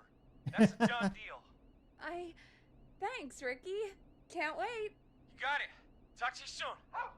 Okay, Gallows Creek, here's some music while we process what just happened. So, the whistling man is a woman? I had my suspicions. Yeah, sure, Forrest. You just never mentioned it. She called up. You spoke to her multiple times.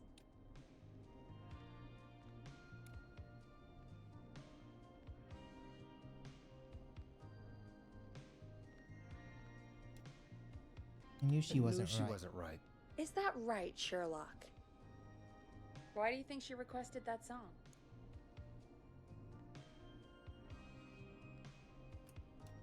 Get me To outside. get me outside? Maybe, but how? She didn't know the song was outside to start with. That's right. She never actually attacked me out there. So, what now? I guess I should make an announcement. We do have new info. Okay, kill the music and you can make the announcement. Okay, you're live in 3, 2... Hey folks, this is Forrest Nash here. I hope you're all safely locked inside. For those of you listening to that last call, you might be wondering what to make of it all. Here's our take. We now believe the killer is actually a woman. One who might manipulate you into letting her in before she attacks you.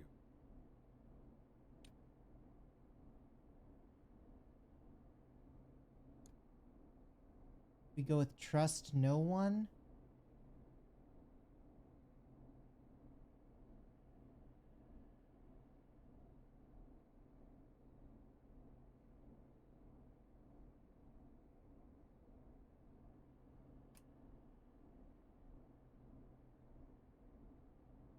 Or should we go with stay safe?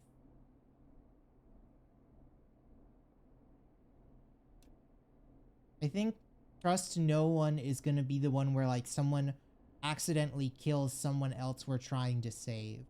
I think we have to go for we're neighbors. We're neighbors. Look out for each other and stay safe. The killer was calling themselves Dawn.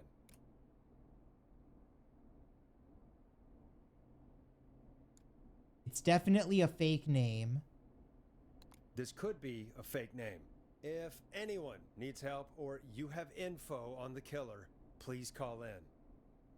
You folks have my new number, right? It's 911. Hopefully, our next caller can help shed some light on our killer. Hey, we had a call come in. Okay, folks, time to take a call.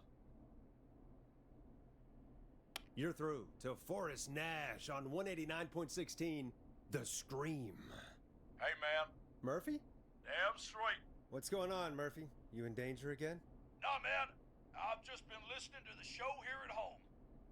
And since you asked folks to call in if they could help out, well, I'm calling.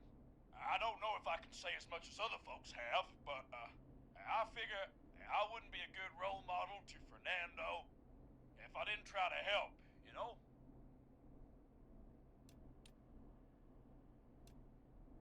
I think it's you're a good father. You're a good father, Murphy. Absolutely. Fernando's a lucky kid. Oh, thanks. So, what do you want to know? Well, what can you tell us? I don't know, really. All right. Well, do you know anything about the death of George Barrow? Absolutely nothing. Okay. What about the killer herself? Herself? Man, I didn't get my ass kicked by a lady. Dang it, Murphy. Hell, I went toe to toe. It was a man. You heard the last call, right, Murphy? Yep. So you know it's a woman, and you were trained by a VHS, Murphy.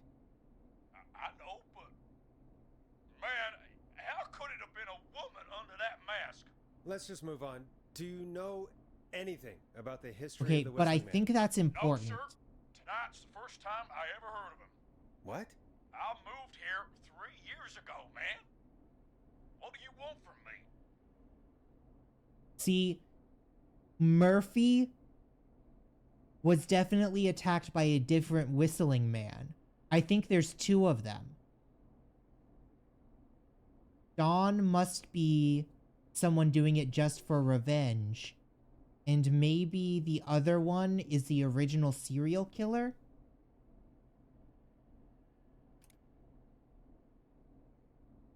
Hey, man, no worries. Just thank you for trying.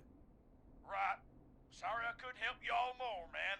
Now, if you'd have asked me about gators... Forrest, we have a call coming in. Sorry, Murphy. I think that's all we've got time for right now. All right. I'll catch y'all with the gator talk later. Night. Well, folks, that was a bust. But perhaps our next caller has more they can tell us. Let's find out. This is Forrest Nash, and you're listening. Please help me. My name is Casey Moore. I'm at 25 Nancy Drive. My best friend's been stabbed. He's bleeding everywhere. I don't know what to do. Please help me.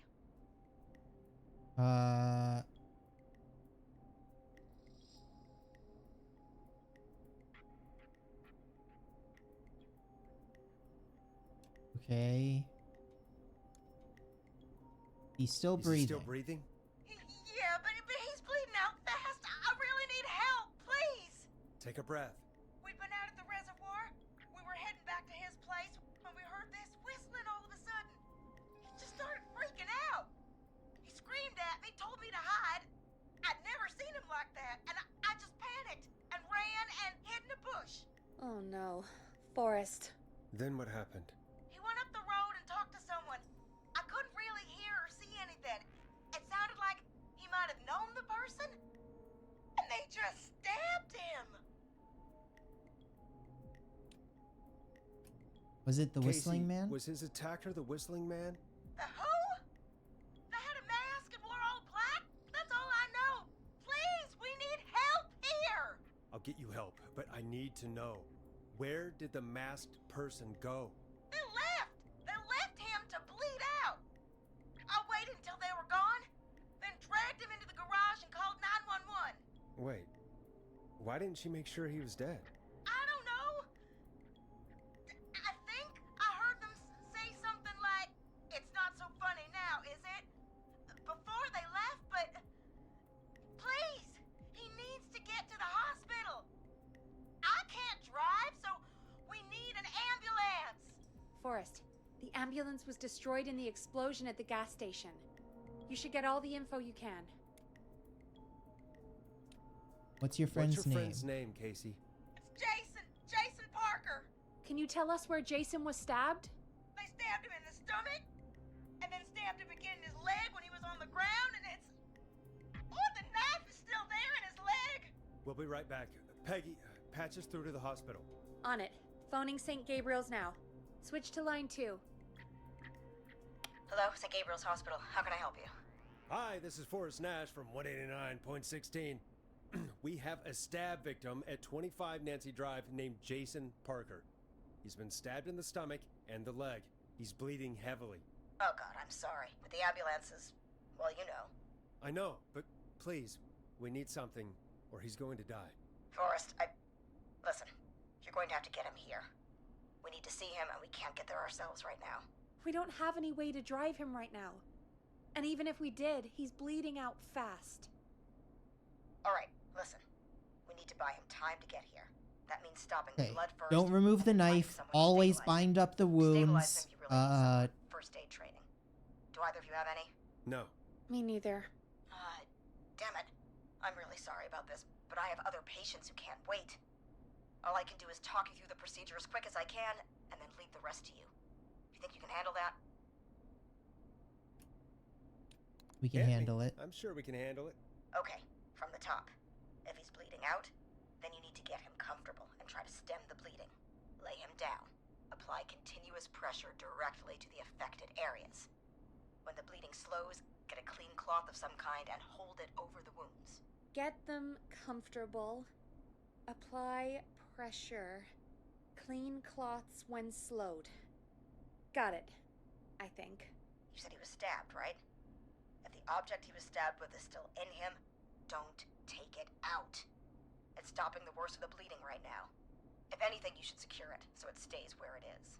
I wouldn't have thought of that. It makes sense, though. God, that was a lot of info. But I think we can handle this. Glad you got it so far, because there's more to go.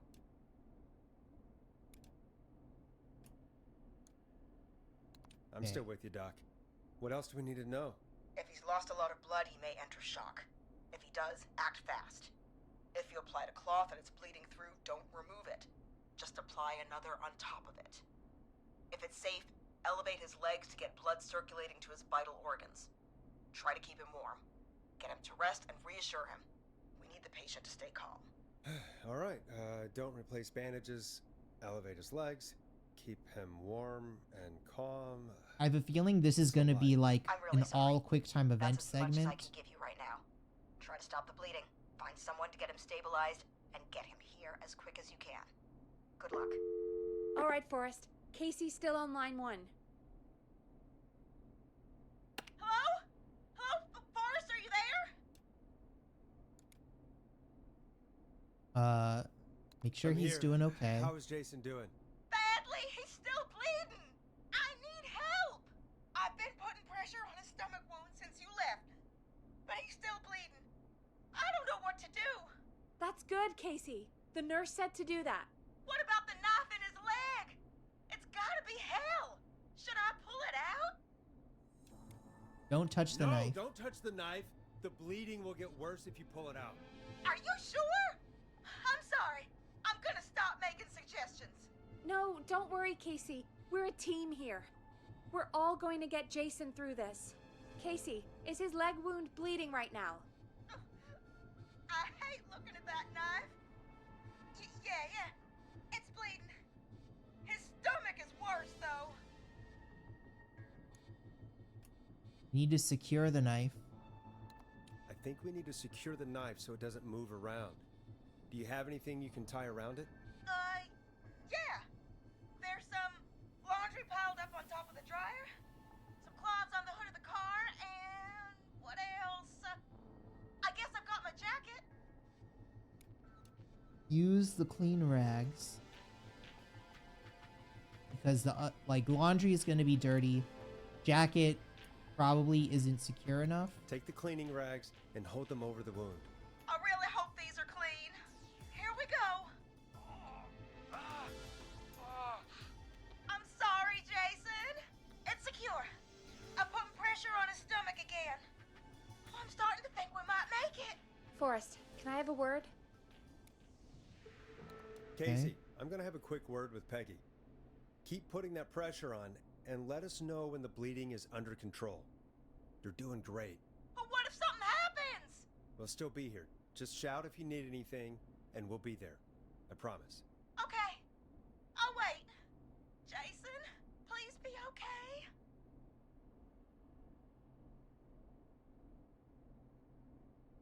What's up, Peggy? We can't stay on the line with her all night. Dawn is still out there. What if other people need us? You're right. She's probably on her way to her next target right now. Exactly. And you heard the nurse.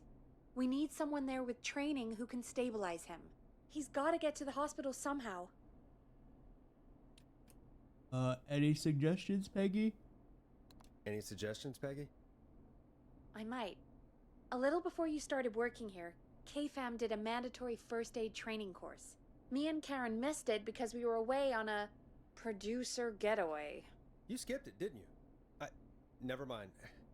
So, how does KFAM's first aid course help us? Casey said they're at 25 Nancy Drive, right? Yeah? Why? They put up a bunch of cheap houses around there about 10 years ago. So a bunch of people here at the station live around there. Do you think any of them could help Casey and Jason? Probably, but I don't know who lives there.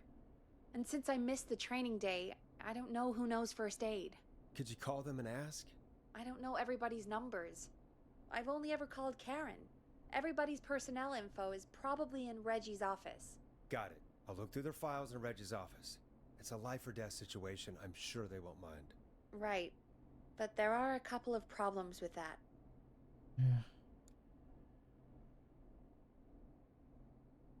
Naturally. It's sensitive information, so Reggie probably locked it in his safe. Great. Do you have any idea what the combo for the safe could be? Not a clue. Reggie's a serial note-taker, though. Maybe something in his office will give it away. Right. There is something else.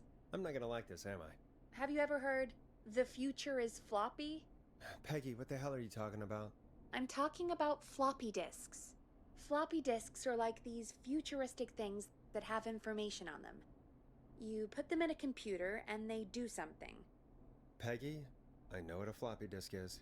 Anyway, Reggie decided that the future is floppy and started phasing out our physical records and replacing them with these floppy disks. I imagine it's the same for our personnel files. That's good to know. Since we haven't heard anything from Casey, I'm guessing Jason's okay for now. I'll check out Reggie's office and see what I can find. You'll need a key for that. I'll just slide it under my door now. Thanks, Peggy. I'll just have to look around.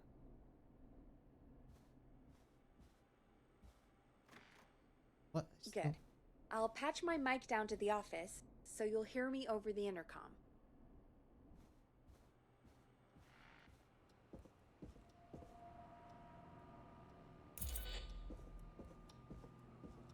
Reggie's on.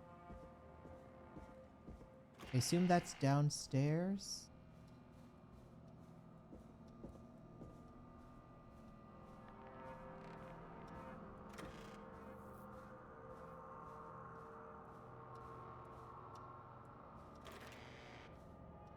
Okay.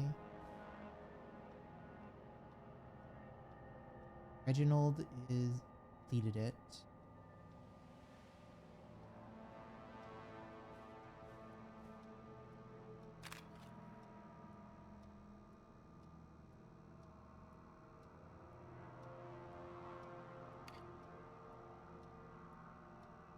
If you're reading this, stop stealing my post-it note. Looks like I need a 4-digit code. Axe forever. Need to write pitch document. Good title. Bring back original protag villain.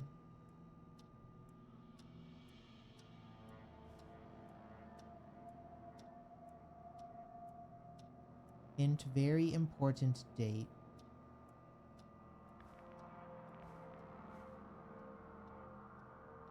Is that gonna be like 13/8?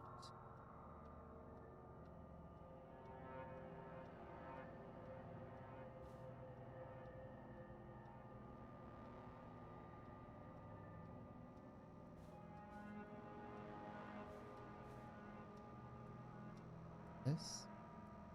Ask Jenny where those tapes are. It's been weeks. Oh, there's a floppy disk.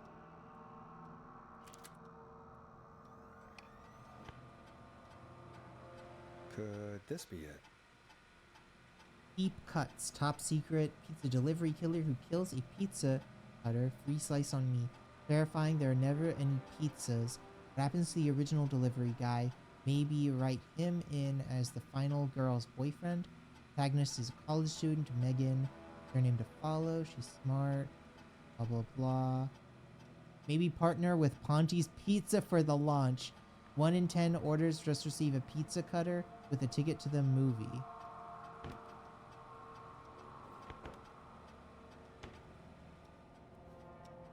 Everything has to do with Ponty's.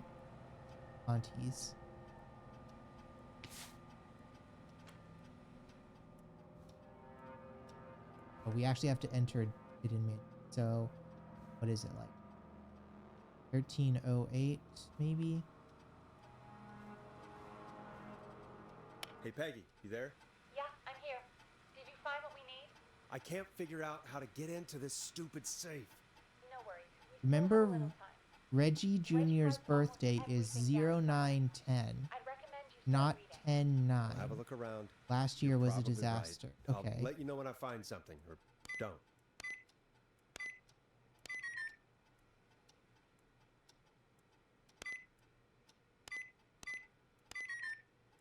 Okay. So it must be the certificate here. 1308.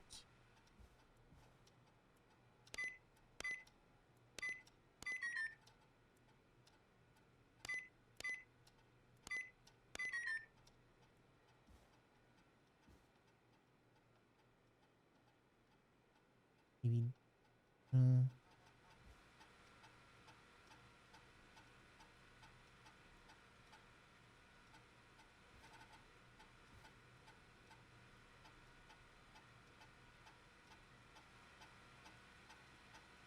Takes place on maybe 1107.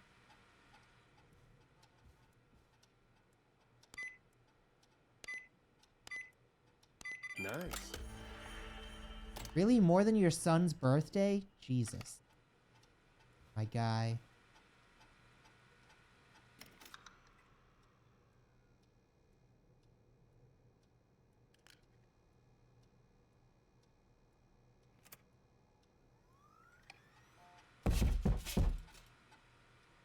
The hell was that?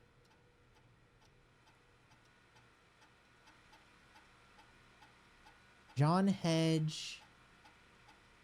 Phone number 542-0735. Notes. Used to engage with the first aid trainer during the course.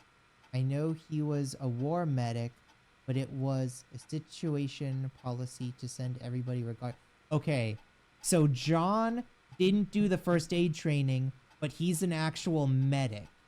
So I'm guessing he's probably going to be the one that, like, we actually need to talk to.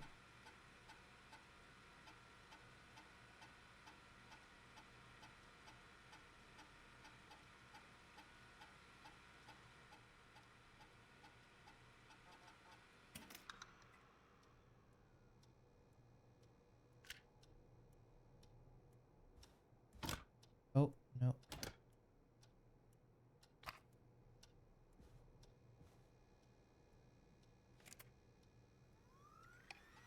Hey, Peggy. I think Reggie's on to you and Karen. Maybe don't bring those little drink umbrellas into work for a while. What? Why are you reading my file? You need to find someone who can help Casey. We already know I can. Oh. Don't waste time. You're right. I'm sorry. I need to focus on possible candidates. I can read the rest of this later.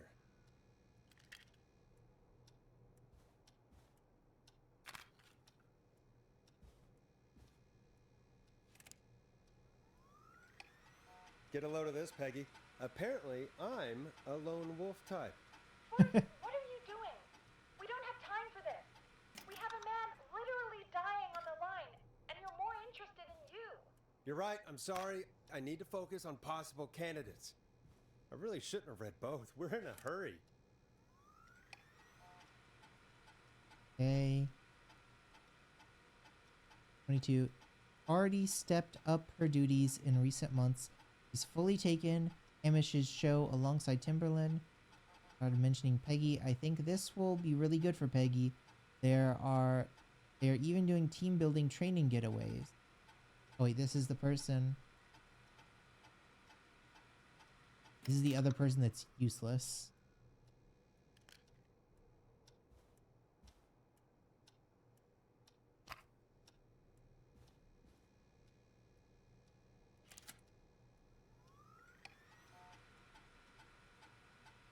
Hired at our station.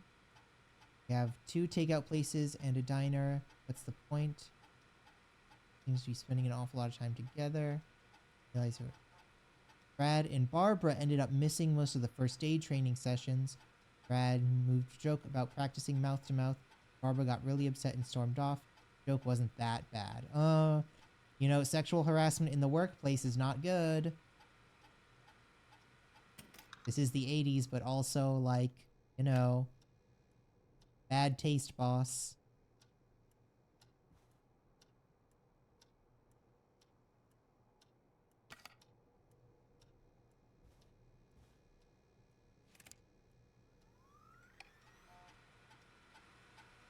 Barbara getting along well. Barbara laughed when I told her about the concept. New horror script. I don't care. Right. Okay, so it...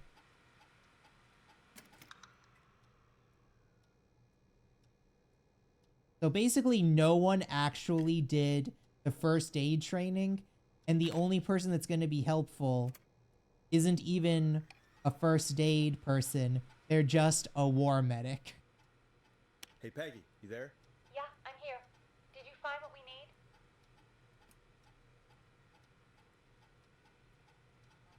I think I know who to I call. know who our best bet is to help Casey and Jason. All right, good work. Who should I... Hello? Is anybody there? Please pick up. Casey, I'm here. What's wrong? Jason started going pale. I tried to get him to rest, but he just threw up everywhere. What's happening? What do I do? Okay, he's going into shock. God, it sounds like he's going into shock. Casey, just stay calm. It's going to be okay. But the bleeding seems to slow down. That's because he's losing too much blood. Jason, I'm sorry. Casey, calm down. You've done everything right. I need you to listen to me, okay? For Jason. What did the nurse say to do about shock? Elevate the legs. Casey, I need you to elevate Jason's legs. We need to get the blood flowing to his vital organs. Got it. Jason, stay with me. I'm just gonna move you. This might hurt. Okay. I propped his legs up on some boxes. I'm looking at my notes. We need to get Jason as warm and comfortable as possible. Do you have anything you could use nearby, Casey? Yeah. I still have some laundry next to me. I'll wrap him in some blankets. Just give me a second. Sorry. Jason's bleeding through his bandages. Should I get him new ones? Or... Oh, God. Apply additional Don't remove the bandages. bandage. Apply another one on top of it. Do you still have something you can use? I've used the rest of the laundry to keep him warm, so... I'll use my jacket. I can always get a new one. I'll fix his bandage and get him warm. Hold on, please.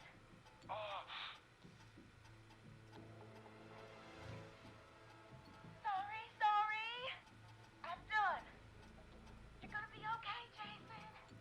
Just relax now, okay? Oh, he's scared. He's not doing well. Is he gonna...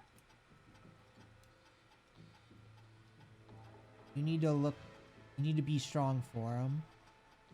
Casey, I need you to be strong for Jason. Sit with him and reassure him that everything's gonna be okay. Okay? Okay. Please. I can't give him what he needs. Please, help. I can't lose him. All right, Forrest, we need to hurry. Jason doesn't sound like he's doing too well. You said you knew who to call earlier? Who was it? Hedges.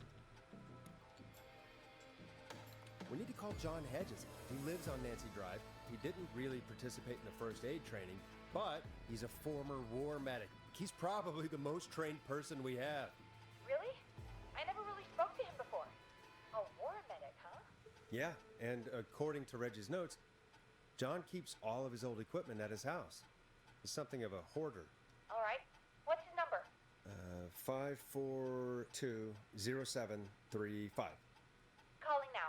Let's hope he picks... Who the hell is this calling me? What time is it? John, it's Forrest Nash here at KFAM. We have an emergency and we need your help. Forrest? If this is a work emergency, then it can wait a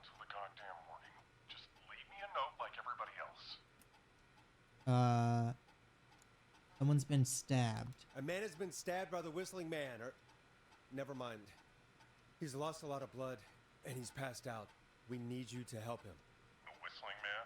What kind of joke is this? John, we're not kidding. A man is gonna die if we don't help him right now. Seriously? I haven't been called on for over 10 years. Where's the patient? Second. What's his condition? He's at 25 Nancy Drive. I think we got his friend to stem the bleeding, but he's gone into shock. He's passed out right now. You say he was stabbed? Do you know the extent of his injuries? From what we were told, he has 2 major stab wounds. One to the stomach and one to the leg. The knife is still in his leg, and the stomach wound is open. Understood. Let me grab a few supplies and I'll head right over. Damned if he dies on my watch. Thank you, John. We'll let him know you're on your way. Good luck. Hello, Casey. Are you there? How are we doing? Bad. Jason seemed really weak and then just started thrashing. Hold on one second.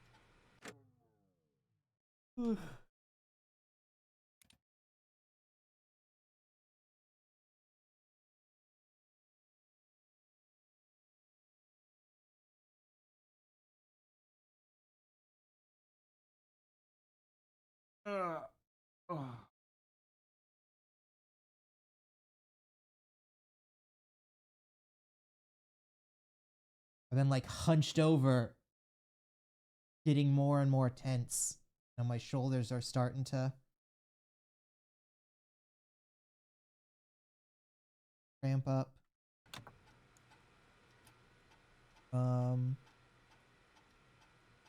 It really is that kind of game. Yeah. It's very much a like, ooh. It's not tense in and of itself, but like the thing keeps ratcheting up constantly. Like there's no big scares. It's just a constant tense build up. Okay. How is he now? What about now? Is he still thrashing? He's passed out. Please tell me you found someone to help. Casey, help is on the way. My colleague will be there soon. You hear that, Jason? Someone is coming. You're gonna be just fine. Just hold on for me, okay? Just hold on. Come on. Hello, Casey? This is John Hedges. I'm here about Jason. Please let me in. I'm guessing that's Jason there. Casey, I'm gonna need your help. Forrest, Peggy, don't you two worry. We've got this from here. Okay. Forrest, we'll call you back later. I have to go now. Good luck, everyone. God, I hope he's gonna be all right. And with that, the show moves on. We're sending our best wishes to Jason. Well, after all that excitement, I think we could use some music. Come back upstairs when you're ready.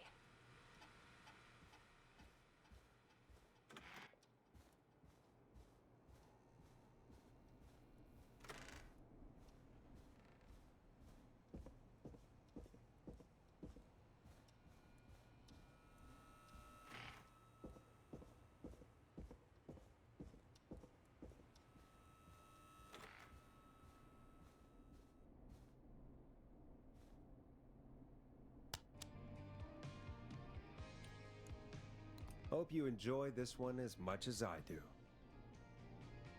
getting pretty late. This might be your last break for the night, so try to enjoy it. Give me a buzz when you want to go back on air. Okay. I'm guessing that means this is the final stretch. Ooh, let's get to it. Let's roll. You got it. We've got another call coming through, too. When you're ready, shut the music off. Welcome back to 189.16, The Scream. I believe we have another caller on the line. How are you tonight, caller? Forrest, it's me, Roller Ricky.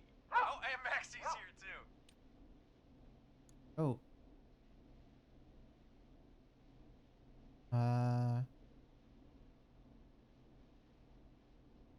You Are okay? you okay? Not under attack again, are you? Oh, we're good, man. Thanks to you. You're like our guardian angel. That wouldn't be a bad look for you, Forrest. A little White Wing Halo number?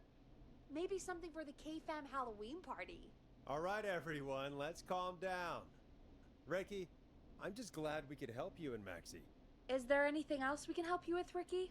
Actually, I think I have some info that might help you.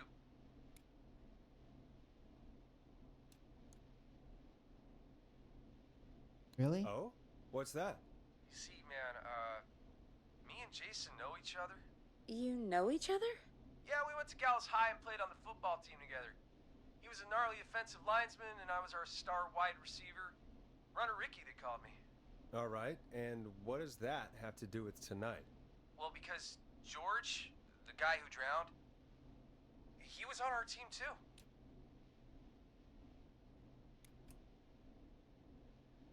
They tell me about him. What was George like? I didn't know him for long, man. Sad to say. We had our first team party on the night he drowned. He seemed like such a good dude. Ricky, were you there when George drowned? No, man. Once the party turned, I beat feet out of there. Man, I remember George and his girl there. There was a whole lot of love, man. I could see it, you know? Ricky, please. What was her name? I never got her name, man. He just called her Bean. I didn't really know her before or see her after that. Then what did she look like? Please, tell us anything you remember. I just remember a pretty girl, man. I'm sorry. Ricky, you said the party didn't last long. What happened?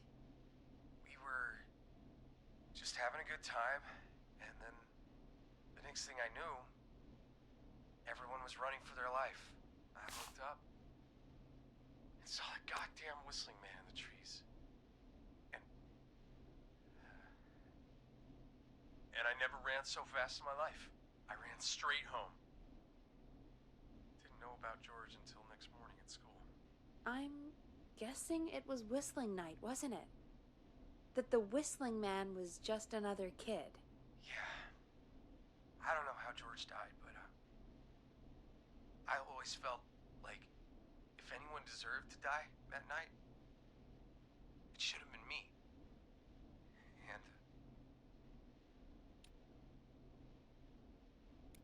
Not your Ricky, fault. It wasn't your fault. You're not a bad person. I know that now, man. It took a long time to learn, but yeah, just thought I'd tell you all what I know. Thank you, Ricky. This helps. Thank you.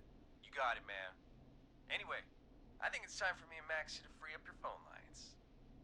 Thanks for listening, man. I'll let you to it. Night, Ricky. Okay, so Ricky made it. All right, folks. Nice. Looks like we got a new lead in the case. If anyone has any info about this mysterious being, please call in. If she was George's girlfriend back then, she's probably in her mid to late 30s now. Huh. Oh, we have another call coming in, but hang on. What's up, Peggy?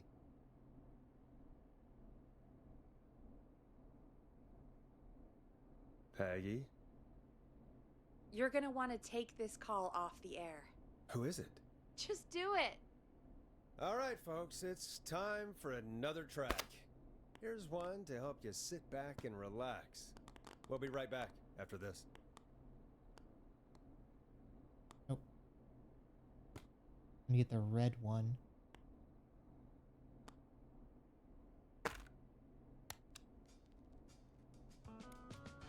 A classic back by popular demand. This is Long Ride Home by the Barn Finds. I hope this is good news, Peggy. Who have we got? Find out for yourself on line 1. Is it finally the police? Hello? Forrest, I'm glad I got back through to you. Sounds like it's been a busy night, huh? Surprise! It's Leslie, our 911 operator. Oh my The god. charge from Henderson to come save us. It's so good to hear from you. Are you okay? We're doing okay. Sarah and I are both happy to be headed back home. We're happy to have you too. Wait, Sarah? Oh, yeah, I mean Deputy Martinez. Anyway, we got back into radio range a little while ago. We've been listening in, but haven't been able to get through until now.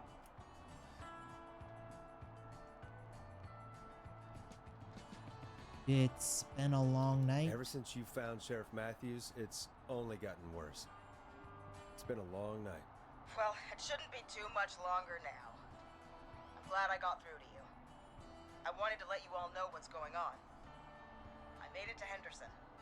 Turns out somebody had cut the phone lines, and they had no idea what was happening. After I told them, well, their sheriff sent a goddamn squad back with me to stop this. That's great news. That's crazy about the phone lines, though. Do you think the Whistling Man cut them? I'm guessing so. I don't know how the Whistling Man did it. But that doesn't matter right now. Listen, we're coming in hot, but we need your help. I know Gallows Creek isn't a big town, but if we don't know where the Whistling Man is, we can't get him. Her. That's where you come in. What do you need? Count on us. What do you need? It might be a long shot, but here goes. Let me guess, we need to stall out. Whistling Man already called up a few times. I bet she calls again. We're still a little ways out of town, so if she calls, stall her. Buy as much time as you can for us to get in. And while you're talking to her, try to figure out where she is. We'll be listening in, so once her location is known, we'll head straight there and end this nightmare. Do my I'll best. do my best. I know you will. Heck, I can see the headlines now. Forrest Nash's interview of a lifetime. Anyway, I'll radio the other cars and tell them the plan is a go. Hopefully the next time I see you, it'll be with our killer behind bars. Take care now. We'll see you soon, Leslie. Thank God. It sounds like this is almost over. We're nearly through this.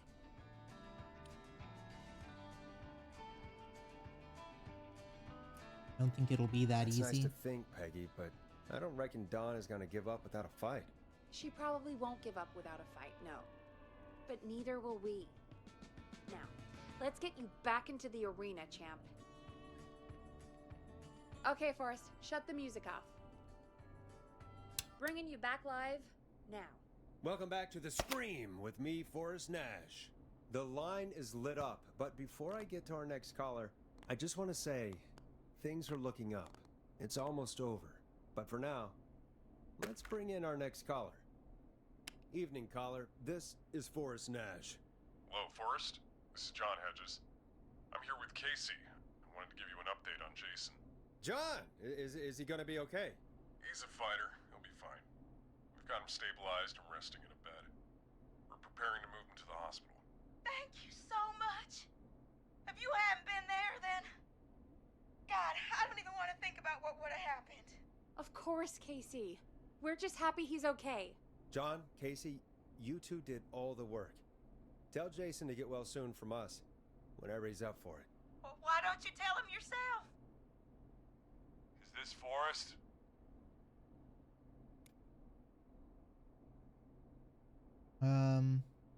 We do one and all. Well, that makes it about ourselves. Happy, you feeling okay? It is. I hope you're feeling better now. It's good to hear you, Jason. How are you? Oh, well, you know.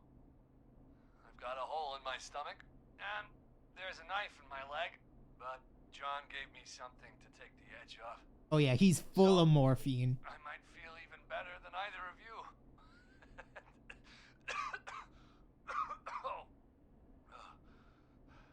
Take it easy until you get to St. Gabriel's. I will. But, before that, I needed to call you. I'm guessing the Whistling Man is still out there? Yeah. Yep. As far as we know, anyway. I was worried you'd say that. God damn it. Actually, I'm glad you called. I wanted to talk to you about what happened earlier. Go for it. We spoke to Roller Ricky not long after you were attacked. You spoke to Ricky? Is he alright? He is now. I mean, he was attacked earlier, but This call came after. Hey, guys, I'm really sorry, but there's a call on the other line. I just need to make sure we don't have another situation brewing. You fill Jason in on what happened. I'll be right back. Sure, Peggy. Sorry, Jason, where was I? Ah, yep. Ricky's fine. You don't need to worry about him. That's a relief. He told us about George. Sounds like everything's finally coming out now. It's been tough to hold it all in. Sounds like you've been holding back about something awful, Jason. I'm part of the reason my best friend is dead, Forrest. And the few who knew about it said if I ever said anything, I'd find myself in jail. For a long time. It was hell. And then the town just moved on. Like he'd never existed.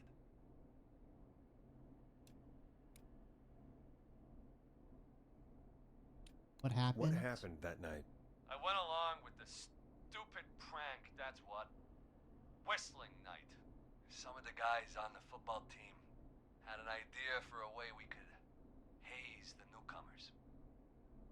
We decided to plan a party in the woods and have the whistling man crash it. It was stupid. We each had a role. I was the stabbed friend. At the party that night, I left the group for a second. Met our whistling man. Pretended to get stabbed in front of everyone. Started an almighty panic. Those screams. That was the last time I saw or heard George alive. How did George die, Jason? I don't know. I was playing dead. But when I heard her scream... Ricky mentioned a girl named Bean. Is that who you mean? Bean?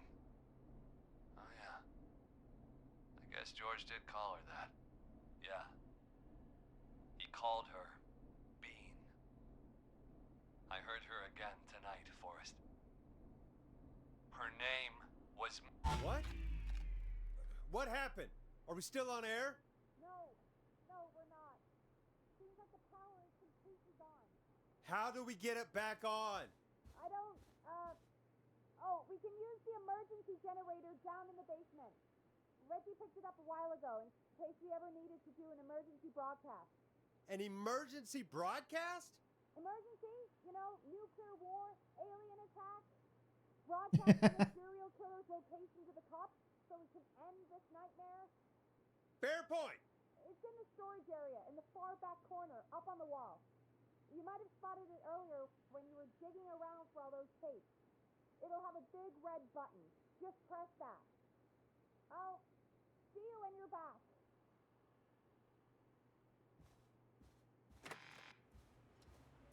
Oh god, this is gonna be like a chase, isn't it? In the basement, I'm sure it'll be comfortable and well furnished, lit, and decorated, just in this case, yeah.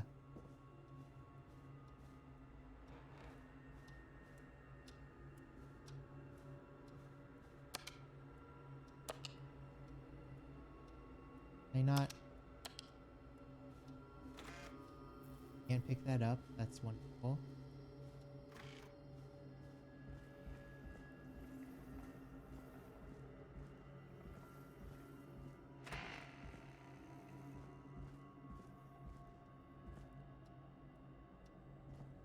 For a generator. Far back corner. Why is this station so big?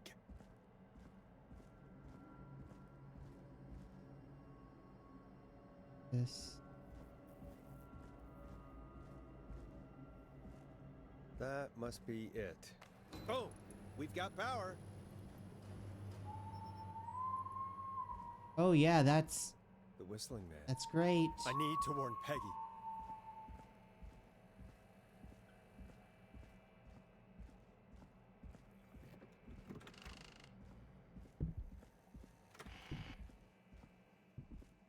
I'm guessing that we don't have to do a stealth segment.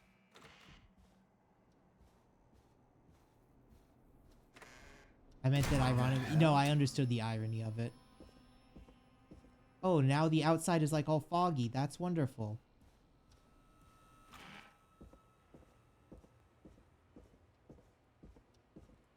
Oh, joy. Oh no. Peggy, where'd you go? Oh. No way. This can't be happening.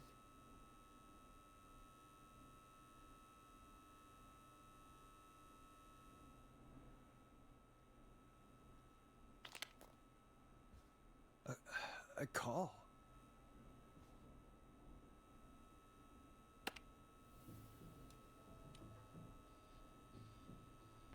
Where's Peggy, Don? Have some patience, Forrest. It's almost the end of the night. Almost the end of the show. But it's not over just yet. Got a little time still. Yeah, see, we're talking to Dawn and there's someone else in there, so there's definitely two of them.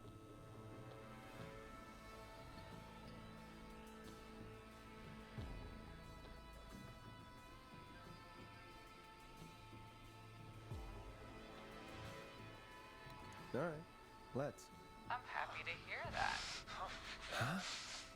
I thought we'd end tonight's Whistling Man special with a special guest. The one who started it all. Let me take that out of your mouth and... You crazy bitch! Let me go! Welcome to the air, Mr. Teddy Gallows Jr. Wait. It's all gonna come out tonight, Teddy. Your daddy and his money saved you 20 years ago. But even if he crawled out of his coffin with all the money in the world... Wait, where the hell is Teddy? How are you talking to him if you're here with me? Because I'm not there with you, Forrest. I'm here with Teddy. And if he says where that is, well, he knows he'll get it. And who's here? Wait, then who am I looking at? Forrest Nash, let me introduce you and all of Gallows Creek to my boy, Henry Barrow.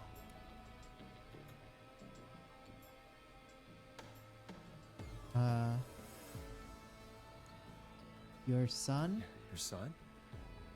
You mean you... Wait, did he... Yes, Forrest. He and I had a son. So there were two whistling men tonight. Of course. That explains how you were always able to get around town so quickly. And that's how you escaped the secret archives in the newspaper office. Don't think I've forgotten about that, Forrest.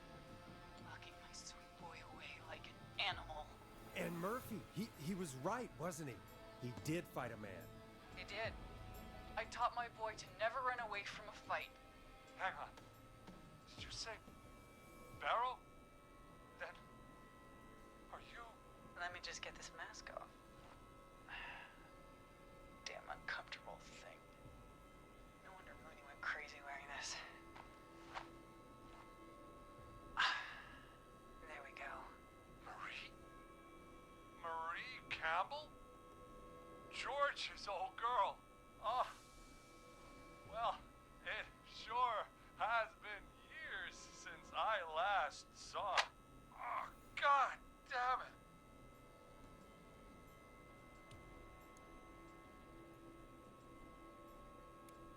Where's this Where going? are you going with all of this? Everyone's gonna know now what Teddy did. He killed George that night. This night. 20 years ago. Listen to me. You... You're gonna talk when I talk to you. And not a moment before. Meanwhile, Forrest, I'm gonna give you the chance to talk. You're gonna help me reveal what really happened to George all those years ago. Okay, so this is where we gotta like start stalling for time, so we've gotta like do it. Okay, Marie. I'll do it. Good. Then let's talk about the night George was murdered. Murdered? Listen,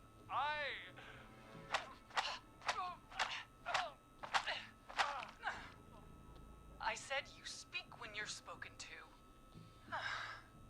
Now, I know you've done some good work tonight in piecing together what happened to George 20 years ago, and that's why I want you to interview us. I can do that. Interview you. All right. I can do that. Thank you. I want you to help me and Teddy tell the story, Forrest. Do a good job. And in hell. You might be the only one to leave here alive.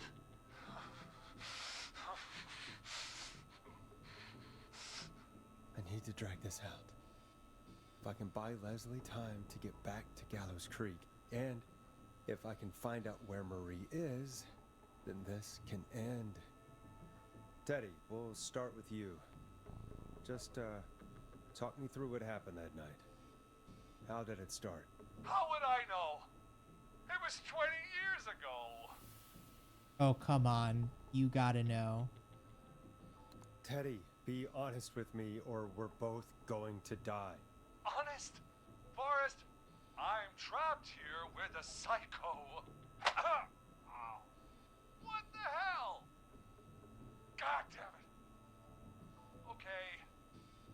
Our first team party was coming up. And when I saw the date it was scheduled for, I had an idea for a way we could prank the new guys.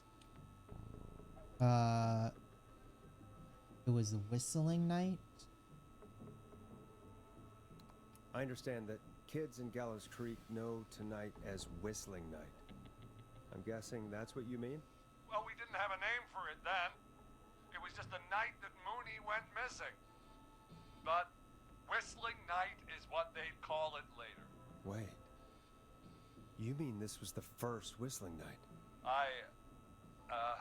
Keep talking, Teddy. We went up near Whistling Point. God, who was there? Me, Jason, and George, of course. But George didn't come alone. He brought Marie. And Roller Ricky. He was there too, wasn't he? Yes, Ricky was there too. Runner Ricky, our wide receiver. I helped him off the bottle, you know. Because I'm a decent man. Is that so? Yes, it is. He came apart one day. Some people do. He had some issues. Wasn't stable. Gee, I wonder why. I didn't want him to hurt his chances in life. So, I helped him keep himself together. You were afraid he would talk about that night, weren't you? Keep talking. About midway through the night, we put the prank into action. We looked up at the trees and saw Jason there, bloody, like he'd just been stabbed. And the whistling man, screaming. George and I and Ricky, we got left behind. But Ricky was in on it too. I know he was. He and Teddy were as close as anybody. Teddy must have told him the plan.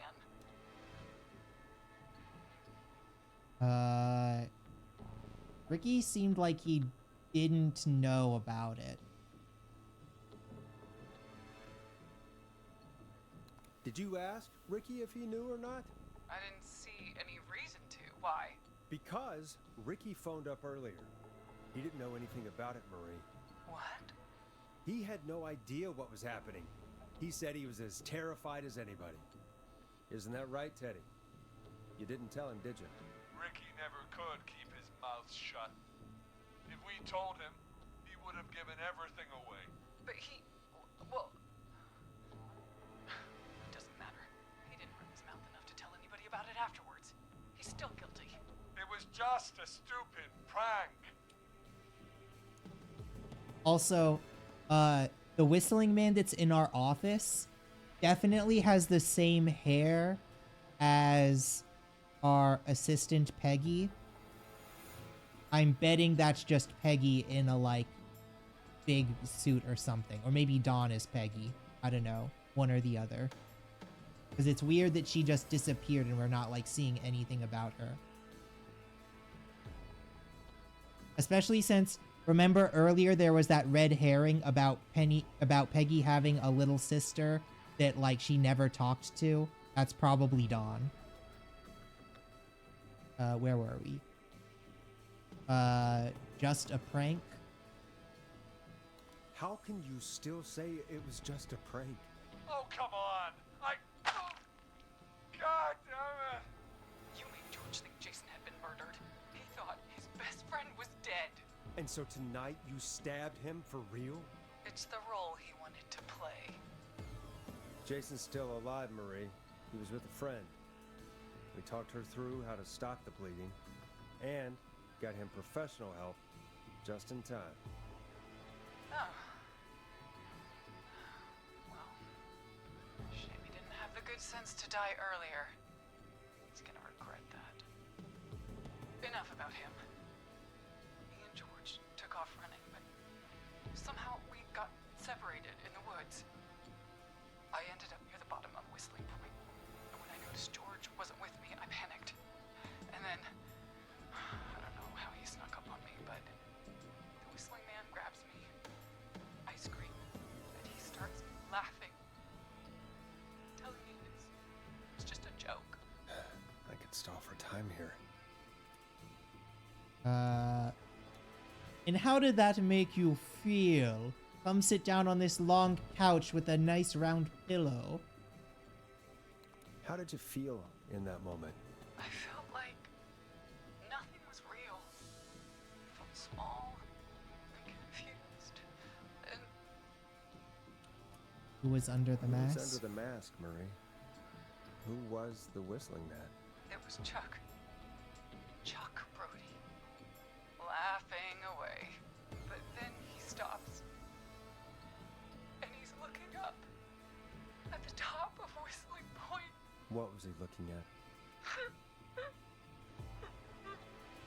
Teddy, what happened next? Nothing.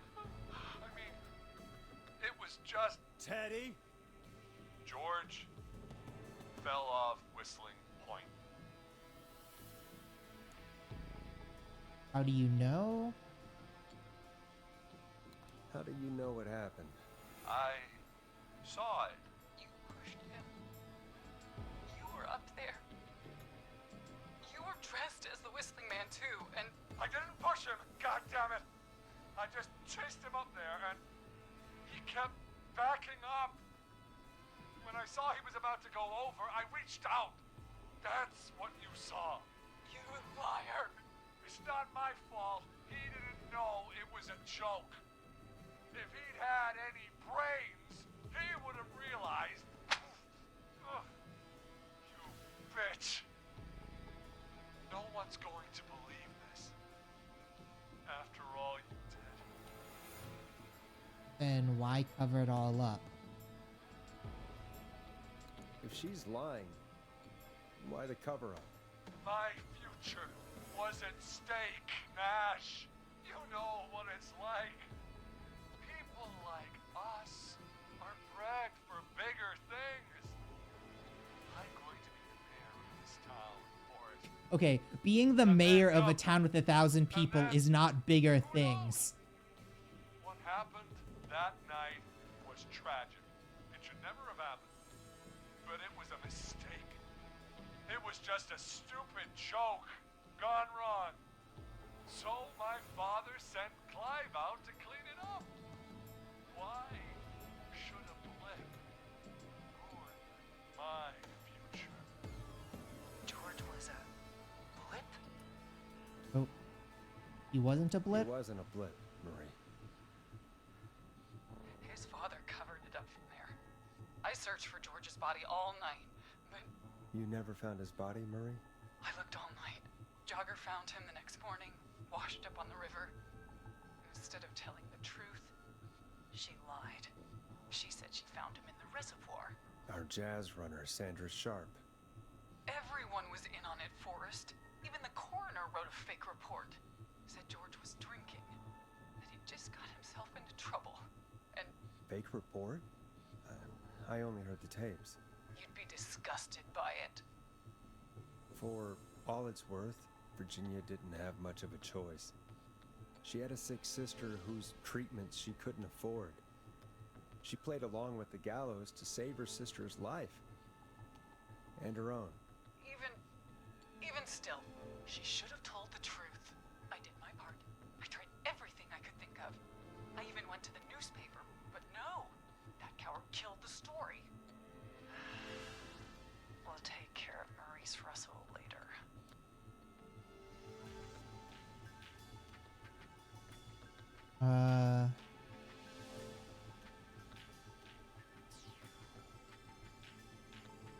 I feel like none of these are good options.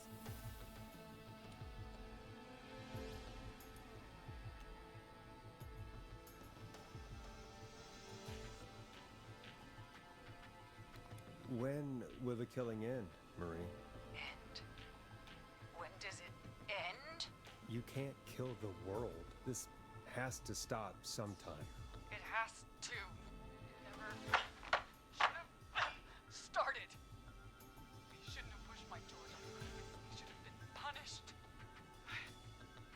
It's coming to a stop. At least for now.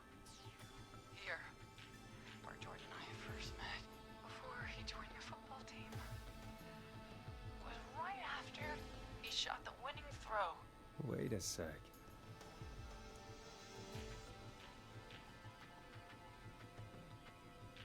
Him? Gallows Creek High, in the gymnasium. That's right, Forrest. Not that it matters, but yes, we're here. Anyway, I think that about wraps up the interview with Teddy. So... Marie? Where? Oh my god. Peggy! Teddy? You gotta help me. Quiet. You'll talk more later. Now I have to talk to someone who mattered more than you ever did. Peggy. It's been so long since I've seen your face. I worried you wouldn't come. Marie! Oh, so Peggy is over there. I thought you... And here I was, thinking you'd forgot me. I'd never forget my own sister. Oh, Peggy was the sister. Sister? Peggy, what's happening? Why are you even there? Wanna explain, Peggy? Earlier, while you were speaking to Jason, I got a call. Do you remember? Well, it was from Dawn. She said that my sister Marie was there that night George died, and that I should come to the gym for a reunion. And when you walked in, you found out. That my sister is the Whistling Man. Good to see you too, Peggy. Why didn't you tell me any of this? She said that it was my last chance to see my sister. I knew if I told you, you'd try to stop me or come with me when we need you on the radio. And I just...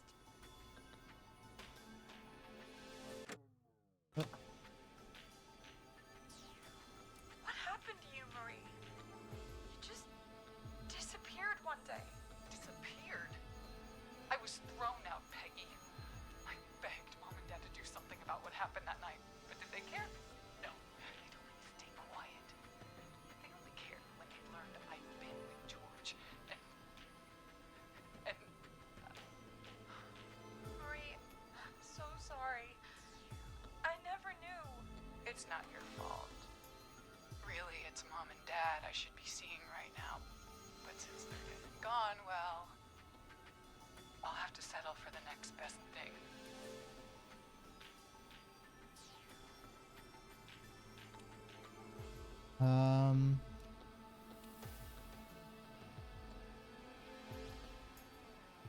Maybe you mean Peggy? You mean Peggy, don't you, Marie? Someone has to pay for what they did. Marie, please. Mom and Dad are gone, Peggy. Besides, you forgot me. Just like the rest. You forgot. Marie, Peggy never forgot about you. Keep your mouth shut. She kept a card from you. She kept it here on her desk. What card? The card you made me for my 8th birthday. What does it say then? Happy birthday, Peg. Now you're great and 8. Love, M.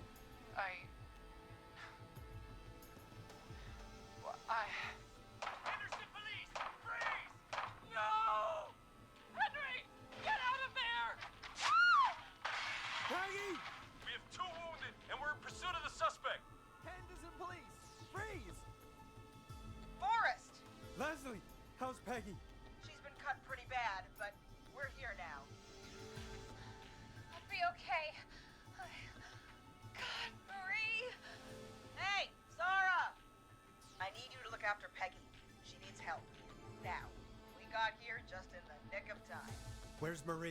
She bolted right as we got here.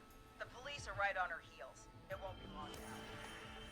It's over, Forrest. Well, folks, it was a long night, but we made it through together. I'm gonna head off to go check on Peggy. This has been Forrest Nash.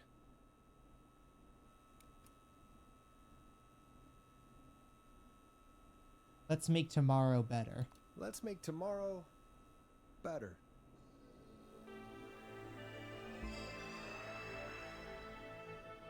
Okay. Did we...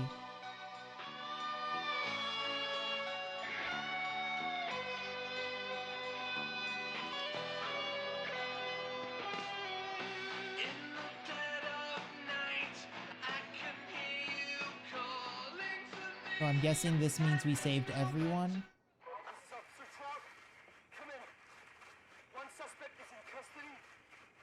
Trail the other suspect into the nearby woods. But you just gotta decide,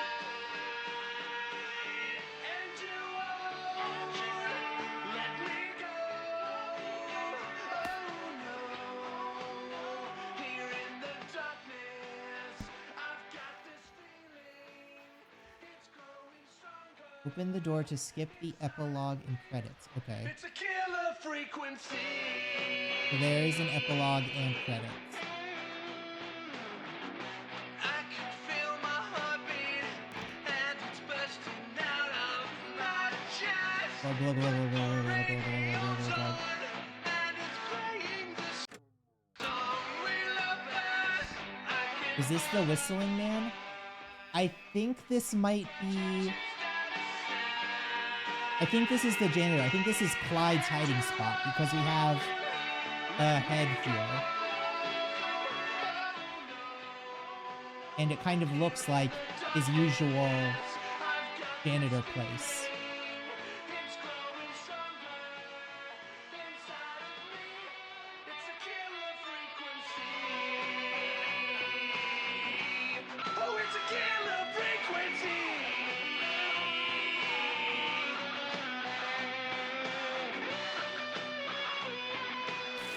We have the suspect cornered at the top of Whistling Point. Oh, is Henry gonna jump off like his dad? Oh no.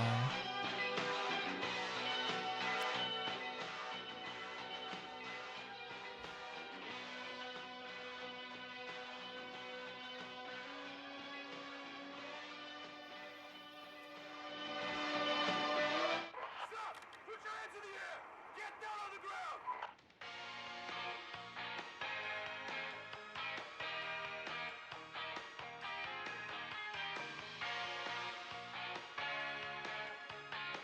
Don't move!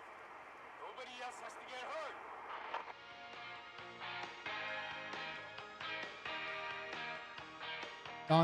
Don's son is Henry, I think. No, stop! Suspect has jumped!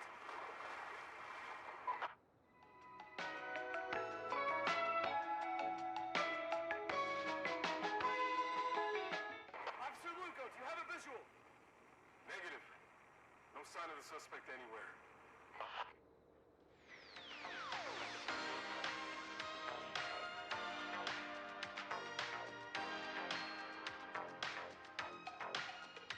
So is that it, or is there gonna be another?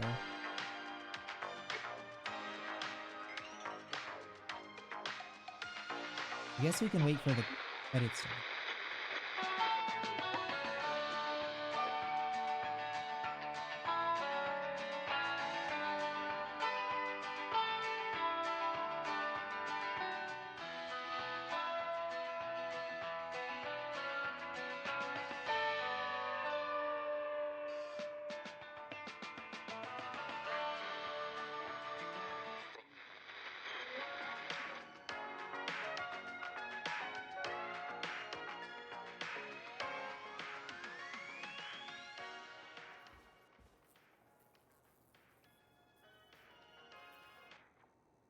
Oh. Okay, that was the end. one of the ones jumped off. One of the Whistling Men copycats jumped off, and I guess that's maybe a bait for a sequel. I don't know. I don't know if you could really do a sequel to a mystery game like this. Horror movies usually have a billion sequels, but it would be kind of cut and dry as to who done it. Oh, well, that was a good game. What was that? About 5 hours without having to like look through absolutely everything in the world. Decent length. Why you don't sequel these games? Yeah. Again, like I said earlier, not sure if I'd really pay $25 for this. I'm pretty sure I got this on sale for 15 or 20 on Steam. Yeah, this was a good game. I would definitely recommend playing through this if you find it on sale. Fun.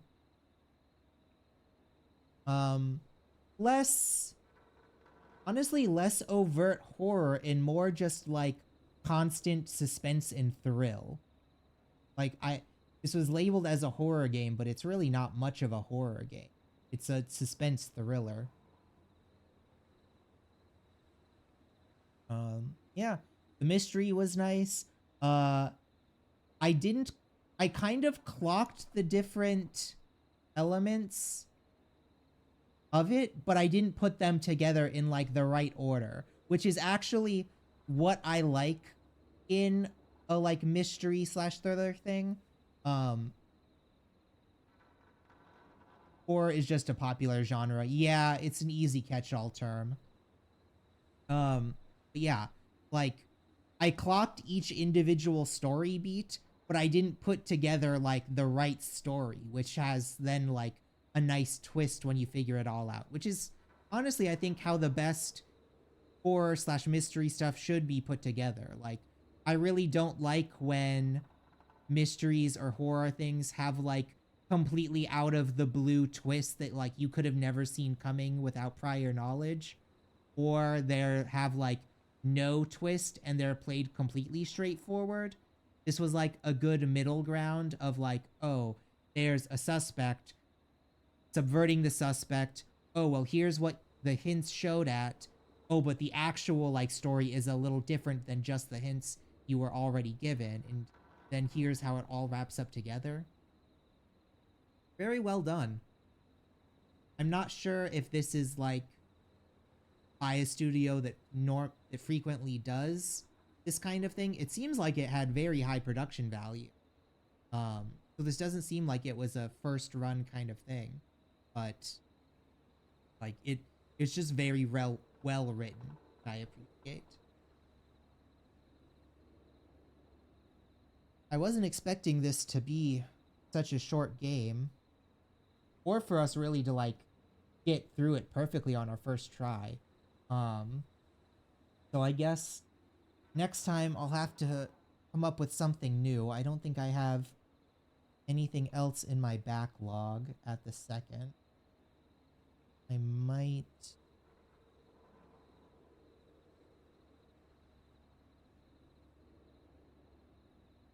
Yeah, I don't have anything else saved up ready to go. I'll have to do some digging.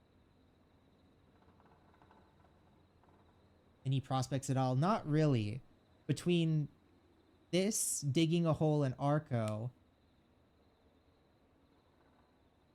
I wasn't prepared to like get through the games that quickly. Although Arco did take us like 2 weeks. I guess that one wasn't quick at all, but that was a very like straightforward, fun game. Oh, I did finish a good ending. Were you the one that wanted to talk to me about getting the good ending in Arco, Captain? Or was that Jade? No, that was you? Yeah. So I didn't get I got the good ending, and then I was like, oh, well, is there like a perfect ending if you do all of the good deeds? And I just looked that up on YouTube and saw that. So I did like the like redemption through death element of um the good ending. It's a very classic Western, like, come full circle. The journey starts with a ton of bloodshed. You are the evil, like, driving force kind of causing a lot of death. And then at the end, your own death kind of closes the chapter. Like, you can't keep living for violence. Which is kind of what the theme of the bad end was. Like, everyone survives in the bad end, but their lives are still, like, muddled with killing and, like, bad deeds. So at that point, like, what's the point of living other than just to, like, carry on with the depravity? Which I'm not sure is, like, a great message, but is also, like, a very cool twist on the common, like, oh, good ending is that you survive, bad ending is that you die horribly. And then in the, like, perfect ending where you manage to, like, resurrect the tree with all your good deeds, I did find that nice in a story element of, like, oh, you were so good you brought, like, faith and magic back to the world. But also, the tree was, like, a cause of pain, and in the bad ending we even see that, like, the malevolent spirit of the huntress is not a force for good. So it seems more like the good ending wouldn't be like you're just perpetuating the huntress's weird, like, Faustian bargain of being trapped inside of this magic tree.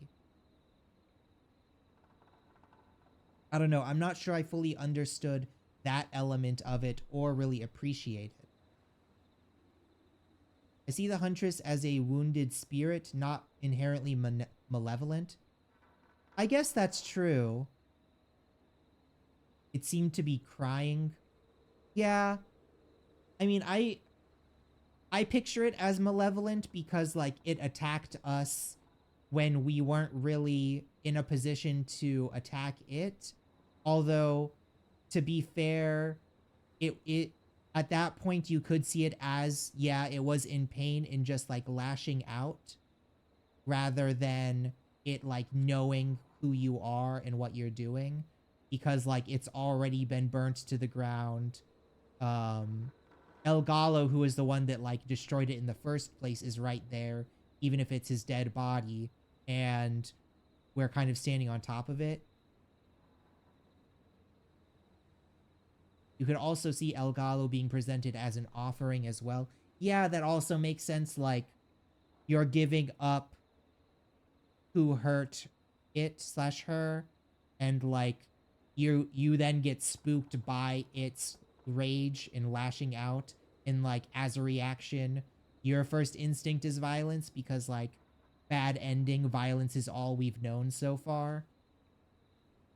So yeah, I could see that being part of it as well.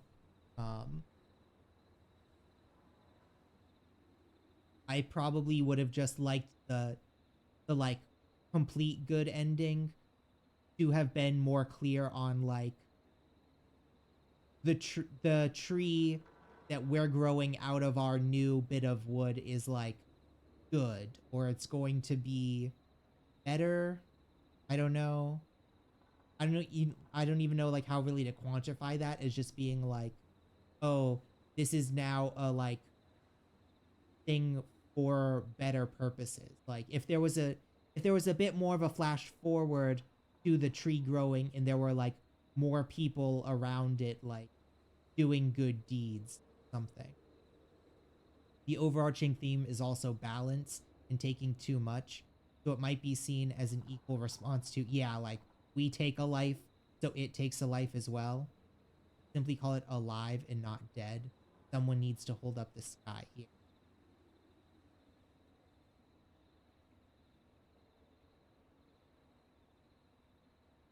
But yeah, overall, like, I really did love Arco. I don't know. It's such a good setting and theme, and, like, not even a concise narrative, but, like, a consistent narrative across 3 different, like, story structures that then weave together.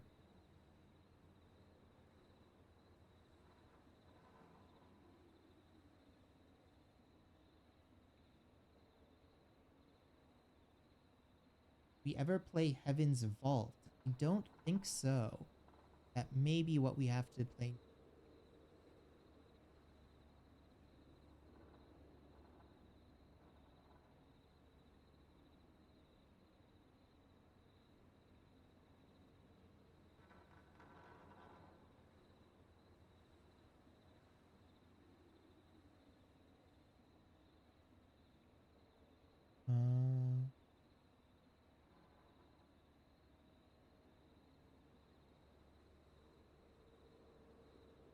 Yeah, I don't think I've ever played this.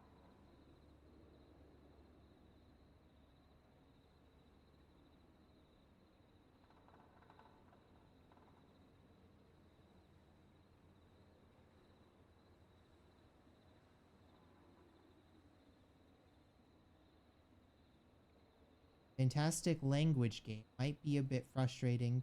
Much of the interaction is time sensitive and can surprise. Otherwise, fantastic puzzle language game. Okay. Well, what was that puzzle game that I played at like the very start of streaming? It was like the Tower of Babel, but I think there was a different thing for it. That was like an all language based.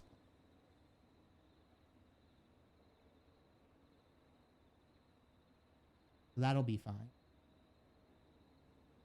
We'll add that to the list of recommended stuff.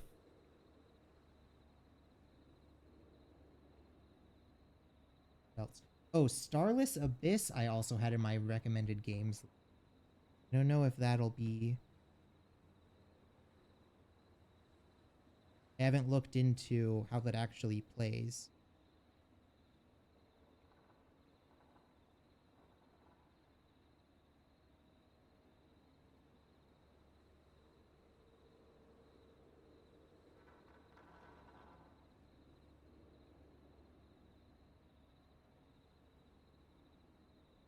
I think that ended up looking like a big kind of tactical or XC style game, and I'm not sure that would be like great to stream.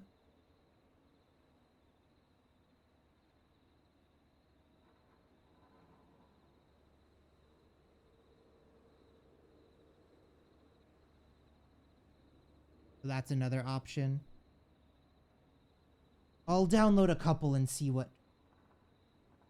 Chance of Sinar, that's what it was. Yeah.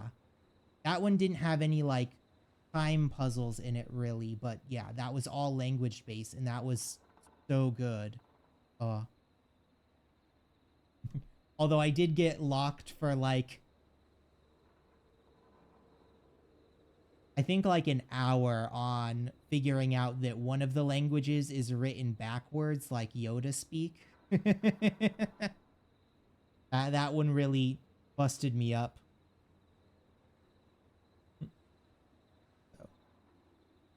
Yeah, so we have a couple of games we can do. Heaven's Vault isn't super time limited, just within short conversations. They are real time. Yeah, just like you can't go back and do some stuff over and stuff like that. Hopefully it's worth a look. I'll definitely check it out. And do you remember how long it is? Like if it's a multiple playthrough game or like one session?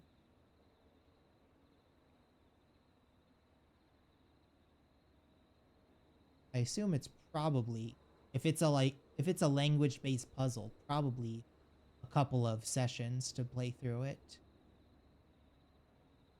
It's not short, and there's a lot of travel exploration. Okay, good. I usually like to do longer games in between these short days of getting through them pretty quickly. That'll be... Okay. Well, with some ideas for the next couple of games figured out, I believe that is where we can call it a night, as it is quite late. Thanks everyone for showing up, especially our captain and sergeant, and Glue who was, I believe, watching here. Might have been lurking for a couple hours. Hope everyone enjoyed the stream. Have a good night, sweet dreams, and I will see you guys next time. Bye-bye.